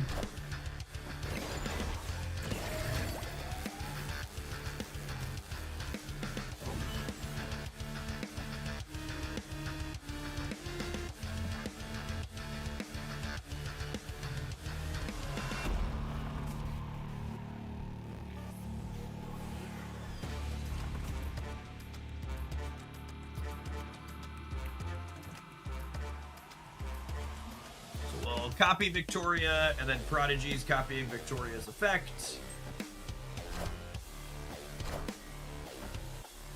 Is Moonstone or Prodigy better for Victoria hit in general? I've really liked Prodigy more because you have the flexibility. You have the flexibility to do stuff like copy Kahori or now copy Mr. Fantastic or Surge. Felt pretty good to me.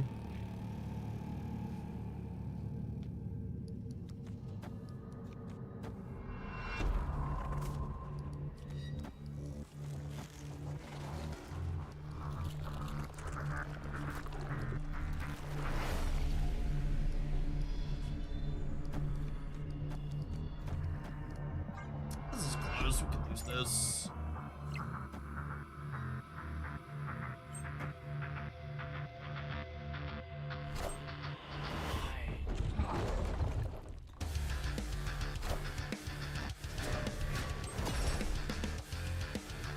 I'm sorry, what?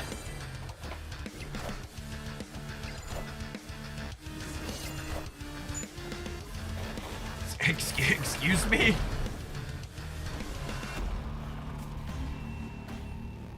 Expecting me to move down to less than 9 on the left is ambitious. So, Spice Rack is a deck that people shoved Surge into that I wasn't a fan of her in. And I expect they'll shove Mr. Fantastic in it, and I also won't like him there. I'll try it eventually, but like, the Spice Rack deck doesn't like making its cards cheaper typically because you want to be playing exactly 2 cards per turn to get your Athena triggers to hit. So you kind of lose out on that aspect of the value with it. And like, the deck's good enough that like, if you're misbuilt by 1 to 2 cards, like I think you'll still win plenty. Like, the Surge builds have fine stats, just like the non-Surge builds do.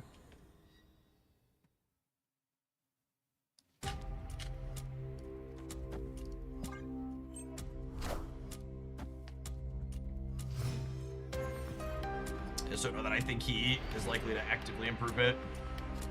Mr. Fantastic might be better than Surge and Bounce. My gut says that could be a why not both situation. It is hard to fit that many slots in there. But I agree. I think my initial gut reaction here is you play Mr. Fantastic before you play Surge, and sometimes you play both.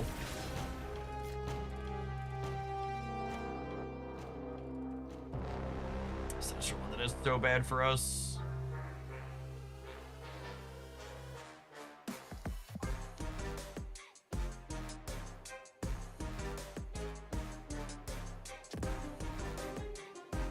Honestly, I'm just gonna leave. I'm playing really slowly. My hand's not good. The location's bad. Escaped. Blind Man, thank you for the 21 months. I appreciate it. Welcome back.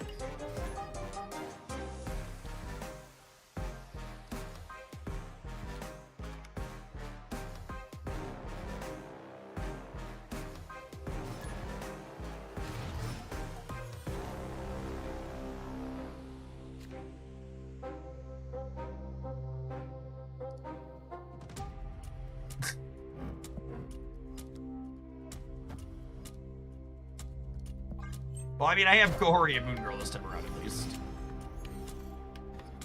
Mr. Fantastic. Mr. Fantastic!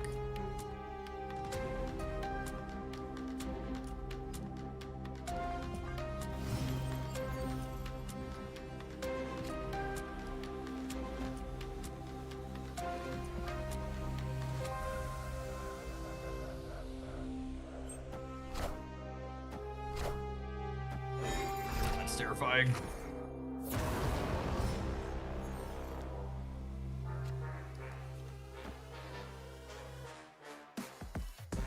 So Victoria does not boost cards that were created by Sinister Limited. I think I'm staying. Probably gonna regret it. I don't know, our Kohoris are pretty good next turn, yeah. I'm about to juice this up.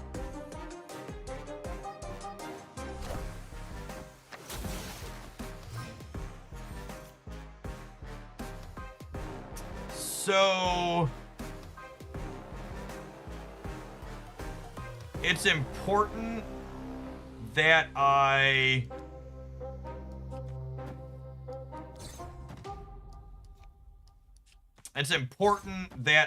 snow guard this turn so that way I can get rid of a limbo next turn.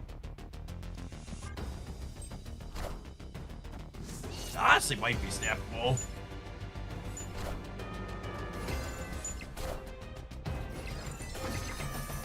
So many points here. Well, they're only drawing 1 card here.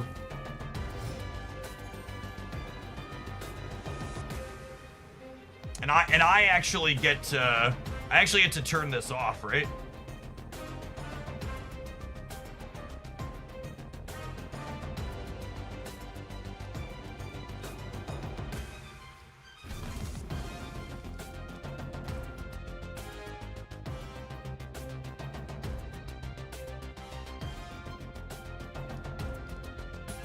God damn it. Yeah, I totally should have snapped it back.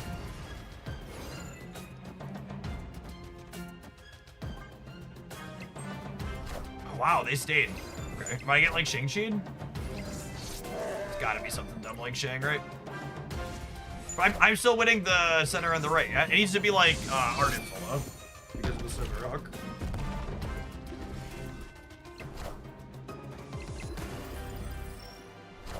Oh man, I totally should have boomer snapped their ass.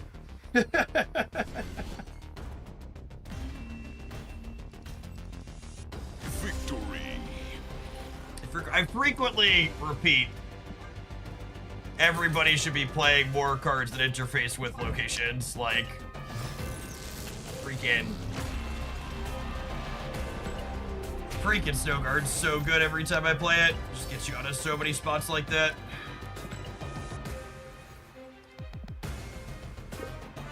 Merlin. So Merlin's really awkward with Moon Girl because Merlin keeps your hand really full, which makes it more challenging to copy what you're looking to copy with Moon Girl. So generally speaking, Merlin versus Collector is like an either or type thing. Or sorry, Merlin versus Moon Girl. You play one or the other.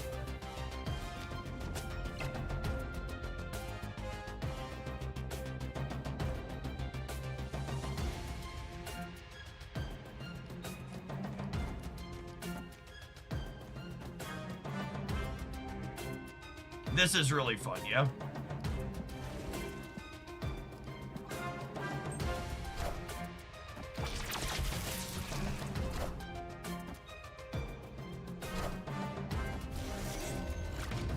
So I can play whatever I draw next turn, because the most expensive card in my deck is a 4.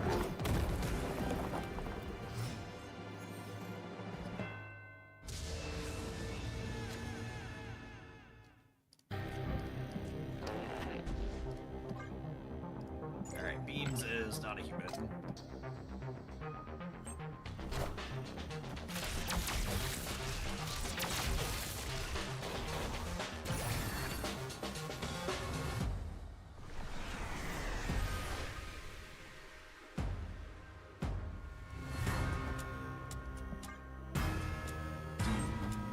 Face the might of Asgard.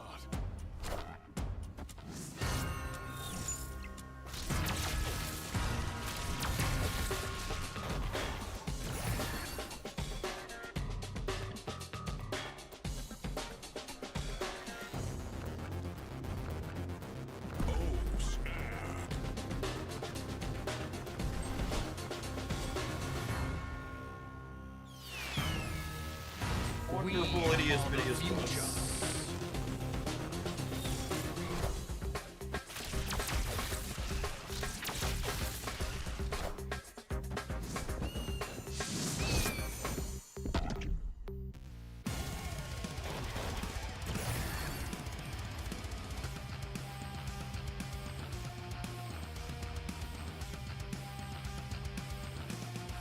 I mean, I do this, and then I have 2 4s and 2 6s on the last turn.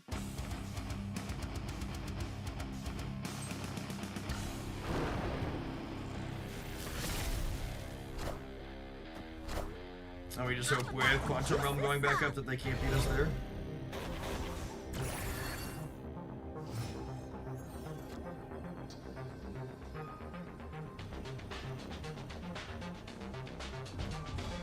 Play these for breakers, assume they can't beat 22.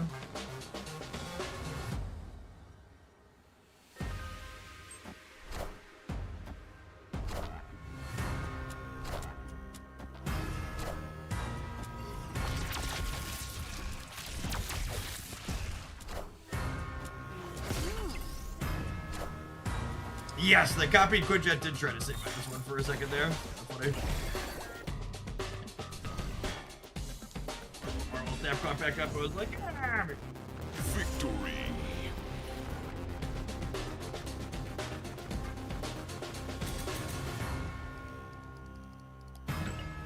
We're cruising with this one. Apartment bots and humans alike.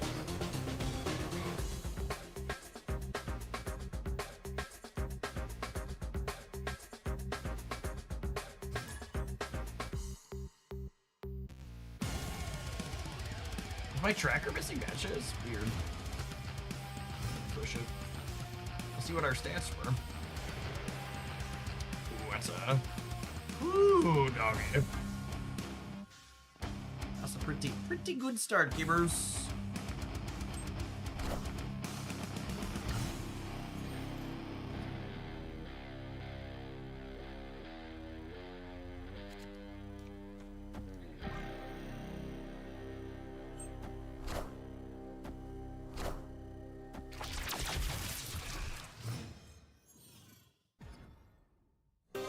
Don't you dare. Could have been worse, I guess.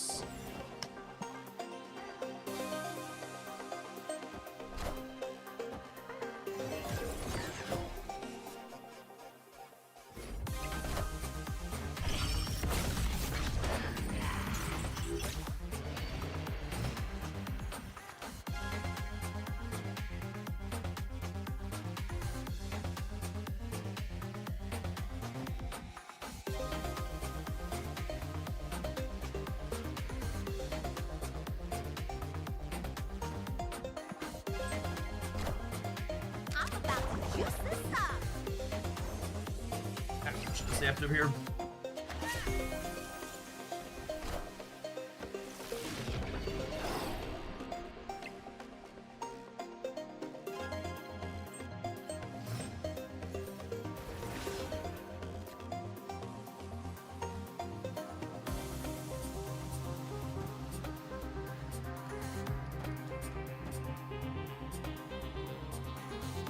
We put the original Kate in the middle. I'll have a bunch of ones to play out next turn.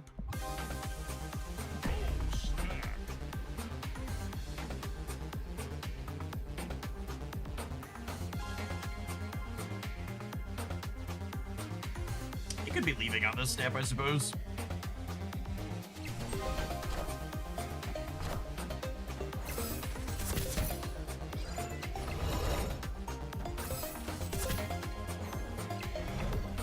Those are best possible arrow generations. Holy, that's a Goliath.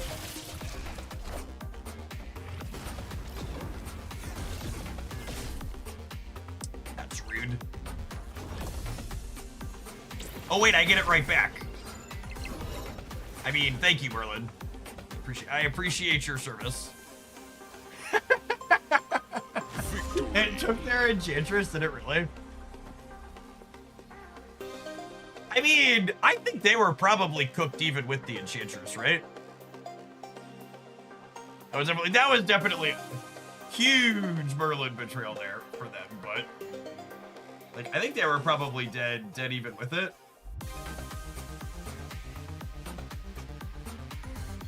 But, that game win puts us to 13-5 with this pile of cards, which is pretty not bad.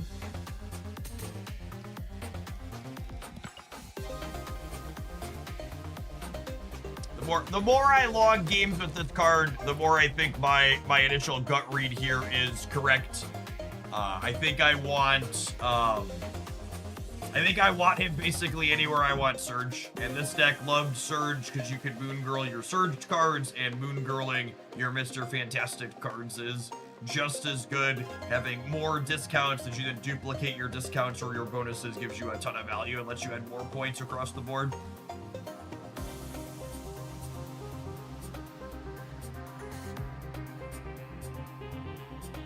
Surge was so good, they made Surge 2. Yeah, I mean, she has a little bit more deck building around it too with the way you copy it, but yeah. What are the core cards of this deck? That's a good question. Victoria and Frigga are core in any deck you're playing them in. You could probably get away with no Prodigy. Tau, the Ancient One, or Moonstone can serve as a pseudo double up, but you can also just run with tech cards instead of more ways to make Victoria. Like Prodigy basically lets you just be more linear. So like if you're missing some of the details in this deck, playing Enchantresses, Shadow Kings, Luke Cage, stuff that lets you like crack your opponent's stuff to make up for the fact that you're like not making as much of your own is like a very reasonable approach to it. The kind of core here is definitely the Victoria, Frigga, Moon Girl stuff, and then like these other details let you add points. Yeah, we did manage to outmuscle C2 in one of the games because Prodigy, so our linear plan felt good here, but being interactive instead of just being linear is a fine angle to take on it as well. Kate's pretty important. Yeah, that's a good take. I think Kate gives you a pretty critical mass density of or generated cards for Victoria is a good takeaway. Kate's a good pickup in general though. If you're missing her, she should be a high priority.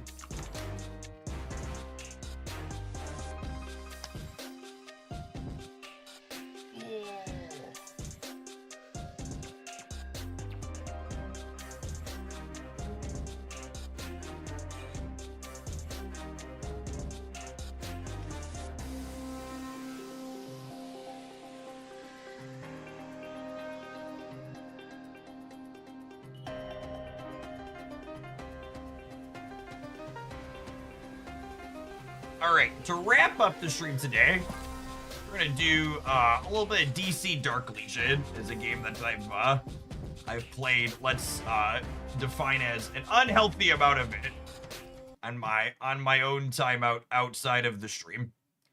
And they have a roguelite / drafting mode. That's been fun to throw up on stream here and there. So we're throwing that up there, a part of their content creator program, so I like to show it off on occasion. It's game is a hero / character collector RPG, not strictly hero collector because there's plenty of DC themed villains in here. You've got your Deathstrokes and your Poison Ivies, although she borderlines on anti-hero sometimes. That's my understanding. So been playing this one since it launched, and I've played it a ton. Let's pop on into I'm gonna turn the sound on. Would like sound, please.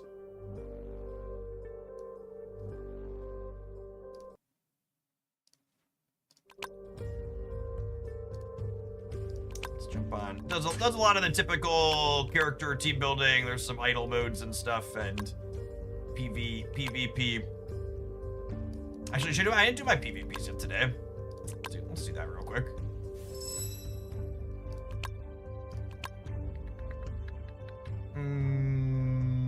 This one might be a little bit big for me. Let's see what the team looks like.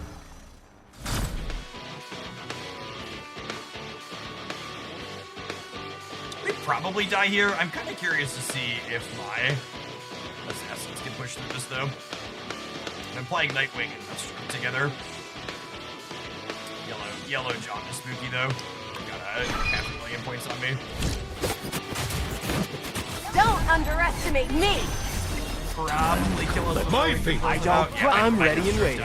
The dark. Time to collect some payment. Great Hera. Use the code they distributed earlier. I don't recall. Usually I check that stuff after I'm done streaming. Someone closer in our power level. Oh yeah, these people should die. So I like to. They have Superman. The game sound is loud. Got it. Fix that real quick. Ooh.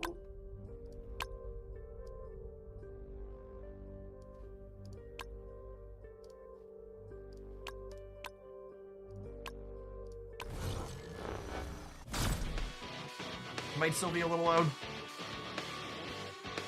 So they have Superman here who's gonna walk at the person in front of him. So I am shuffling Red Robin over to here. I think I want to put Nightwing up front here so Batgirl doesn't get jumped on. These three characters start focusing on who's ever here, but then Nightwing jumps into the back to pull Aggro off at him. I'm ready and waiting. Great Hera. Our power levels are more evenly matched here. Don't My team underestimate composition me. is reasonable into theirs. The assassins squishy people. I'm the dark. Great Hera. Red Robin almost died before the end. Don't underestimate me. One of the things I enjoy about character collectors games is some of these PvPs are always just like you can always make your number bigger and beat people because your number is bigger in games like this, but sometimes you can have You can have counter comps like here, for example. They don't have anybody that's gonna walk up directly at this one. That's too scary.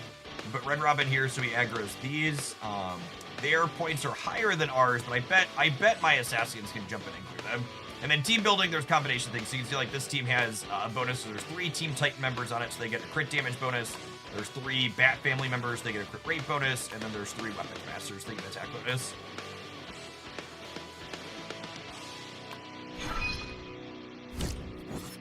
So then ideally here, my assassins kill 1 or 2 of their people before they ult. I don't play by the dark. That did not work out though. Fears me. We were a little bit short there. He almost, Nightwing was jumping and then his came up. A little bit too much energy recharge.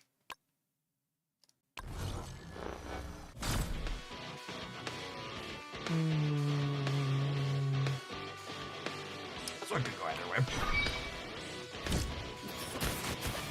Deathstrokes jump on each other. Don't Their underestimate Deathstroke me. died before it could ult, which probably means we're good to go. I'm ready and waiting. Killer died in the back. Time to collect No some problem. keys. Don't underestimate me. Wonder Woman takes a Great while, but Hera.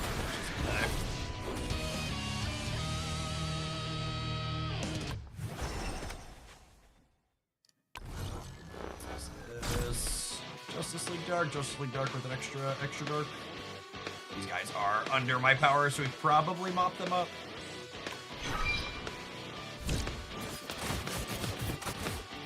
Don't underestimate me. You can see I'm ready and Constantine waiting. in the back there The died before he could do dark. anything, and then Sinestro went down similarly.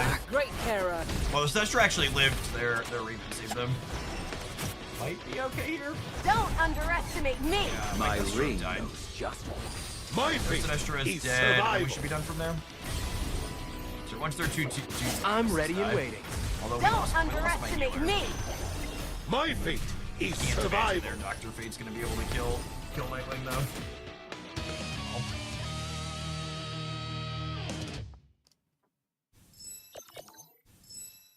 Oh. Rank 3 in our Masters group, gamers. We're so good. On a couple of defense fights. It's always a lovely surprise.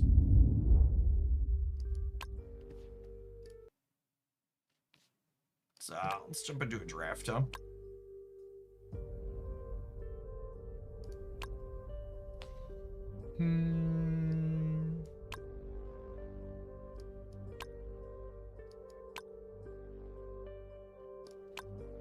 Let's try Bat Family. So you get to pick your starting lineup. There's always the 2 characters that are on the current bleed in your server.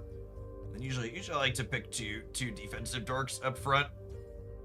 I picked Bat Family, so Bat Family things are going to appear more frequently, and we're going to draft Nightwing because he's on from the banner, and then we'll grab Redwing because he's has the Bat Family synergy, so I need one more Bat Dork to come up before they get their combo. One of the keys to this drafting mode as you're picking through your options is you want to get as many of these retrocognitions as you can because they can give you big bonuses if you hit the right ones, which is how you get enough points to be able to survive the big fight at the end, especially at these higher levels. Extra champion at the next final priest fist. That's really good. Extra targeted one. And just make sure these dorks are up front so they take damage early. I don't have a healer in the starting composition, so these ones are not going to be in our final composition at all. So if they die, it's not a big deal. So it's not going to take hits to start. I don't think I've seen Super yet. Turn the movie on. I feel revived.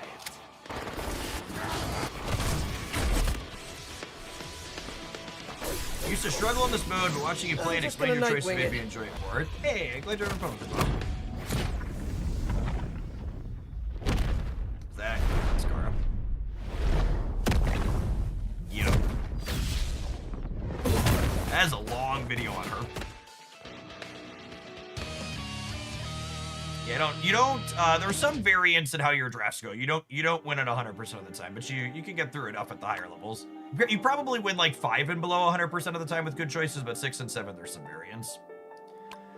Next, obtained or selectable retrocognition is guaranteed to include a mythic. Yep, that sounds great. The other 2 don't do anything for mythic ones I have. I want to grab this one here that lets me pick from different recruiting types. So I gotta decide, do I want to go through here or do I want to go through here? Next, Dark Crisis or Infinite Crisis drops 100% more Harmonic Crystals. So this is a temporary bonus. Only for the next 3 turns do I get this modifier. So I want to prioritize getting this one, which gives me more crystals. That gives me more value permanently throughout the course of the draft. It means it's more likely that I'll be successful in the long run.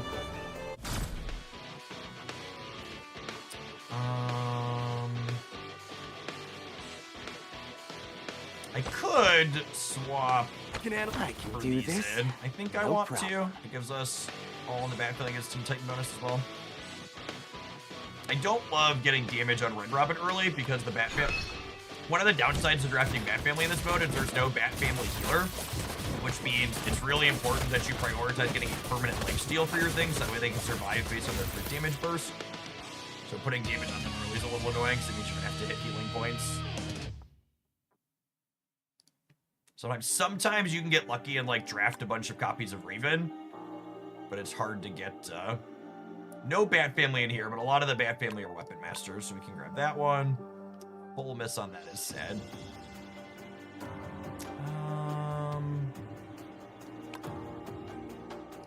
Our retrocognition is guaranteed to have a legendary mythic in it, so hopefully it's a decent one.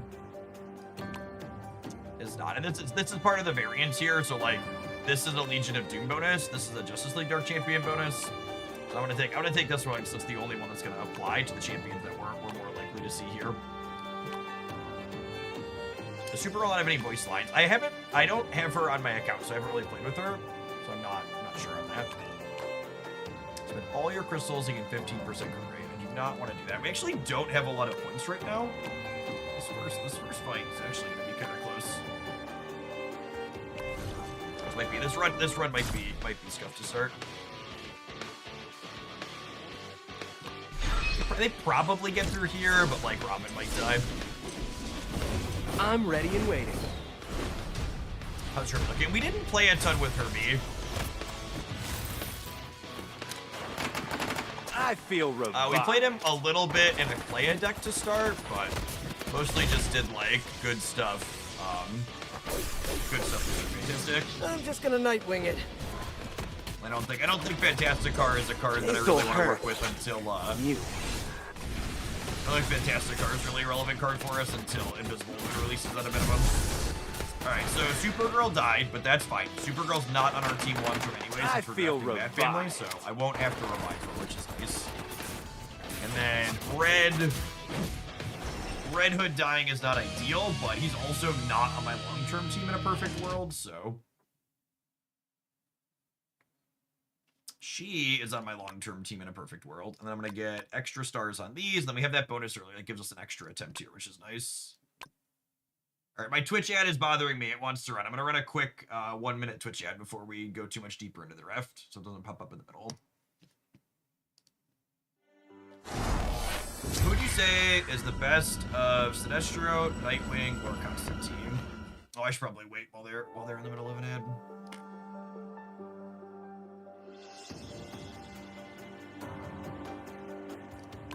Give it a hot second.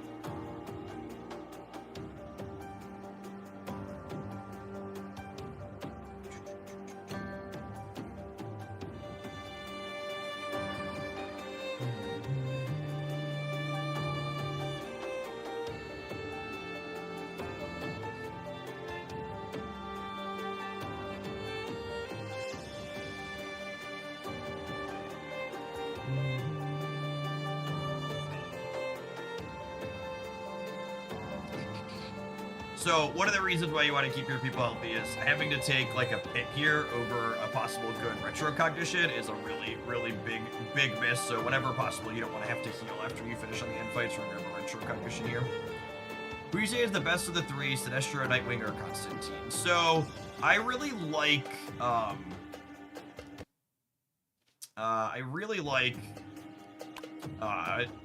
Nightwing as an assassin type character, but Constantine's probably the most powerful of those three. The Justice League Dark team is really strong. This is the type of ace we're looking for. Get extra attack and HP based on how many stars you have in match. That'll scale up more for us here, which is nice. Temporary boost to Bat Family. Bat Family Champion star up by 3. So again, this is temporary. It's only for 3 turns. This is permanent. So this one's much better. We get through here and then everybody starts up. Alright, let's draw Batgirl in the back. Oh, and I don't have anybody else very good to put in here. So I'm just gonna put in him to draw some aggro and give us a Weapon Master bonus, but he's probably gonna eat it here.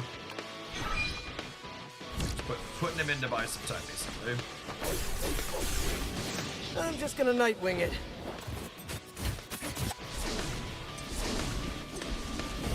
I'm ready and waiting.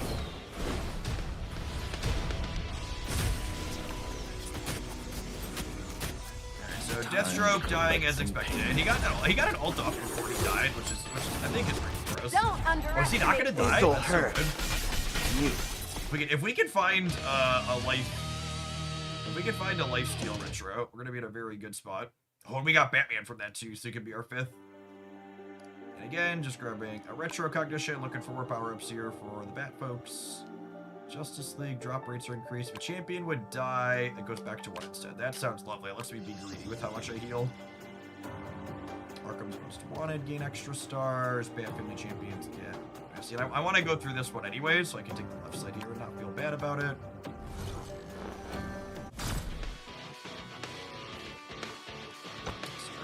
Bruce in here, and I'm gonna put Bruce on the right side, so that way Red Robin takes more aggro, since he has a little bit of built-in sustain. A little bit tankier.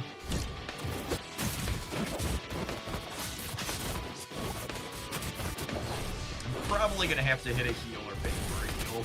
I'm ready and waiting. We don't find a what's it called here soon. Okay, Bruce is up to blue. Looking for Bats or Weapon Master here. Bats ideal. Take a Weapon Master as a consolation prize, and we hit 2 of our Bat folks. Nice. The book's a high risk, high reward. I'm gonna tap on into here. There's a penalty and then a bonus, and then this is the awkwardness here. Is none of these payoffs are very good.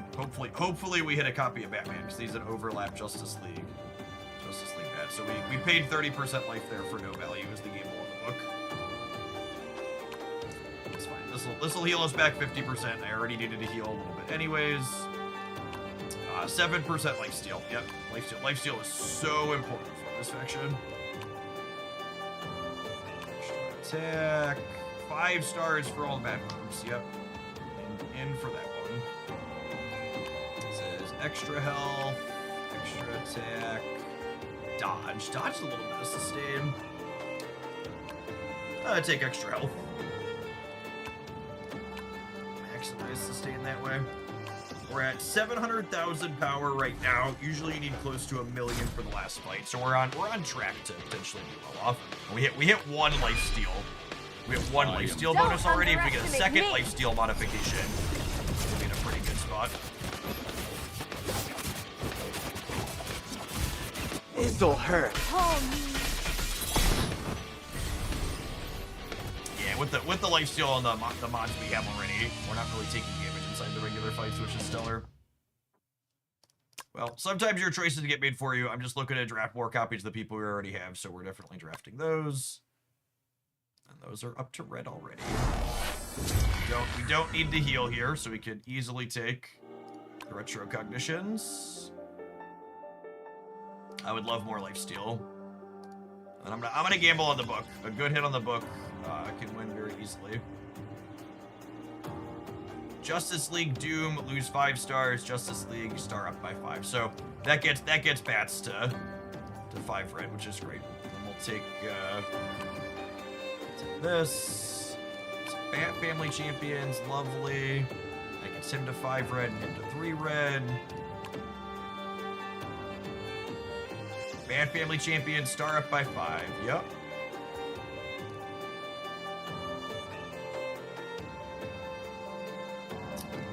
You know, honestly, I'm just going to take the challenge. I don't think it's worth gambling on the book. We're in a pretty good spot.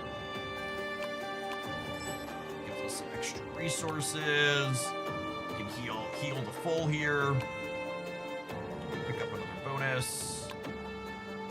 Extra crit rate. Extra crit rate. Crit damage, extra HP. How injured are we? Not super injured. A little bit injured. I think I'm gonna take these three. This is 10%, 11% HP, 20% HP. So I could take all of these and then still heal here. So everybody's at full. All right, we're relatively close in terms of power. We broke that 1 million points with good crit variance. We can get through this. The crit variance gives us sustain and this team too. We have a little bit of life steal. We did not get a second life steal one. It's a little concerning. I am vengeance. This'll hurt. All right, Robin got to ult, which is nice. The Nightwing got to ult. He'll get to heal a little bit back up. You can see their life totals jump back up when they hit. They both fell. Don't underestimate me. I'm ready and waiting.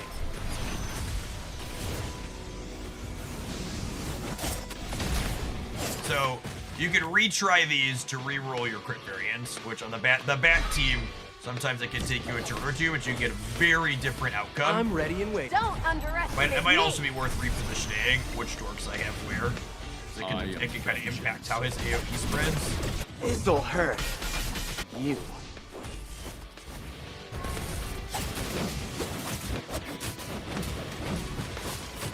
Only Bruce died that time. If Nightwing gets to another ult without dying Don't here, underestimate me. it might be enough.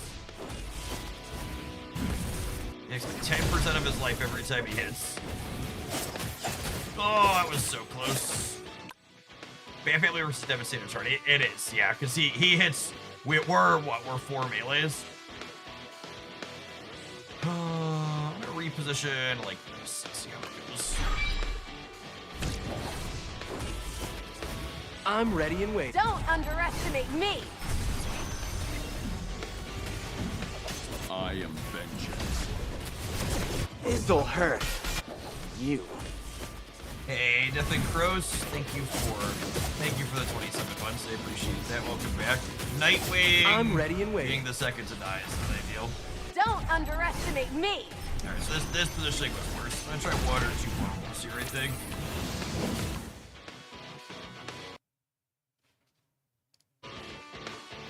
This was better here. Over that way. I'm ready and waiting. Don't underestimate me. I am vengeance. This'll hurt. You.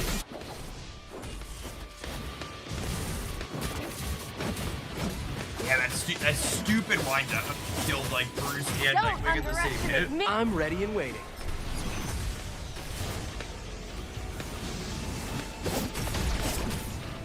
Try 1 more reroll and then we'll call it, I think. I start Bruce in the back. Change it at all. I'm ready and waiting. Don't underestimate Nightwing me. does over 11%, but he gets that very first hit in. This'll hurt. I am vengeance.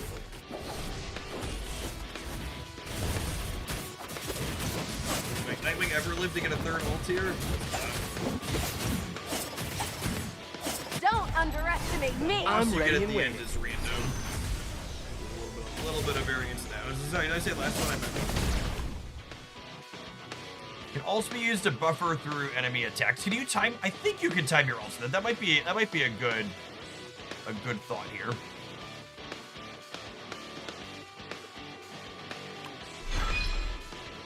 I'm ready and waiting. Oh, I should back off. I'm just gonna Nightwing it.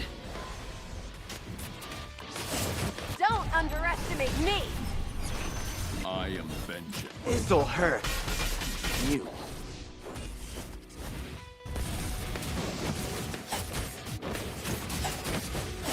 I'm ready and waiting.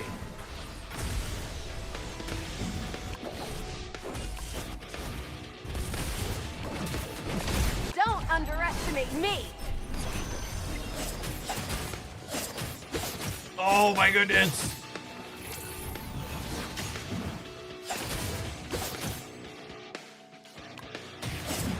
No!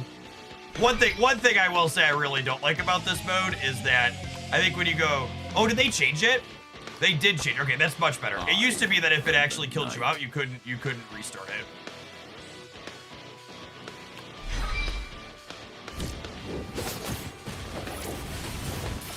I'm ready. Don't underestimate. I am bent. This'll hurt. You.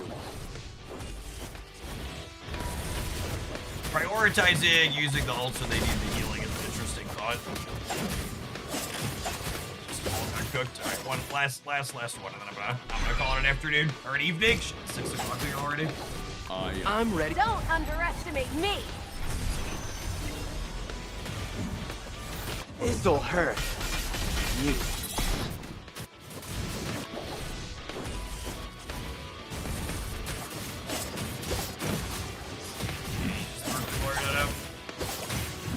Alright,